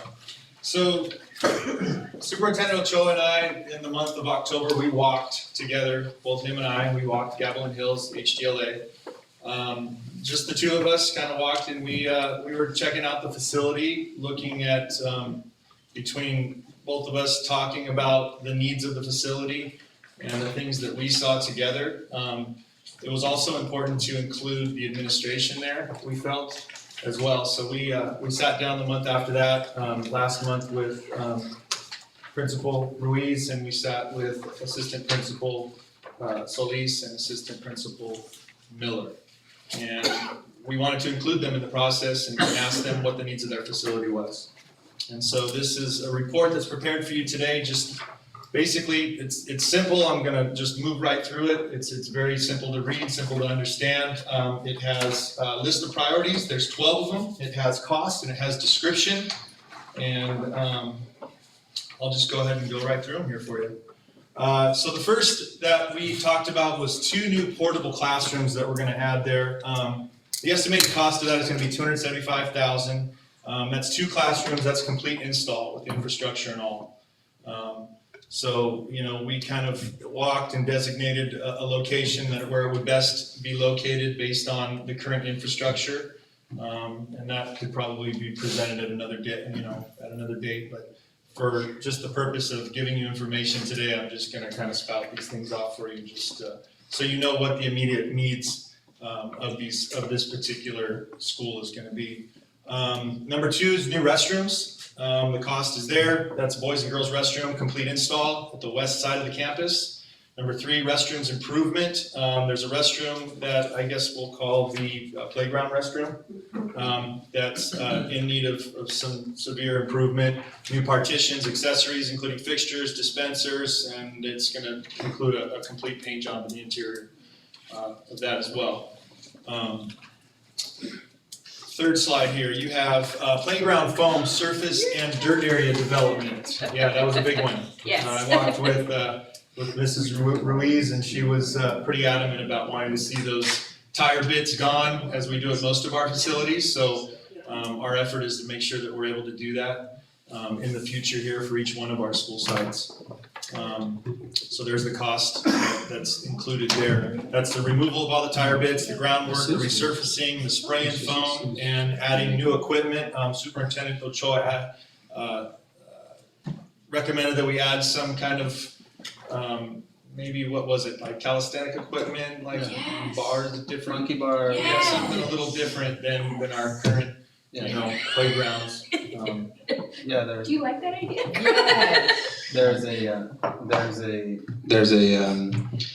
It's a space that's somewhat oddly shaped, and so when you try to put a playground in, you have all these required drop spaces in between the edge of the slide and the fence and the wall, and so I think if you tried to put an actual playground structure there, you would end up with something you didn't like very much. And it's also just kind of a nice open space. There's already that other playground in front of it, so it really makes more sense to have, some kind of equipment that kids can exercise on and move their bodies, basically. And that we looked at that as being a good place for that. I have to tell you, just a side note, today I was talking to my daughter, who's a 3rd grader, and her friends, and they're like, my daughter's a little bit like me, and she says, "Mommy, you're on the school board. Everybody here says that you guys need to remove the they call it still the tan bark, but it's not tan bark." And she said, "We need that foamy stuff, like the kinder, like the TK." TK, hard. And then she said, "And we need equipment where we can climb on like longer monkey bars, because we're getting bigger, and these are for smaller kids. And I don't know if you could talk to your board." And I'm like, you guys must have heard them. They've been talking. So thank you for doing that. Yep. Especially with the older kids. Absolutely. So, number 5, if you look at number 5 there, G4 and G5, there's a grass mound or a little berm that's in front of that area there. I'm sure we all, those of us that have been there know what we're talking about, know what I'm talking about here. The cost here is for equipment rental, groundwork, resurface, and add new turf there. Pretty straightforward there. Number 6, J-Wing renovation, $90,000. That's new interior paint and new flooring install. And the complete J-Wing area of the school there. So, I mean, there's several classrooms, right? Where's J-Wing? portables that are kind of stinky and round? The oldest portables. Oh, In the okay. back? In the back. Over here, the closest ones to the parking, structure, or the exit, or the loop, the drive around. The middle school Middle was school. towards the back, okay. The next slide here, the priority number 7, classrooms, A, B, and E improvement. Description there is new interior paint for 16 classrooms. Number 8, multiple purpose room backdrop. I walked that with Ms. Ruiz. We walked the NPR there along, and we noticed that, she had asked originally for some paint, for the painting, but then she had requested maybe something similar to what we have here in the boardroom. Some kind of backdrop where you can put, pin up all of the art, or when they do programs or something like that, it's just a little bit more ease of use there and a little bit more practical. So that's something that we would think about working on as well. And that's add new backdrop display for presentations, programs, and art displays. Number 9 is the digital marquee. They're expensive, but they're pretty, they look good, they attract attention, It's 21st century. Yeah, right, so that's the contract to complete install, that's with infrastructure and all. What do parents want? They want information, right? Yeah. I don't know how the principals feel about it, but All of them want it. All of them want it. All of them want it that don't have it. I love it, I love that. Me too. Extra. Next slide here, priority number 10, PE department portable edition. That would be a single portable, complete install. Number 11, migrant office remodel. That's the remodel of the interior of the migrant office. Number 12 is create the, it would be the assistant principal office in Ms. Ruiz's current office there. Yeah, go ahead. On the number 10 PE department portable edition, is that just to put equipment or is that for the kids to possibly change? That's an actual portable. Yeah, like a maze. It's an actual.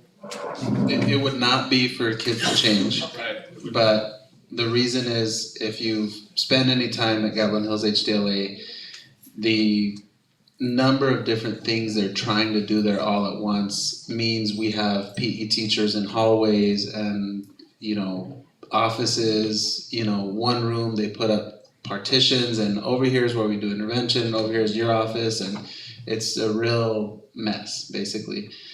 So one of the ways to address that is to just put a portable down that becomes office space for PE teachers because they're not going to teach in a regular classroom very often, but they do need a place to put their things and to maintain the supplies that they take out with them and go back and forth every day. When we met with Monique, we did talk about the idea of school lockers and the kids changing out for PE. The issue is when you have an infrastructure for that, and Maze is an example of a school that has that. It's complicated. It's multiple adults having to supervise kids do something that's very private and very prone to having a lot of social, emotional issues, a lot of problems. So I raise my hand. I'm one of those that I like middle schoolers running around in their regular clothes, but I'm not a PE teacher. And I know PE teachers feel differently about that. And the number of kids at HDLA is growing in terms of middle schoolers. So right now it's 60 per grade level, and it's going to increase to 100. And we might look at it in a year or two and decide to do something different. So the ASB kids and the kids have been talking about that, and I know that they reached out to everybody, and it's just something that they feel like they go to class sweaty, and they could go in the restroom and change, and some of them have tried, but they have minimal time, and they're like, so it's just something that they have. If they did that, you'd have to actually make the PE period shorter because of the change of things as it is now. They need 10 minutes before and 10 minutes after. Just putting out what they say. So this is pretty much the end of the presentation. Cost here, $1,035,000. That's pretty much an estimated cost of all the list of priorities and things that would improve that facility. I think it bears mentioning also, with the last bit of rain that we've gotten, the weather that we've had a leak at every single school. And so, of course, over the years, there's been Band-Aids that have put on these leaks and just to try and fix and mitigate it at the time, just to get it to stop leaking for the moment rather than do a complete fix. But, we're focusing in on that and considering that as well as to what to do about, each one of the school sites and with what the need is at each school site, the severity of the leak. So we're considering that as well. So Aaron, how did this report come to us? Are you proposing that we do this? Well, in Superintendent Ochoa and my discussion, we've discussed that, there's going to be some funds that are going to be coming our way. We've walked these facilities. We've been talking to the administration. They've been telling us the needs, and so we felt that it was important to go to each one of the sites in the next 8 months and visit them and walk them between him and I, and as well as including each one of the administrators at these sites as to what the needs are, and we found that there are. It's also a reverse of what we have done for several years. So there's no vendor involved in this. We haven't spoken to any contractors. We haven't asked any architects and when a project becomes complicated beyond what our staff can do, my recommendation to the board will be to instruct our staff, Mr. Bezzetta and Gabe, to work with our consultants to find out to what extent we can hire our own staff members to do many of the projects that we're discussing. There's certain things we're not going to, like installing an electrical marquee. You want people who are bonded and insured and experts to do that. But a lot of this work, for instance, painting an entire wing of classrooms, if I bring the board a quote on that, they're gonna charge us an arm and a leg.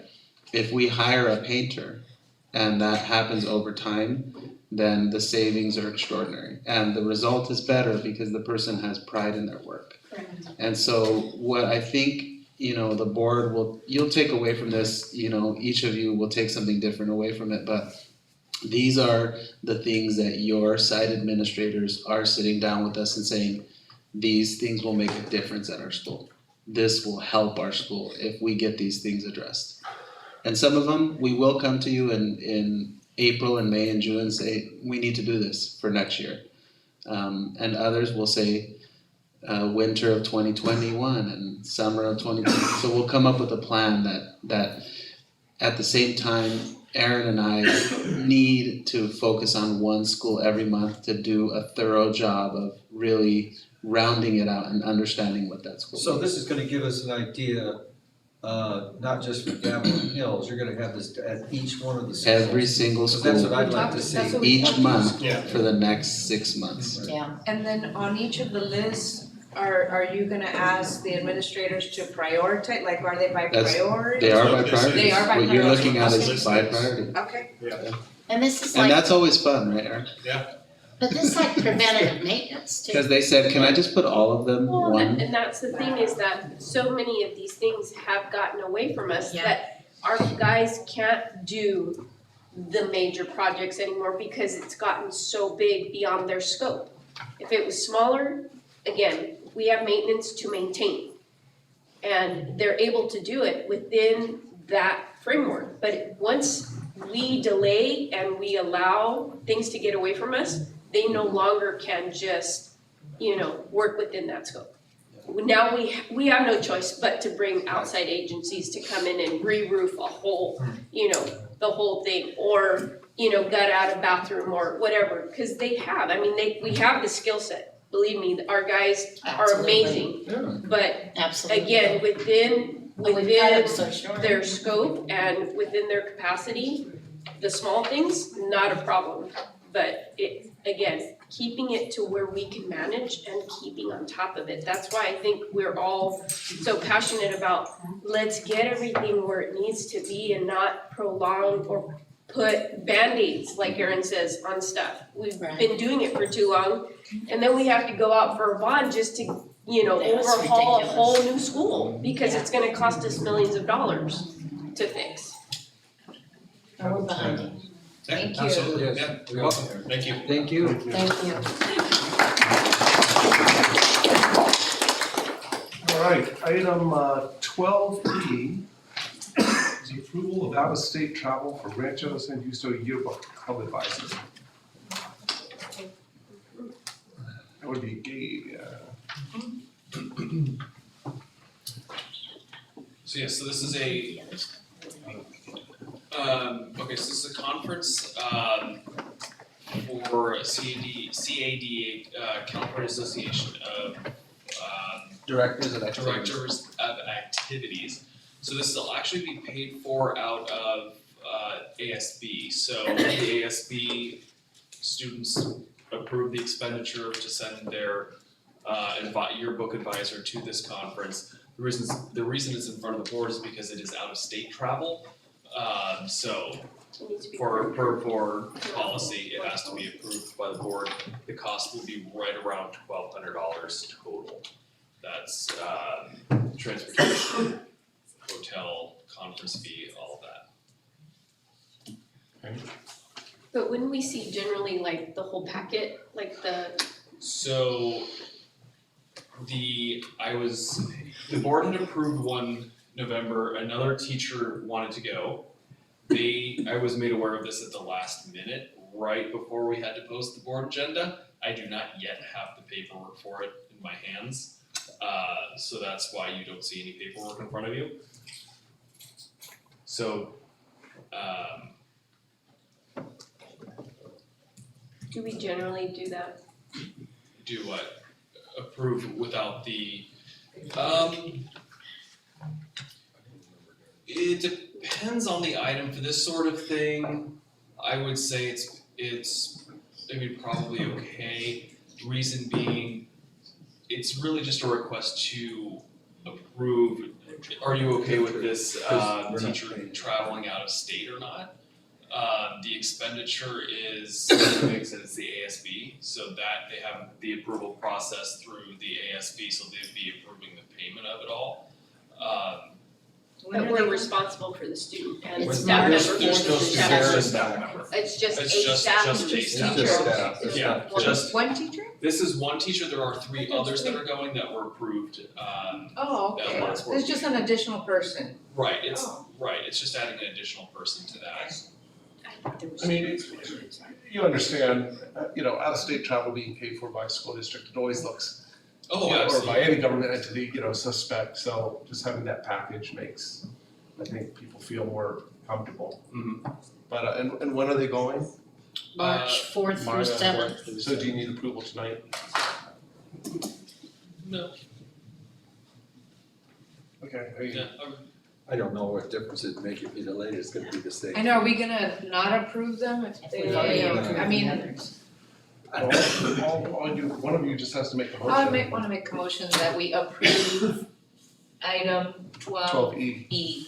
I'll second it. All in favor? Aye. Any opposed? Motion carries 5-0. Jesus, do we have to vote again on the consent items? Yes. Okay, You'll need a motion. I make a motion that we approve 12A through D and 12F through G. I'll second that. all in favor? Aye. Any opposed? Motion carries 5-0. And then we have a GO bond consent. Where is that? There it is. All right, item 13A, Aaron again? It's a consent item, Oh, is it? Yes, so you'll need Okay. a motion and then. I make a motion that we approve 13A. I'll second. All in favor? Aye. Any opposed? 5-0. So down to item 14. Discussion action item, Aaron. Right? Or Mr. Pizzetta, I should say. It's recommended that the board approve resolution number 1419-20 in the matter of establishing measure M and V Citizens Oversight Committee annual meeting dates.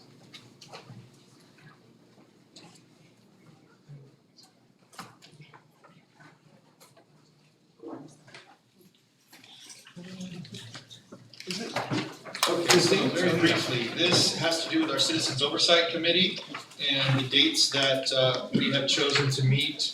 Actually, the dates that were already established to meet, which is the last Tuesday of each of the months of January. So that would be January 28th, it would be April 28th, July 28th, and October 27th. We meet quarterly. And we meet at 7 p.m. And we meet here.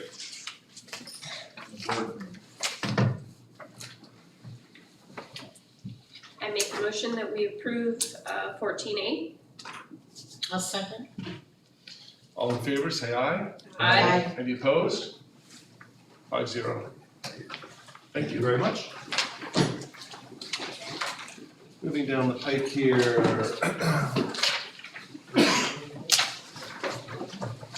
Item 15A, approval of the first interim budget for the current year. It's recommended that the board approve the 2019-20 first interim budget.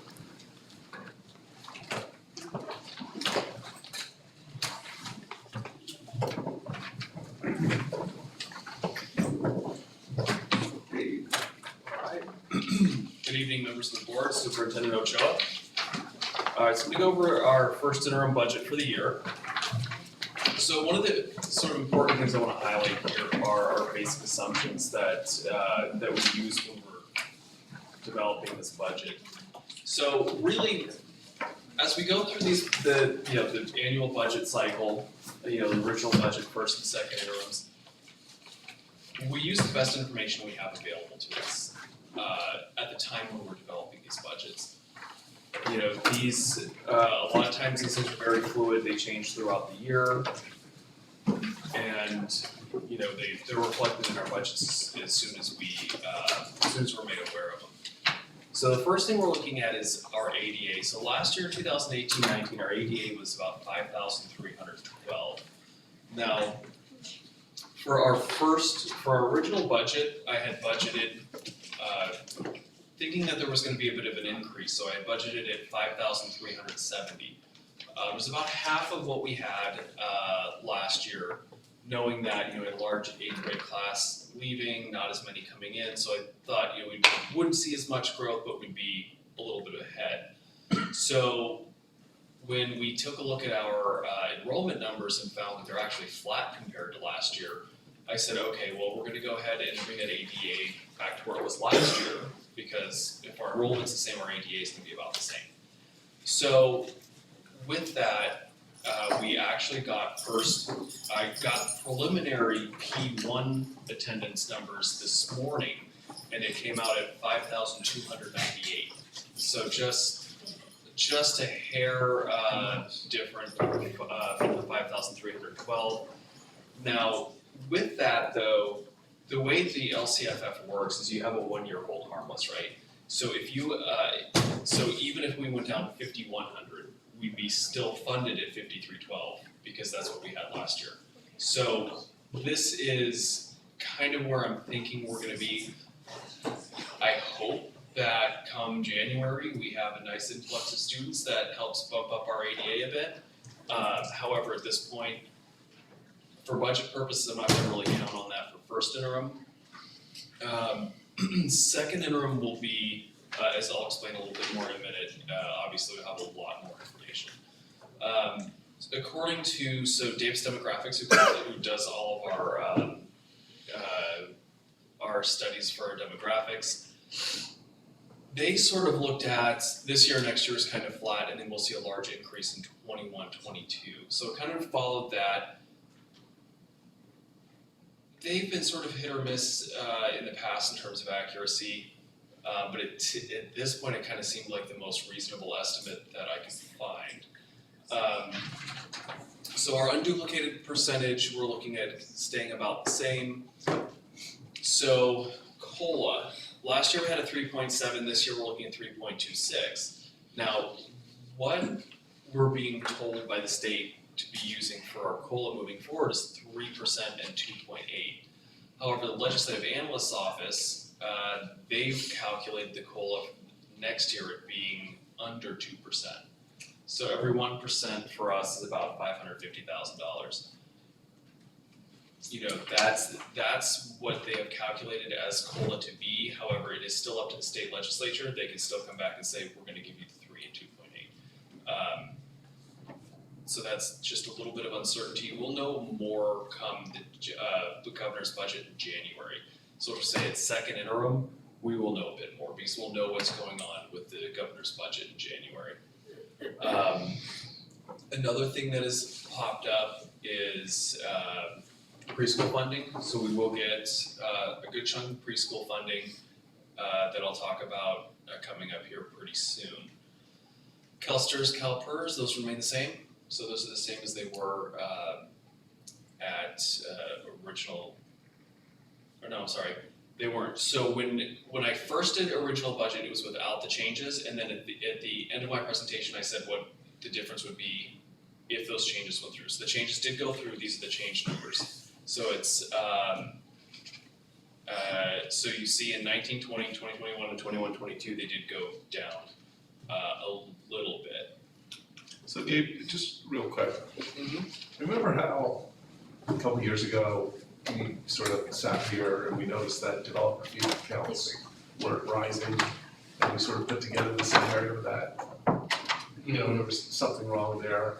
And then, of course, we had all the other accounting issues that had multiple facets. And we sort of solved that problem. My other question is there any chance that we aren't calculating ADA correctly? I mean, is that us doing, because it sort of defies logic. Everywhere I drive in this town, I just see more cars and people and. Right, well, it's, our enrollment itself hasn't changed, that's the other thing. So at the end of last year, we ended last year with 5,670 students. We began this year with 5,539, I think. Huh, okay. Yeah, we need more portables. Well, that's good point. I don't. She's acting like CFO. No, just kind of common sense, like. Right, well, the growth is coming, I think,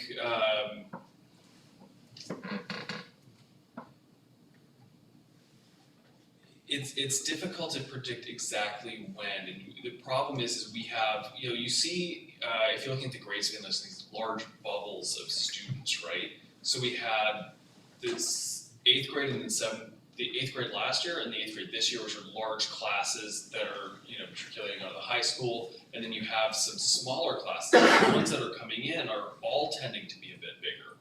So when all that comes through, you're gonna end up seeing this growth. You just have these kind of odd pockets in there that, once it kind of flushed out, you're gonna see much larger classes throughout, the whole TK8. So, it is coming, and our developer fees, at this point, we're at 1.85 million as of, checked 2 days ago. Checked Friday. That's very high compared to what we have been seeing in the past. So. That says July 1st. That since July 1st through last Friday was about a little over $1.8 million. So the growth is there. They're coming in. Also, I believe this is the last year that Hollister Prep is growing, if I'm not mistaken. So they won't be. Oh, yeah. So then we're not going to have that anymore. So we're going to start seeing a bit more growth. So what we're seeing here, our LCFF revenues, 52 million. So that is a bit of a drop as compared to, it's about a $600,000 plus drop as compared to what it was at original budget, mostly due to the reduction in our ADA. So we're looking at state and local revenues, not much change. Actually, there's not much change in a lot of the rest of this, with the exception of contributions. Contributions went up significantly. There's about $1 million more in contributions to special education. That was the largest part of this. So you can take a look here, just generally where our money is coming from. So we have 61% coming from the state. That's your EPA, or your Education Protection Account, and state aid. Property taxes make up about 24% of our general fund budget. And you can see the small amounts for federal, state, and local. So on the expenditure side, on the expenditures, here this takes into account the tentative agreement with CSEA and the agreement with the management unit. Both of those are taken into account here. You'll see the TA here shortly and the AB 1200 for that. This is assuming a 2% for the certificated bargaining unit as well. So we're looking at our certificated salaries on the unrestricted side at about 21 and 7 on the restricted side at about 28 total. That's a little change from outside of the difference for the percentage. It's actually a little change in terms of everything from our original budget. Classified salaries, pretty much the same. There's a change for the increase. but now there's a little bit of change, especially in Paris, the special education side, on the classified. Same thing with employee benefits, obviously it's gonna be an increase because of the collective bargaining.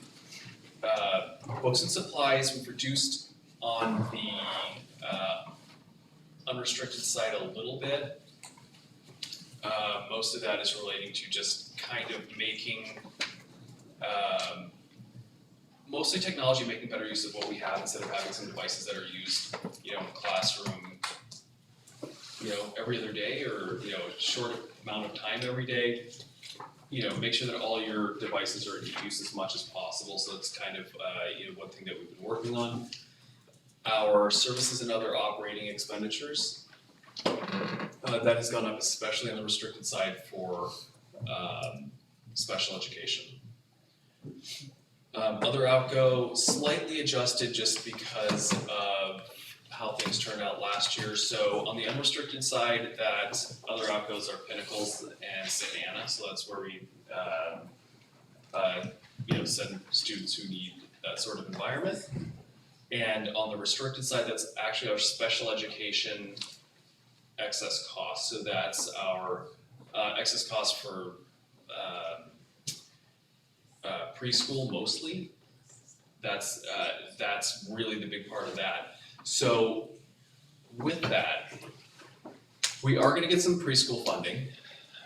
So I just found out after after this had already been uploaded and the agenda had been posted.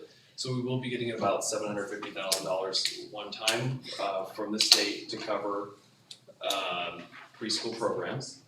And that's restricted? Well, the governor didn't want it.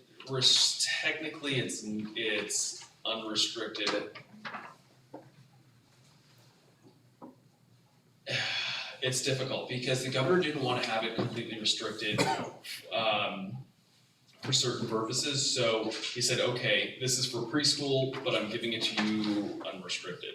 Now, since we have, but it's still supposed to be used for preschool, since we do have that, and that restriction is actually that amount, the other outgo, the 800,000, that all comes from contribution from the unrestricted general fund anyway. Well, it's gonna go right into that. So that's what it's gonna cover. So that'll be helpful because I'll show you in a couple of slides here. So here's our unrestricted general fund expenditures, just sort of broken out. So we have 88% coming from all employee benefits and salaries.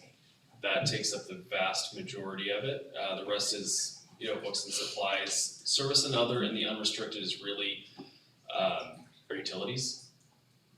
It does come a little bit, we pay for our custodial and a little bit of maintenance things come out of the unrestricted on that side as well. So here's our bottom line.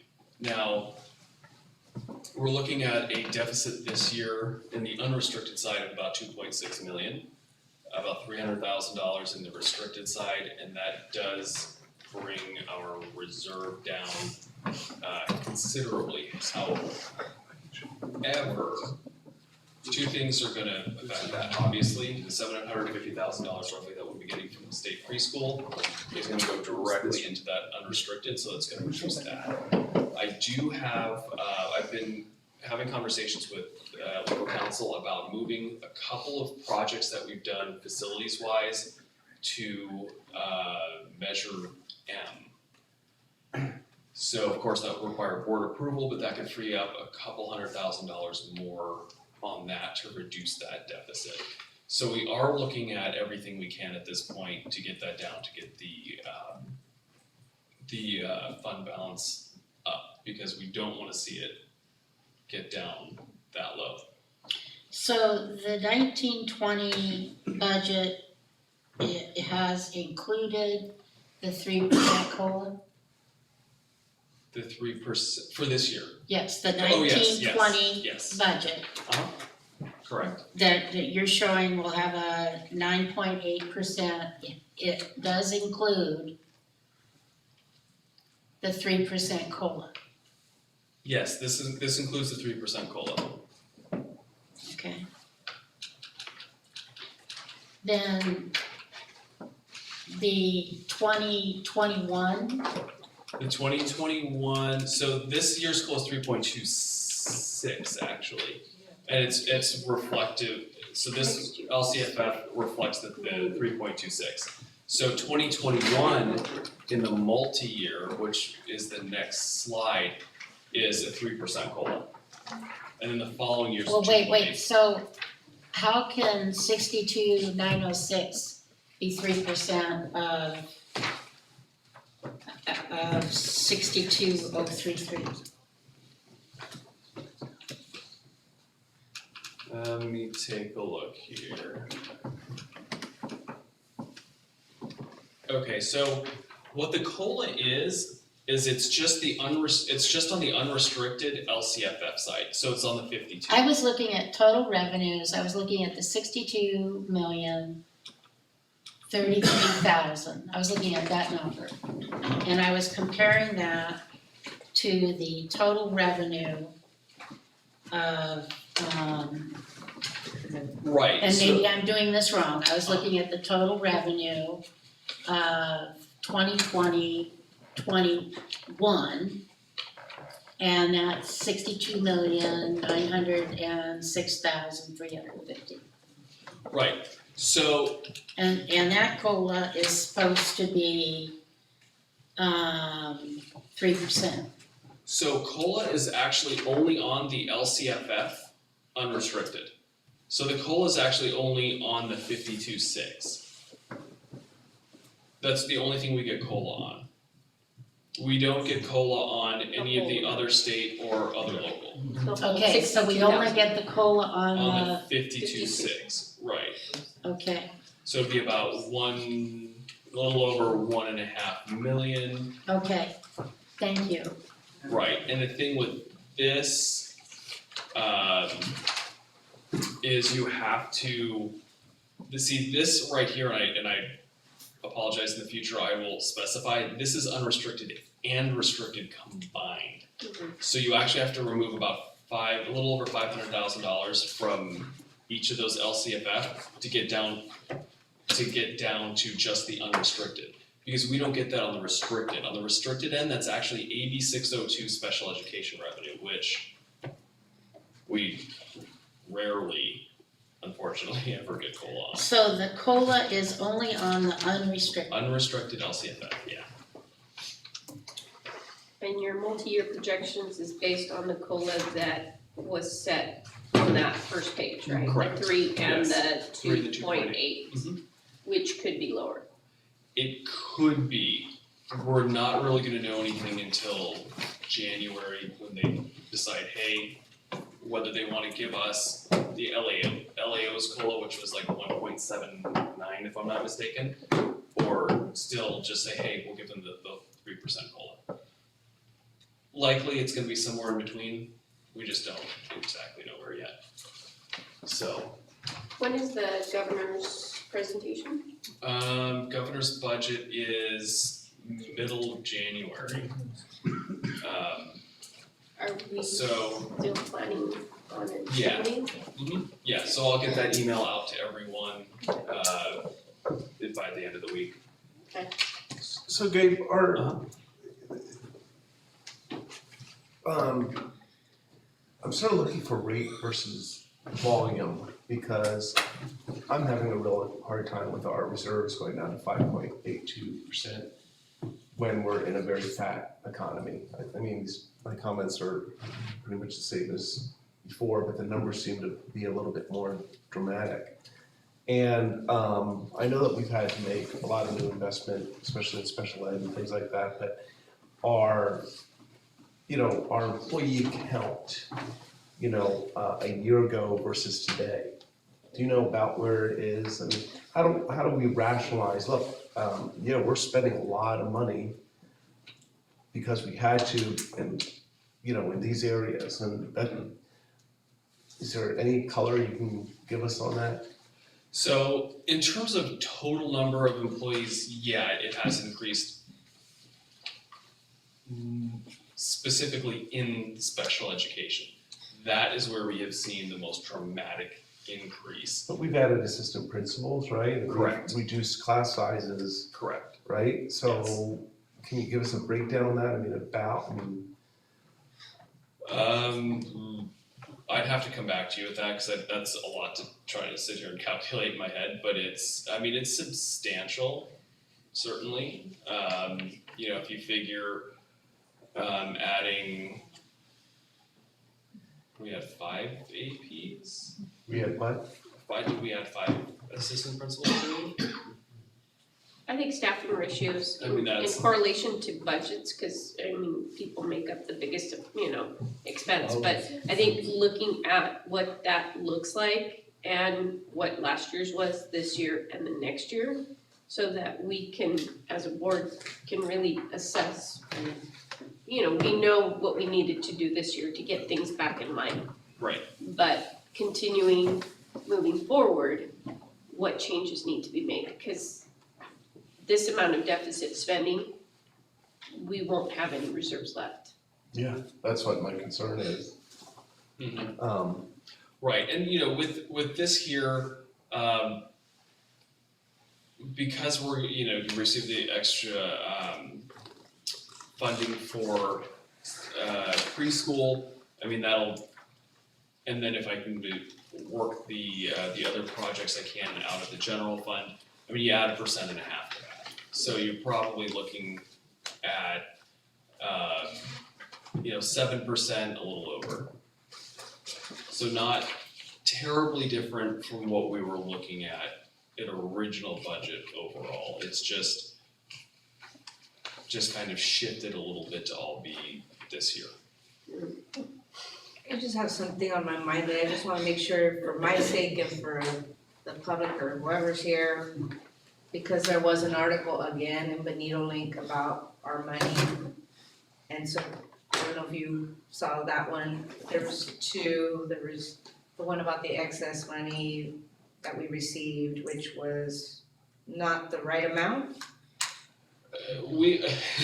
So If you could just clarify that? We didn't Cause you're saying receive- deficit, but then we're like, right. We didn't really receive anything, so what happened was we were told by the county auditor at some point that we had to give them money. Correct. So then I did a reconciliation 2 years ago, and once I discovered that that is absolutely not the case, 2 things happened. One, we at that point we'd had a reserve set aside in case we did. So once we discovered that's not gonna happen, we didn't have that set aside anymore. And then after that, the county office, I had conversations with the county office of ed and said, hey, we need a full reconciliation here with all of the districts, because we couldn't figure out, or we couldn't totally clean our books without everyone's being done, because there were transactions where the county auditor was given a pot of money and was supposed to distribute that pot out to each district. Right. So without doing all of them, it wouldn't work. So they did that piece. At the end of the day, which is exactly how I thought it would turn out, we would end up a small amount up or down. So we ended up, I believe in our general fund, a little under $300,000 up from what we thought we had. And that was it. So in terms of receiving money, it was money that was always there, it was ours. It was just, we had to adjust our cash balance up just under $300,000 in our general fund. That's really what it was. So there was no, no huge amount of money that we received, but what we discovered was we didn't have, a couple of years ago, we didn't have to give a whole bunch. Right, and we that weren't the was- only district setting money aside. I know the high No. school did the same thing High for school. that reason. Absolutely. And once they realized after your, extreme diligence in doing all the digging, they also reabsorbed it back into, the general fund. Yeah. And whatever they had setting aside wasn't needed anymore. There wasn't that uncertainty that, you know, that was still looming over people's heads. Right. So it was just reabsorbed. Mm-hmm. Thanks for clarifying. No problem. So, you know, at the end of the third year, once we've taken into account, what we haven't been able to put in there because we just got the final number on Friday, which is the 750, and then also what I'm looking at moving out of the general fund, we're about overall where we thought we were at original budget. So how much money did we get from the business about the developer fees? That how much money did we receive for that? So, That undisclosed secret. I would have to double check. It was in the six figures somewhere. However, it was developer fees, so it all went into Fund 25. Yeah, but I All of the needed to know developer- how much was that. I think we all should know. Yeah, I'll What's have to. Fund 25? I don't So know it was what part that of means. this settlement agreement that. Nothing should be secret in public funds. So it had to do with litigation and it was a settlement subject to a confidentiality agreement. Now, as to the legality of that, I don't know, but I can tell you that we signed a document that says, We didn't sign it. we will, We didn't because it's sign it. litigation. We Your school board did, We they couldn't. sure did. couldn't We didn't. disclose that It amount. doesn't matter. At the time, your school board did, and that's binding. So We were on the school board when this was done. it's a closed session item. We were on the school board when this was done. Developer fees, no. Disgusting. That was 2 years ago. Oh, okay, all Yeah, right. it was before then. Oh, yeah, so, I mean, I'll get you the number, I'm be more All than right. happy to get that number to you. Gabe, you have Angela Yeah. Higgins would like to. Oh, yeah. Just a point of record, Gabe, since you are the constant, you're on the bargaining team, you've been here for a number of years. That money that was set aside for the audit, there's actually a TA with HESTA saying that that money was supposed to be negotiated with us once it became available. So there's a problem with this, that we were supposed to be able to get up to 2% of that money for raises. So you might wanna look back in your history, and unfortunately, you're the one that you're in charge of the money, you're on the negotiating team, you would have, that language would have come across, you would have signed off on it, and so we're gonna need you to remedy that. Yeah, so, I believe at some point there was language in bargaining, about coming to once this had been resolved, coming to the table and having a discussion about that. This had been actually just finalized and put into our annual financial report by our auditors that I was hoping I was gonna be able to present here tonight. They did not give me a final copy of it. So that, you know, once that's here and that's approved, then that's the final there. So once we have that, then we'll get that process. So, any other questions,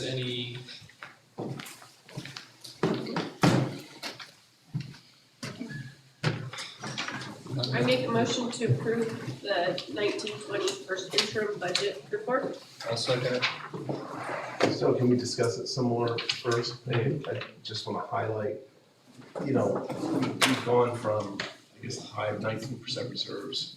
Now we're scraping around, say 7 as adjusted. And the reason I keep bringing up it's really fat times is, you know, the one thing that we can count on is a recession will occur, you know, eventually. And, you know, we wanna have reserves so that we don't repeat what you guys all went through as employees of 2008, 2009, and I'm sitting here and I'm just going, I think these, you know, I think you're probably being a little bit conservative, but we don't know because that enrollment figure scares me for some reason. I don't know why, because if we have leakage somewhere, right? Or, and, you know, we've all surmised here that we have parents that are driving their kids up to the Bay Area near their offices, but getting some clarity on that because I'm very scared with what this is, What would what you, this is showing. what would you suggest as a possible remedy? So that's where the rate versus volume comes by, because, or being very specific, look, we had to spend our reserves down because of special education, for example. But what are the other large areas? Restoring assistant principals was very important because, I'll say it, I do feel we're getting our arms around our middle schools, but we don't have it fully understood yet. And I sort of want that intellectually satisfying, response or information to say, yeah, we have to spend this down, and there's a path out of this big spend eventually. And I don't know what it is. We are not unique. I can promise you that. No matter who I talk to in what school district or what state, behavior is becoming a bigger part of, we'll call it the budget. And we as education community has to figure that out. But going down or showing what you're showing down there below 6%, which we're saying is okay. I realize you're saying the preschool money, come in, but I don't know. I just don't feel like we have enough. We're trusting these guys, the administration, with these numbers, but we don't really know what's behind them. Because I just don't want to go through 2008, 9, 10 again. So the answer is I don't know, because we have to approve this tonight, right? If we don't, Yes. we get the nasty letter. Yes. Yeah, and at any time, I'm always more than happy to dig and dive as deep as you'd like into the budget. I'm always more than happy to do that. Well, it's what you're modeling that is of, again, the biggest thing that sticks out is that enrollment, or ADA, right? That's ADA. So if KIPP is successful and gets us up to another 1.5, what does that mean in terms of the budget? 1.5 would be roughly 750,000 plus. Yeah, because 1%, because it's only on the 52 million, right? Yeah. So 1% would be 500,000, and then, okay. So, and that gets back to, again, I've been laughed out of this room before almost when I've had ideas on how to get the ADA up.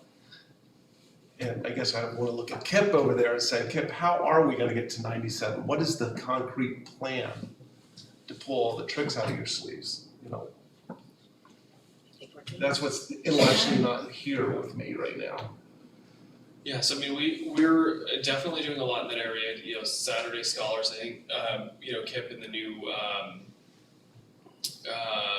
parent liaison we have there. Just constant communication with parents, just trying to get them in. I think it's a very good avenue. Just started. It's and that's true. It's the process is at this point so young that it's too early to see any sort of benefit. Now, the only thing I can do with my budgeting modeling is saying, hey, look, P1 we have 5,298 ADA. That's what we have. So I have to look at that and say, okay, so 5,000 what? 298. Just under 53. Yeah, just under 5,300. And last year at P1 we had 5,310. So with that, I'm saying, okay, we're looking flat this year. We're not seeing any growth. I'm hoping we will. I'm hoping, maybe it's just, parents who are people moving out here just kept the kids in whatever school until, say, hey, we'll start them in the new year in January. I'm hoping we see a little bit of an influx there. We did see a little bit of a dip in November that we haven't seen in a few years. A lot of that, at least historically, had been due to migrant families. as the season wraps up here in November, they'd head south. That could be part of it. We're kind of looking into that right now as to see why that was. I mean, it seemed to be the two schools that you would see that sort of activity comparison more. So we're kind of thinking that's what it was. So, I mean, we're definitely monitoring it very closely and trying to do what we can to get that ADA up. We're just gonna have to see how those efforts pan out. One of the other things that we're currently encouraging principals to be more comfortable with is setting clear standards for expected attendance. So that's a little bit uncomfortable because it kind of feels like, well, what's gonna happen if my child doesn't come to school? Well, there's a consequence when your child misses too many days of school. And not being shy about saying to kids, we want you in school every day. And I think that more and more our principals are becoming more accustomed to accepting things like that.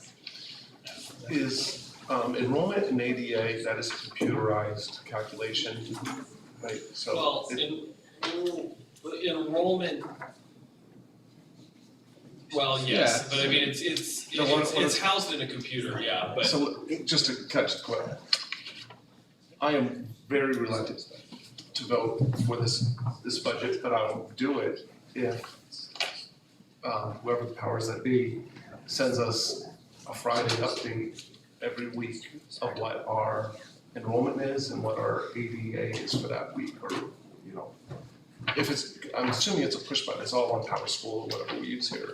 It's enrollment, yes, ADA is a little bit different because there's so many different calculations that have to go on in order, so it's not something that can be just pulled up. I don't wanna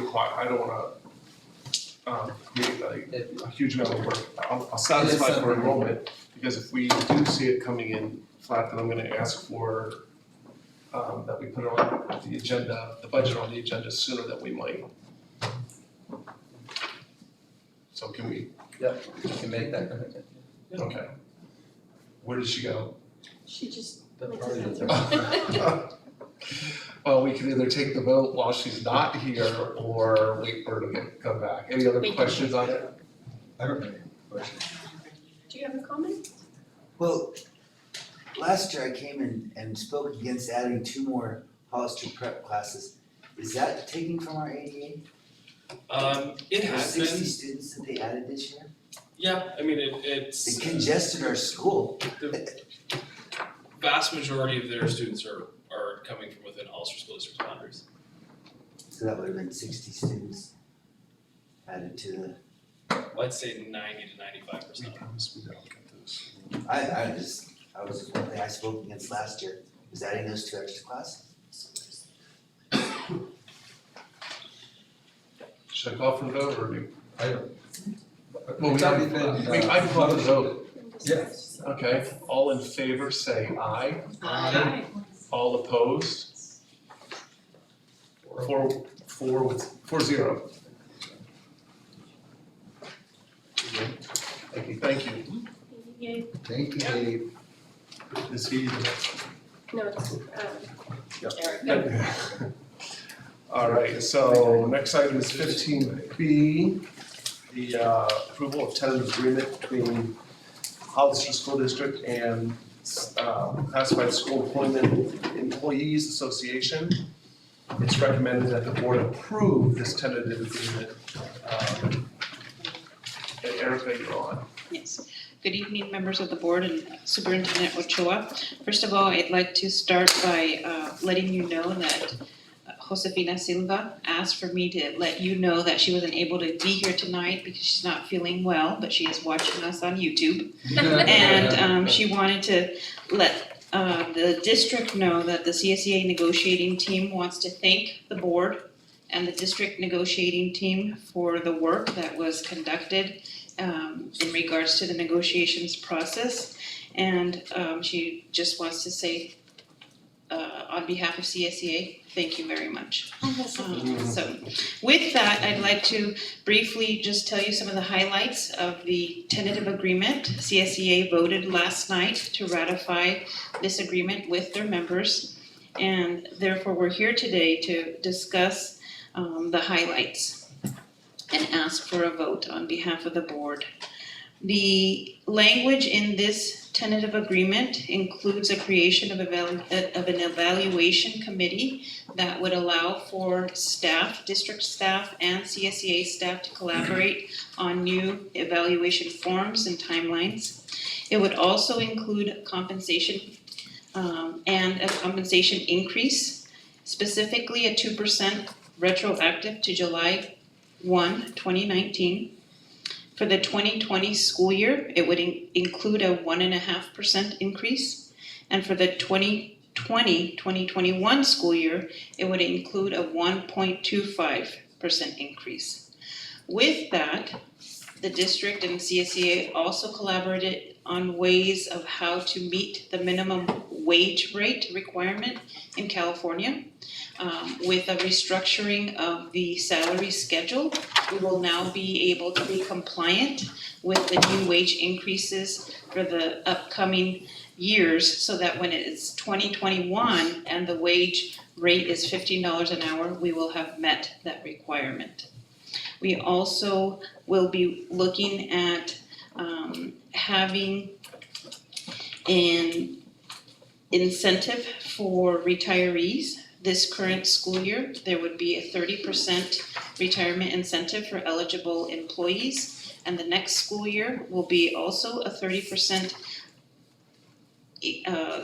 base payment to employees' final base salary for eligible employees. There's a lot of language pieces, there's a lot of different collaborative pieces and conversations that took place. Those are the major highlights, in addition to the floating cap for health and welfare benefits. Questions? It's great that they were able to, get to an agreement. It is a 3-year agreement, and this document represents many months worth of just meeting as two teams becoming one and collaborating on what the priorities were for both teams. It was an effort on behalf of both teams. We definitely had good partners across the table. Josefina, who says she's retiring, but we're just not gonna let her do that. We're gonna pull her back in. But Amanda and Monica and Jorge and everybody that sat at the table, as well as their labor rep, Robin, stepping up. And then just our team being led by Erica and the really strong and fair and just collaborative work that Erica brings to the table in her role as the assistant superintendent. This is wonderful. So thank you for that, Erica. Thank you. Yeah, to me, I think all the positives, I didn't hear a single negative, only because, being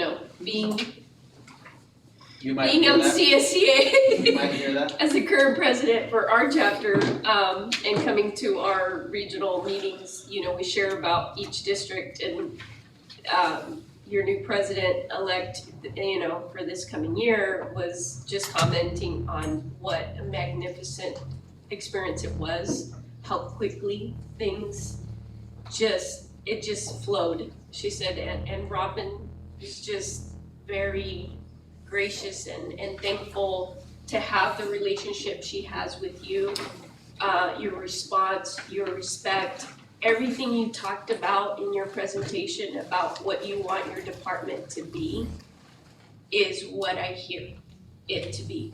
And so this, especially in bargaining, it can be contentious. It can be. I didn't know. First-hand knowledge, yeah, and it's all how you want things to go. It's in, that is in our control, and you as a leader, Diego as a leader, representing this district and really making are classified feel that respect. Because we don't always get that level of respect, and I am very thankful for that. Thank you. I concur with that because, as a former, lead negotiator, the idea that both sides come away happy is real important. Yes. And it appears to me that both sides here are happy with this agreement, so I'm happy. I agree. The attitudes, this is the first year I've been on the board where it hasn't been like, oh, that other side. I'm trying to choose my words carefully, so I'm very appreciative of course you, but I'm also appreciative of CSEA for them bringing a positive attitude. It should be a win-win for everybody. That's what it should be. So, does somebody want to make a motion? I would like to make a motion Go for it. that we approve the tentative agreement with, between the Hollister School District and CSEA Chapter 625. I'll second that. All in favor, say aye. Aye. All opposed? 5-0. Thank you. Now, some housekeeping on that same matter, right? Yes. Okay, item 15C. The AB 1200 disclosure for CSCA collective bargaining. So AB 1200 basically says we have to put out a disclosure that's that shows what the financial impacts of that bargaining agreement will be. You saw all of it here in the first interim budget report. Everything has been taken into account. So what you saw there is including all of the impacts of this bargaining agreement. So, is there anything we need to know about this other than it's the financial impact of the agreement we just approved? You're disclosing this to Maybe the county or the Yes. state? The county. Well, first They publicly yeah. at the board meeting, and then the county will receive it. And the county holds on to it. I'm not quite sure if they send that on to the state or not. That's actually a question I have. I always wondered about that. I knew the county did, but I didn't know if they forwarded it to the state or not. I'm actually gonna ask the question. Good question. Yeah. They probably give it to the state when it's not, when they're not needing it. Right, I think you're right. So if it's good news, state doesn't want it, it's always one of them. Yeah, pretty much. So do we have a motion? Yes, we have to approve this as well. I'll make a motion that we approve AB 1200. Second? Go ahead, Carla. Second. Carly, second. So, we'll call for the vote. All in favor, say aye. Aye. All opposed? Motion carries 5-0. Thank you, David. We don't know. Next item is vitamin. Okay, Lucy. Yeah. Item 15D, approval of substitute teacher pay increase. It's recommended that the Board of Trustees approve the proposed increases to the current substitute rates of pay and proposed incentive. Excellent. Ms. Sanchez. So good evening again. The board has received information in the last year or so about our use of substitutes and our need for substitutes and the different reasons why we employ substitute employees. Currently, we are now not as competitive in our current pay rates. We have local districts that have now increased their pay. So with a county our size where the resources are not as great, we sometimes are left in a state of need. So this would allow for us to be competitive, the increase. What it includes is an increase to the long-term rates for substitutes in general education, special education, and the retiree categories. Any former Hollister School District teacher that would like to return to our subbing pool, that's what that classification includes. But in addition to that, it includes an innovative thought of having a substitute incentive stipend where a substitute, if they have worked a certain amount of days, for example, in a month where there are 18 or more work days, if a substitute works 16 days, that substitute will have committed those 16 days to our district and not only receive their daily rate of pay, but also a $400 stipend. If there is a month that has less than 18 days, we would require 13 days of work to qualify for that incentive pay. Superintendent Ochoa met with the substitutes and he asked for their feedback, and they were highly interested in this. Some of them said, you know, if this took place, we would definitely block out our calendar for Hollister School District. It is an idea. Yeah, and so where this started from was Erica and I met with Olga, who's in charge of our substitute process.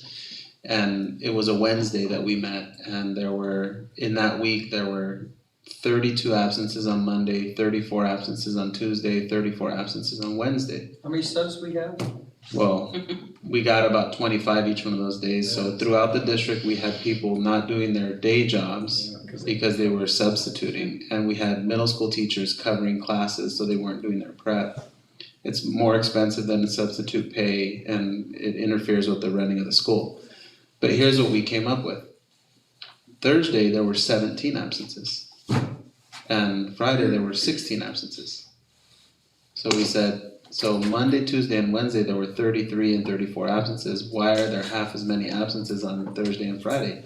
Well, because it was 10 a.m. on Wednesday. Those absences hadn't been called in yet. So those are the absences that get called in the afternoons at 4 in the morning, 6 in the morning, 7 in the morning.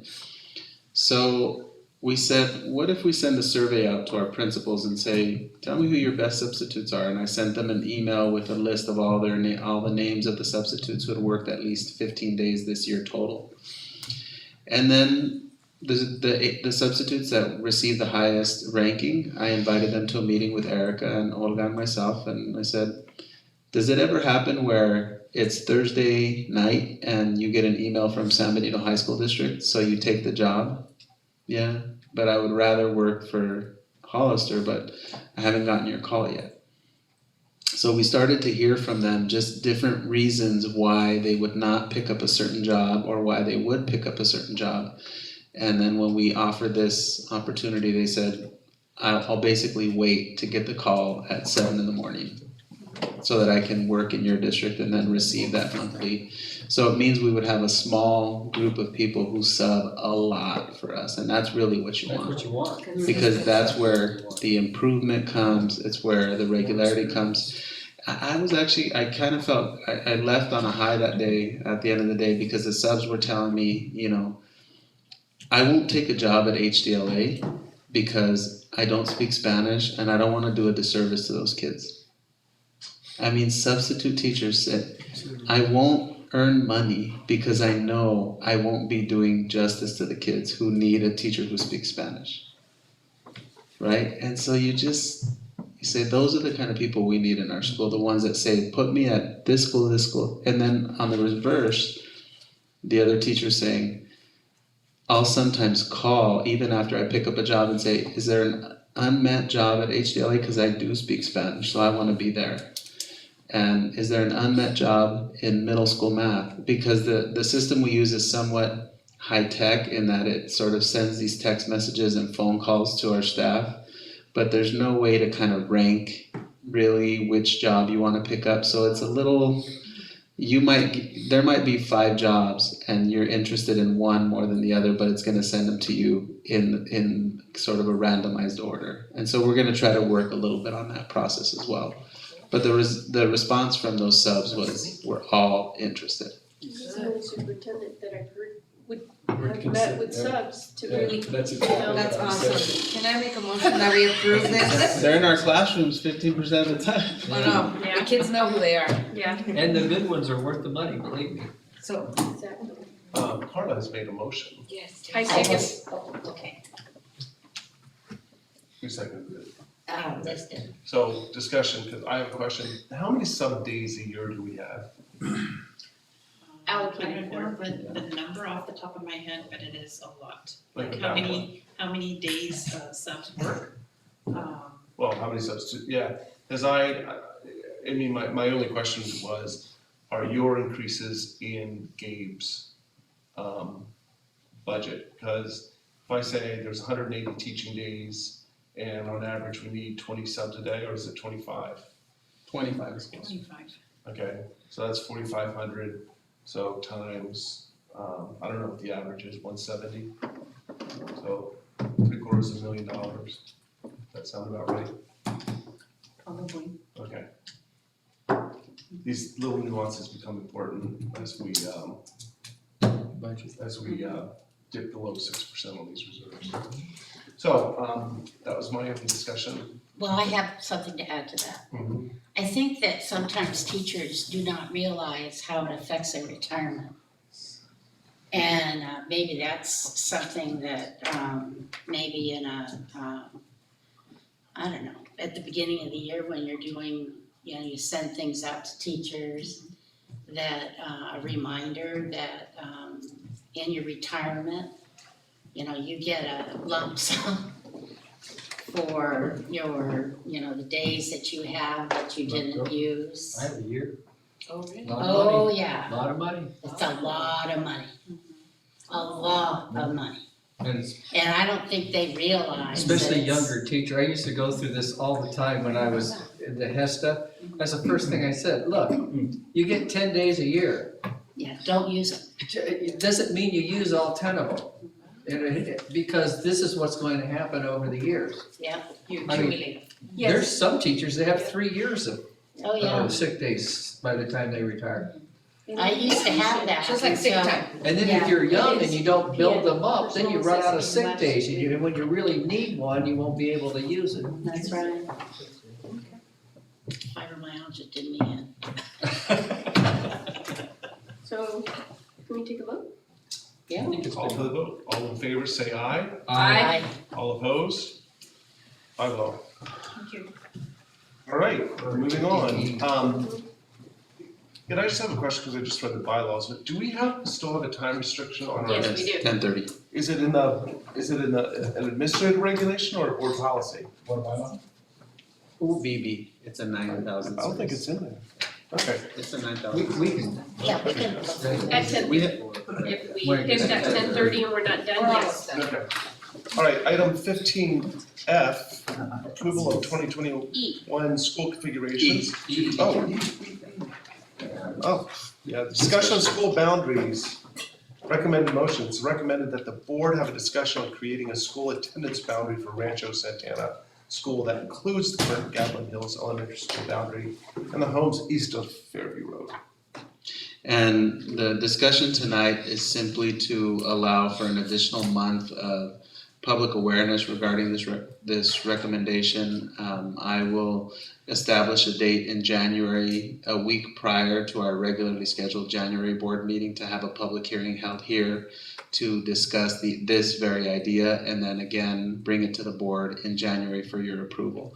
But tonight is just an opportunity to have another conversation about why administration recommends that we establish this particular school boundary for Rancho Santana School.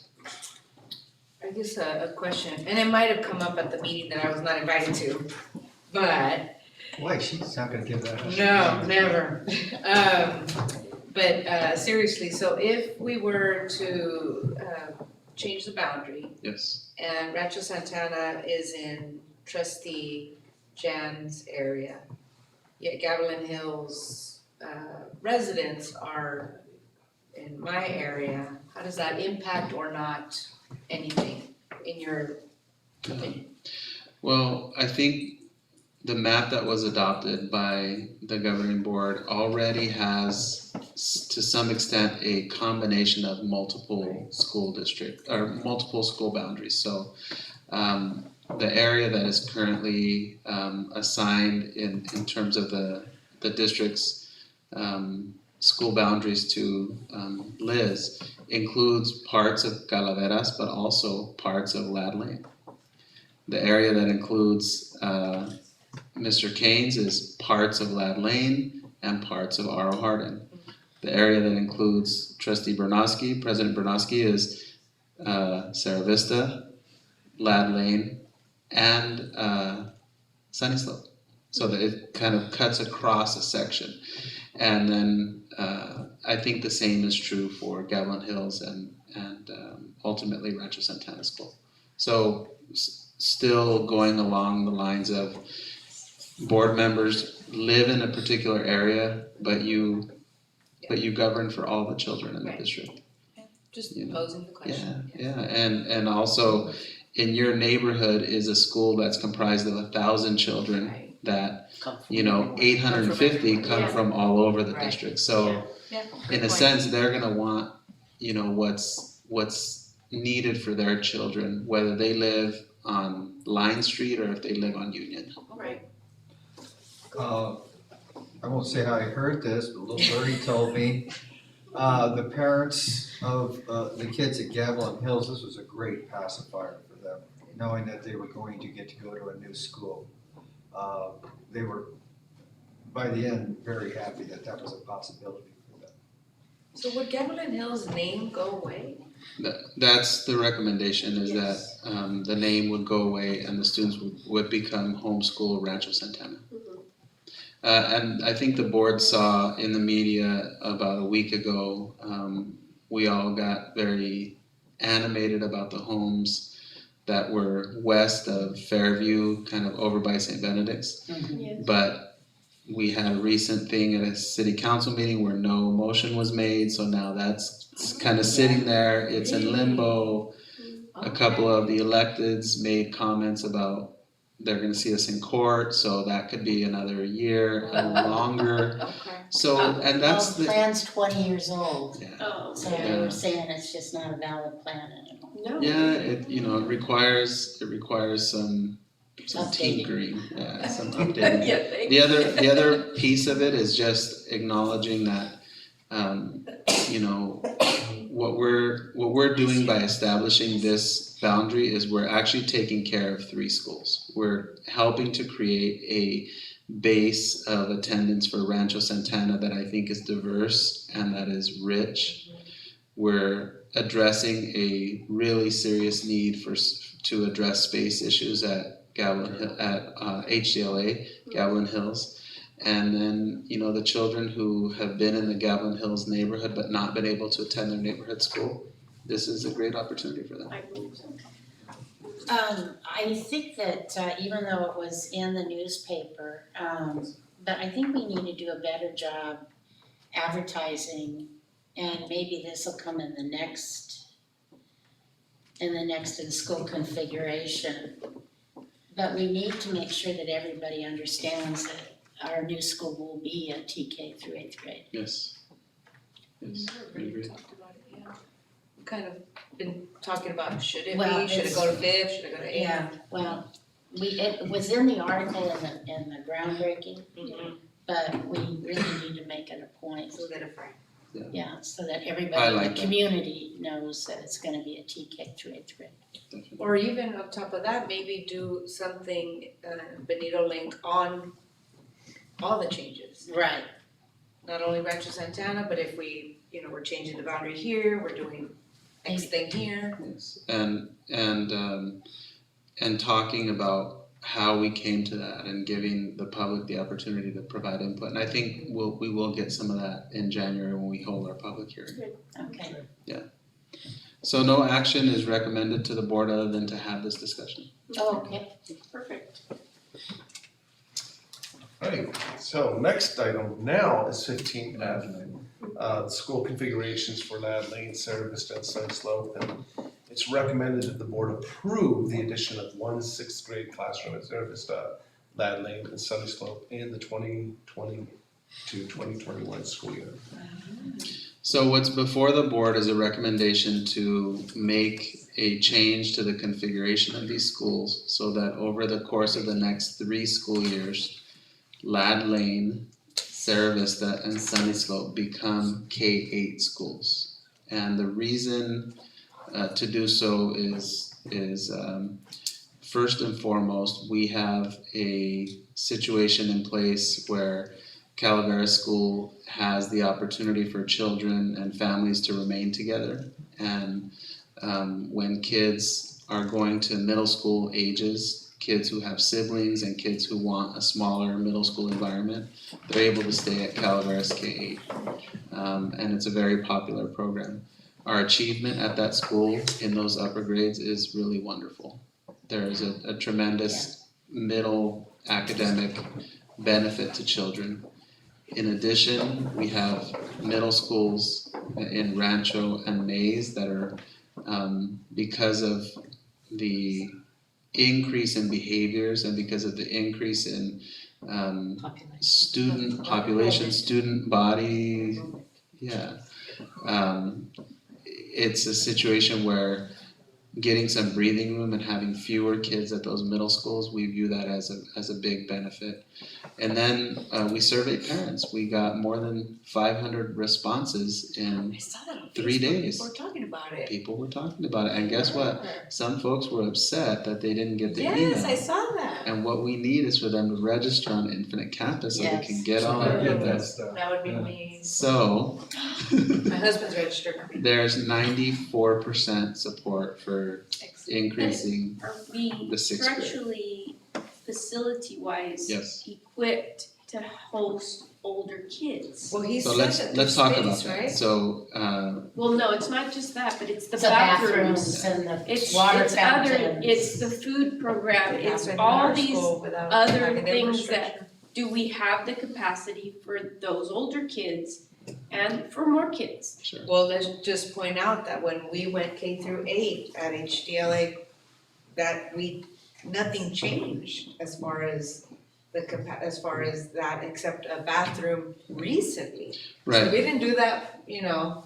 Well, but let's talk about that. So Well, we brought in portables. I know when we decided, when I Which is what first started on the board to expand HDLA, that was a big discussion back in the day, cause we weren't anticipating. And I'm glad we did, because the desire for this community is to have that program.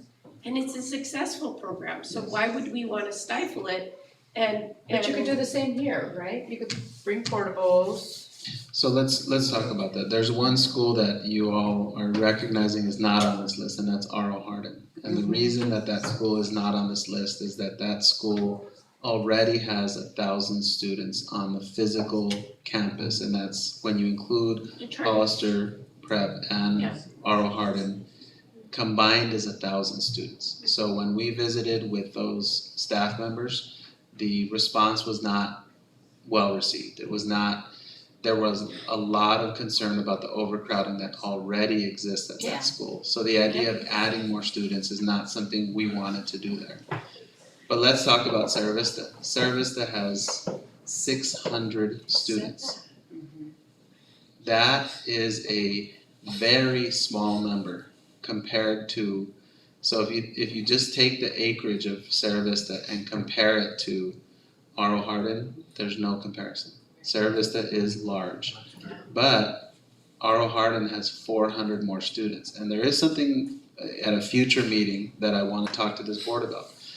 We have families who live in the R.O. Hardin neighborhood, and we currently have a situation where their classrooms are not available to them, and Hollister Prep School more and more has become a school of choice. So it is not servicing children from R.O. Hardin.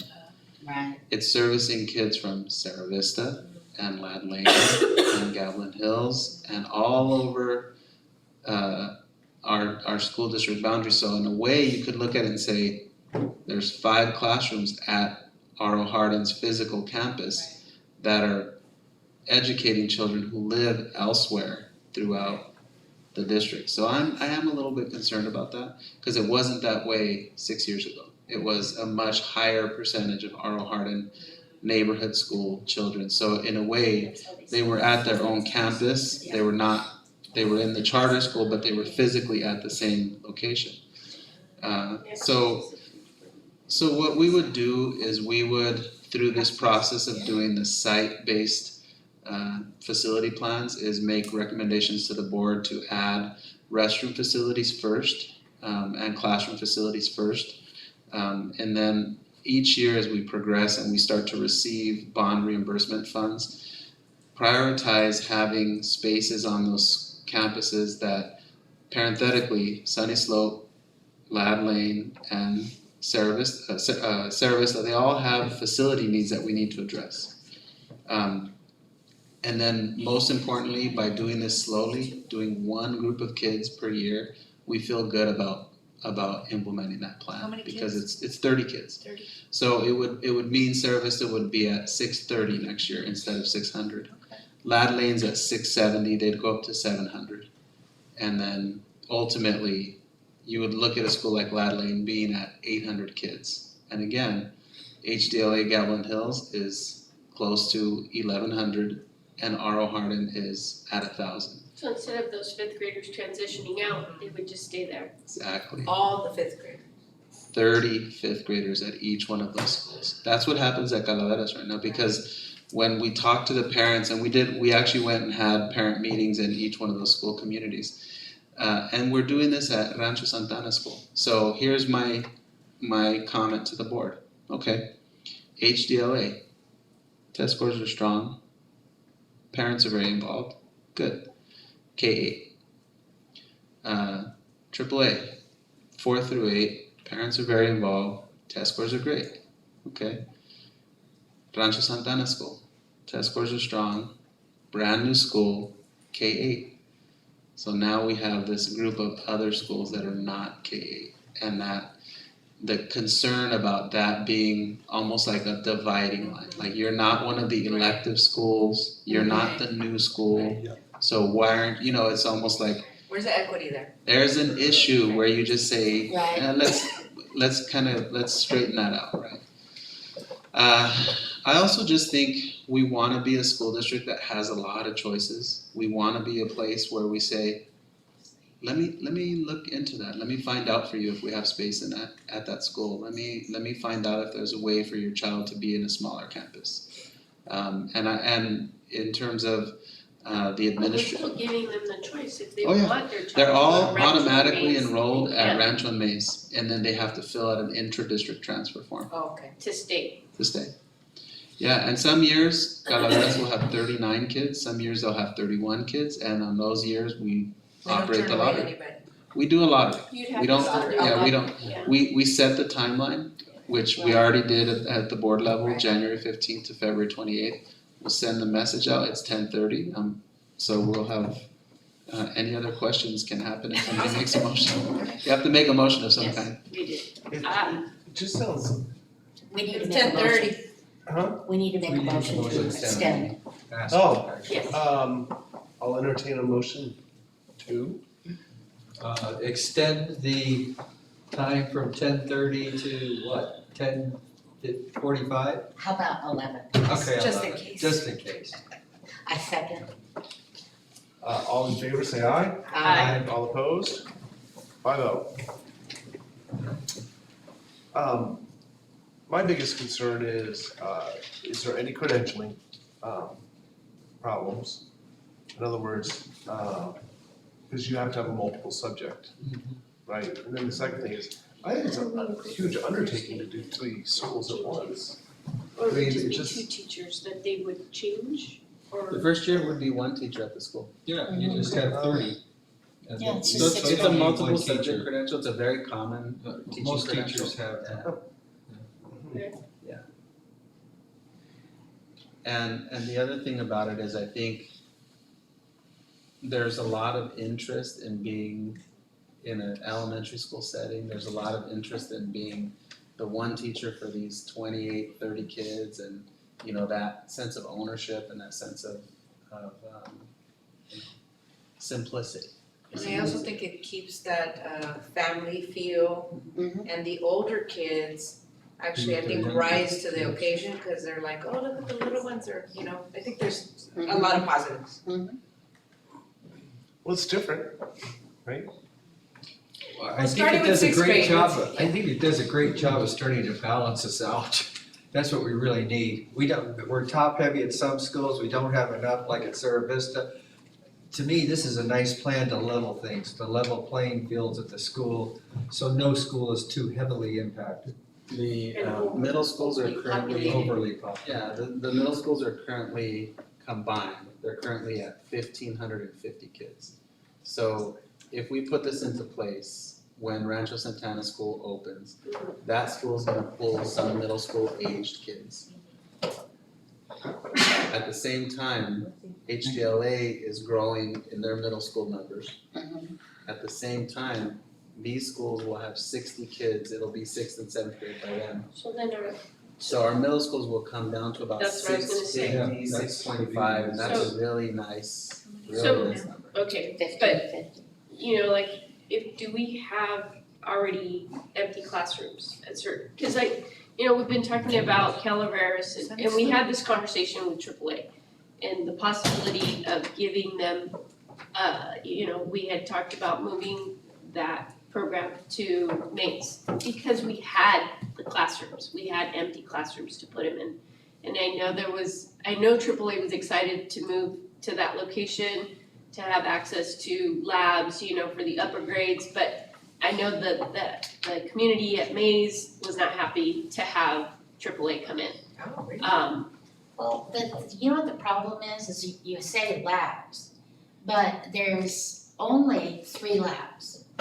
And when you you use the lab all day, sometimes the labs, you need a lab for 2 days for whatever.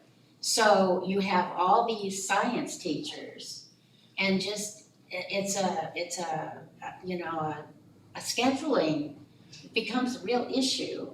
And then it's the sharing of the materials that's an issue. And it's a grade level issue. I mean, it's not as easy as it sounds. I'm just trying to say, you have to be really organized. Yeah, but I still think that as far as the plan to have moved them, I think would have still worked. I mean, we double up so many of our, you have to charter with you have to try to make it work. You're trying to make something fit. And eventually, just like Calaveras and AAA, they have blended and work well together. And with limited resources and limited, they don't have a gym, they don't have this, they don't have a lot of things where they could be exposed to that at that site. And it's just looking forward and thinking, what will we have available if we're reducing the numbers at those schools and we want to really increase what's happening in AAA, because we can't expand it because we don't have the space. But if we move them to Mays in a wing where we could maybe change one of the classrooms or adapt one of the classrooms into one side of the wing where we planned to put them and put a lab for them specifically,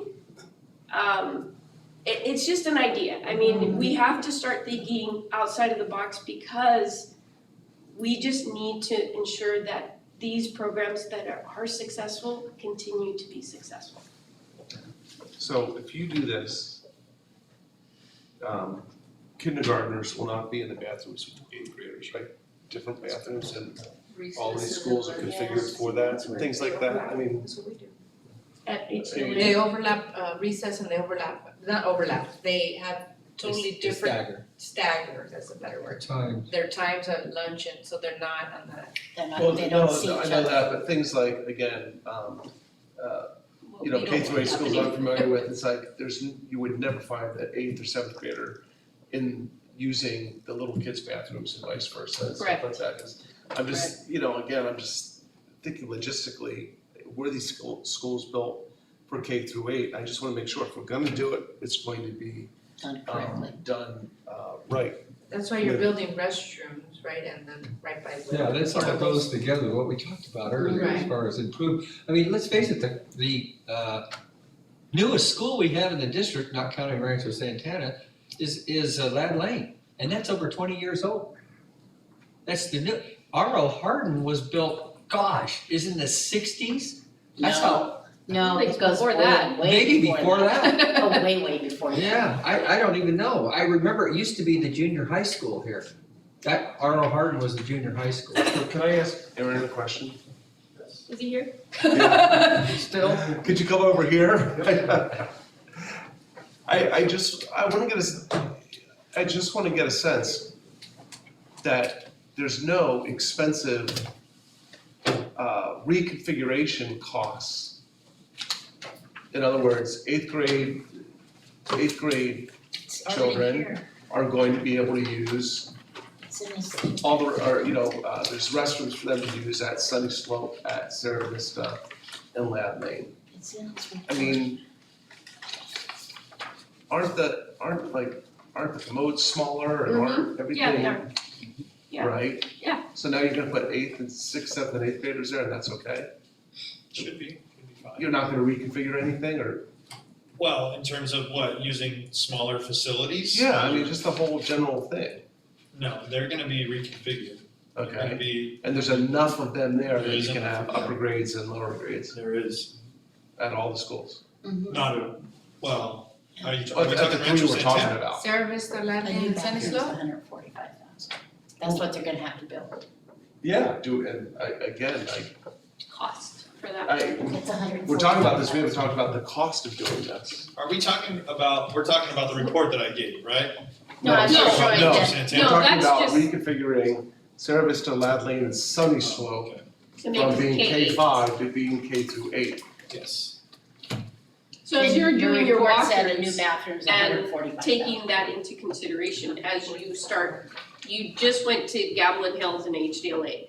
But the idea is eventually it's just gonna be HDLA, not Gavilan Hills. So the future thoughts and planning should be as it is going to function as one school only. And the remodels take that into consideration. As to this thought here for Sarah Vista and Lad Lane, It's in this thing. the conceptual thought in 1 year, 2 years, it's gonna be in K-8 for 3 years. And what that, Full what that- implementation. It's in this what that will thing. require us to do, because even though we've experienced a somewhat 175 for two. plateauing of enrollment at ADA, they told us our developer fees is gangbusters of 1.85 million from July until now. Mhm. What that means is those monies go into our coffers to be able to do things like this. Right, When we get bond reimbursement funds, one thing that again, we'll back recommend to into our board is, facilities. but Yeah. now, when we look at Sarah Vista, Mhm. adding 6th grade, because what we're talking about next year is 30 kids. Okay, In 2 so it's years, manageable as far as growth. in 2 years, it's 60 kids. Okay. That third year, which would be 22, 23s, that's when it becomes 90 kids total. Okay. So the size of restrooms we would need there is really small. You Okay. don't need 4 stalls on one side and 4 stalls on the other for 90 kids. 45 boys and 45 girls. Right. HDLA, it's a whole, I mean, there's, right? So the cost of the bathroom is proportionate to the number of kids it's trying to serve. At HDLA, it's 100 kids per grade level, so it's 300 kids versus 90 kids. See, we So only have smaller 8 restrooms, stalls for facilities, girls. but and it also ladies. means we would have a little area for the 8th graders to sort of have their little social area where they can have their lunch, where they can, because they're not on playgrounds. They're not Right. playing force Right. So they're, so you design the school that way so it becomes a K-8.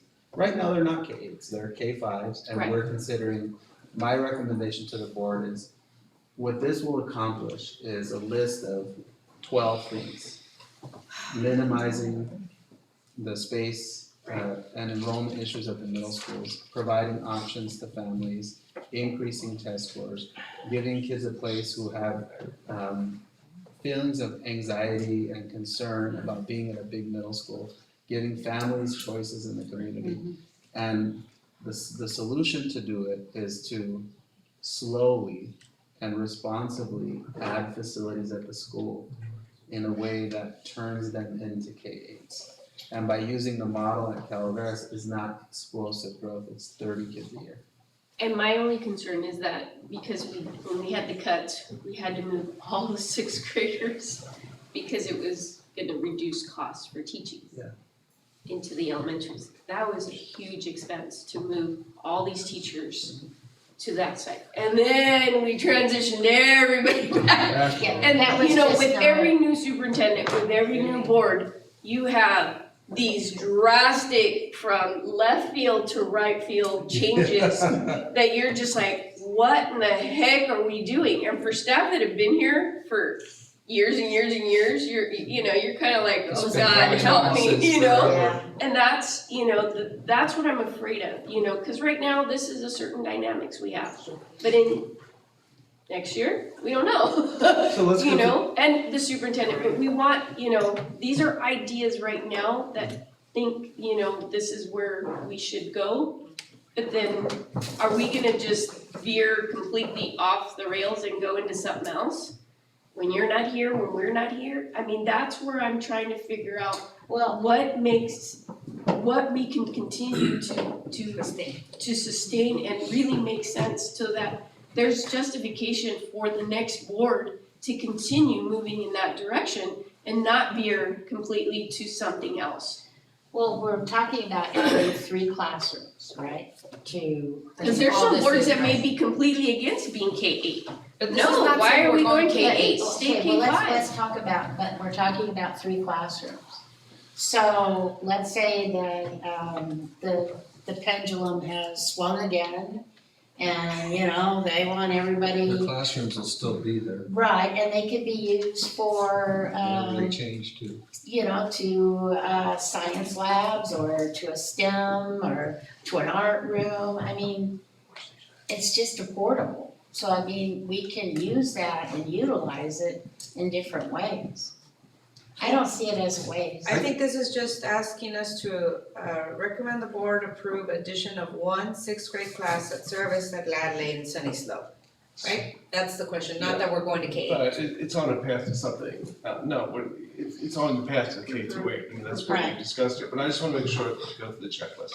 So the facilities guy says, yep, totally doable, and at a reasonable cost, right? Should be. So, obviously the administration wants to, the principals, they're on board with this? The parents. No, Parents, and principals, and parents. so Gabriella wants to be a K through 8 principal and Joe Rivas wants to be a K through 8 principal. Okay, And Janine. okay. And in visiting each school and talking to the faculty and staff, each school was different. Lad Lane, all the teachers raised their hand and said, how could my kids stay here next year? Right. I mean, they all have kids who go to school at Lad Lane. Sarah Vista wanted to know, are you gonna get us another classroom? Because if you wanna do this, we need another classroom, but we're open to the idea. Sunny Slope was wanting to talk details. So what books would we buy? Where would we put them on? It was just, every school's different and the ultimate, there was one line, which was R.O. Hardin. R.O. Hardin, it didn't fit, it didn't make sense. The other 3 schools with Because certain the things, charter. because of the existence, but the other 3 schools was, let's talk about how. But if we, And I just wanna ask, and Gabe is, this is doable, right? If Gabe That says is the that. money Okay, sorry, I just wanted to make sure I got my because I also don't think we should worry so much about future boards. I mean, we were elected to do what we thought was right now. If they wanna change, that's kinda up to them. I don't know why we should be worrying about what future boards are gonna do, because this is what we want to do. It makes sense for us now. I get what you're saying, Steve, but I've been on here long enough to, even in the short time. I've been for 35 years, I'm telling you, I've seen it No, happen all the time. yeah. The movement of 6th graders, Jan, you know how many times we've moved 6th graders? Have the And all middle we do is schools only lose be books, 7th and lose 8th books, grade. lose books. And then do that for a year, and then move them back in again, and then move them out again. It must have been done at least 7 or 8 times. If we're going to discuss anything else, we need a motion on this. That, I'd like to make a motion that we accept changing or adding sixth grade to Sarah Vista, Loud Lane, and Sunny Slope for school year 2020-2021. With the idea that they will eventually turn into TK through 8th grade. Do you want that added on right now? No. Okay. My only, No discussion. yeah, so we're making, I mean, we don't have any data to really say without any question, this is what people's wishes are. You know, we're kind of just taking your word at this point, so, but it would have kind of, to have seen it and, you know, looked at what you surveyed parents on, what the questions were, I think would have helped the board. Well, Because I'm a little anxious because I don't know what you had asked, either staff or. Well, I went to every meeting that he had with parents. So they had meetings for? Yes, and I went to every single one. Well, but see, I went not to all the every board single knows one. the details. I didn't know there was meetings on these. So kind of like a debrief on what has transpired. I went to every I'm not meeting. going with Liz. I went to every meeting and it was, we didn't have any parents from Morrow Hardin. That was the only school we didn't have any parents for. The other parents were very receptive and we had good turnout. So I guess in the future, Yeah, I would have to just open up my drive and, it was a very, to give more information, it was a very brief, survey. 3 questions. I'm a parent of a child at such and such school, it was in English and Spanish, and we received over 600 responses. It was sent in both languages to the appropriate, household that was receiving. And then the question was, it was explained that the school district was thinking about making this change. And the question was, do you strongly support this? Do you support this? Do you not have any opinion? Or do you not support this? And that's where it was. For each school was a little bit different. Lad Lane was at like 98% approval. Sarah Vista was at 95% approval, and Sunny Slope was at 93% approval. I guess for the future, going along with your comment, is I was not aware that there was these meetings, it sounds like others not, and it's just, it would be nice to be aware, and then, because when we don't show up, the community perception could be, oh, they didn't care to show up, and so it's just good for all of us to kind of know It what's was in the Monday thing that they. When they were. Yeah, and I just chose to show up. The other thing, this is to me, this is a big decision. It is a big decision, that's And, why. You know, I Full would not be disclosure opposed, unless there's downside, in to this tabling it setting until the is next important. meeting, just so that we have time to think about it, but. Mhm. I didn't see it. Well, and I don't want to disrespect you, but to me, you know, what could change the answer to this, and so. Well, we would just need to adjust very slightly the timeframe that parents would have to be able to request this change.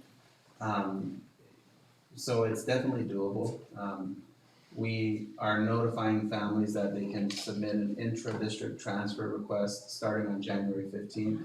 So we'll probably get a lot of families that say, oh, I wanna do this for Sarah Vista or Lad Lane or Sunny Slope. And we can just make it clear that that will open, we'll say February 1st through February 28th. So we'll just, for those 3 schools, we can adjust this briefly. I would like to do this tonight, and the reason I'd like to do it tonight is because we've already set up the registration deadlines. I think that looking at the allotments that have been, those are the permits that have been given out that for 20 years, you know. And the building that is going to be happening and that has been approved, and that is continuing, we have to be able to lower the impact at Mays and Rancho. We have to take care of those schools. We have to me also, Calaveras is very successful. HDLA is very successful. The feedback when Diego was talking to the parents about it, they were very receptive. One of the biggest things that hit me, and I guess it's because I only had one child, is the idea that they only have to drop off a kid at one place. Oh, it's a big deal, it's a big deal, yes. They only have to drop off a child at one place. That was a real big draw. And I think that this is something that, yes, our district has had a bad reputation about sixth grade, and I've watched it over and over and over. But this is different. It's not about sixth grade. This is about self-contained sixth, seventh, and eighth grade in the model of Calaveras, and which has turned out to be, and you know, when you've taught middle school as long as Steve and I have, you've got a lot of children that are just, some of them are socially immature. And they need that, and the parents know they need that.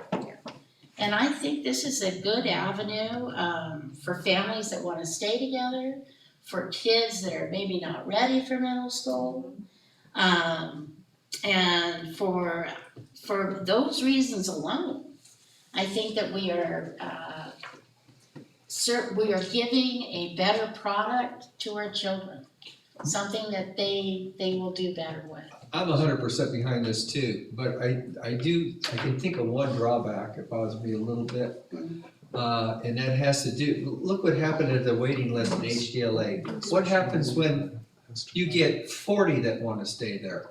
Okay, which 10 don't I guess get that's a to? different conversation, yeah. Well, it's not just one list, it's 3. Right.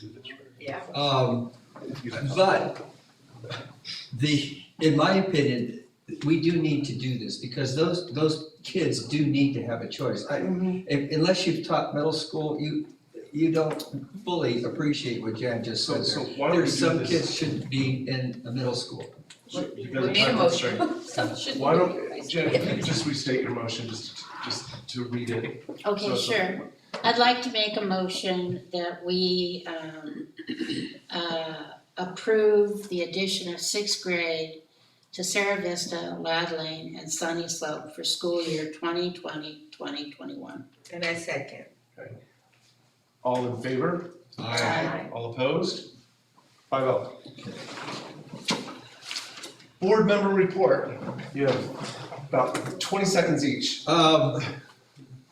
I went to the CASPA conference and I don't have time, but it was fascinating. If you ever get a chance to go to one of these, the seminars are wonderful. I had a chance to go around with Diego to the all of the vendors. Some fantastic things. I saw a lot of things that we're going to end up needing, and at a lot better price than I think we've got things in the past. I got a lot of information on that. So did he. Again, I'd like to see us do this next year because it's well worth going to. Thank you. Elizabeth. I don't have anything to report. Carla. Good. Jan. I have, I don't have anything to report. I have future agenda. Okay, so let's start with you, future agenda items. If Diego, we could set up an informal time for board members to go to the different school sites.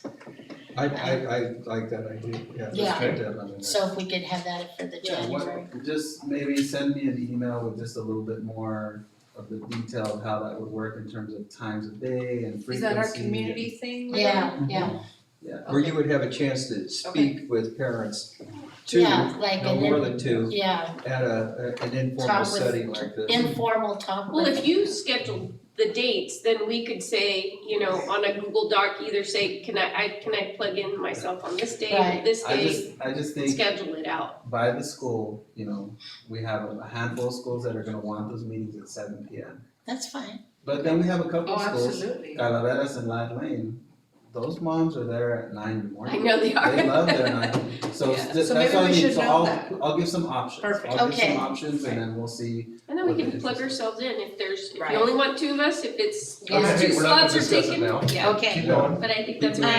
I would like to see, the cabinet, and I guess board members, plus has to, work on, some kind of a B here, I Yes. got smell something. No, there is a Okay. B, yeah, there's a B, LGBTQ. They left off Yeah. GQ. Yes. Board policy for, so we need to get something in there. Mhm. Anything else? That was it. Carla? No. Elizabeth? I can't remember. Okay. Any announcements? Great. Can I have a motion to adjourn? So moved. Second. All in favor, say aye. Aye. All opposed? Motion Merry carries. Thank Christmas you. and happy. 11, we did it. Is that a record? Is that a record yet? 11? Yes. I think guys we gone- stayed to the Yeah. We barely made it. This is like, Okay, Signatures. okay. This is yours and mine. Fancy. One day I wanna grow up to be like you guys. I'm gold. These are extra. Oh.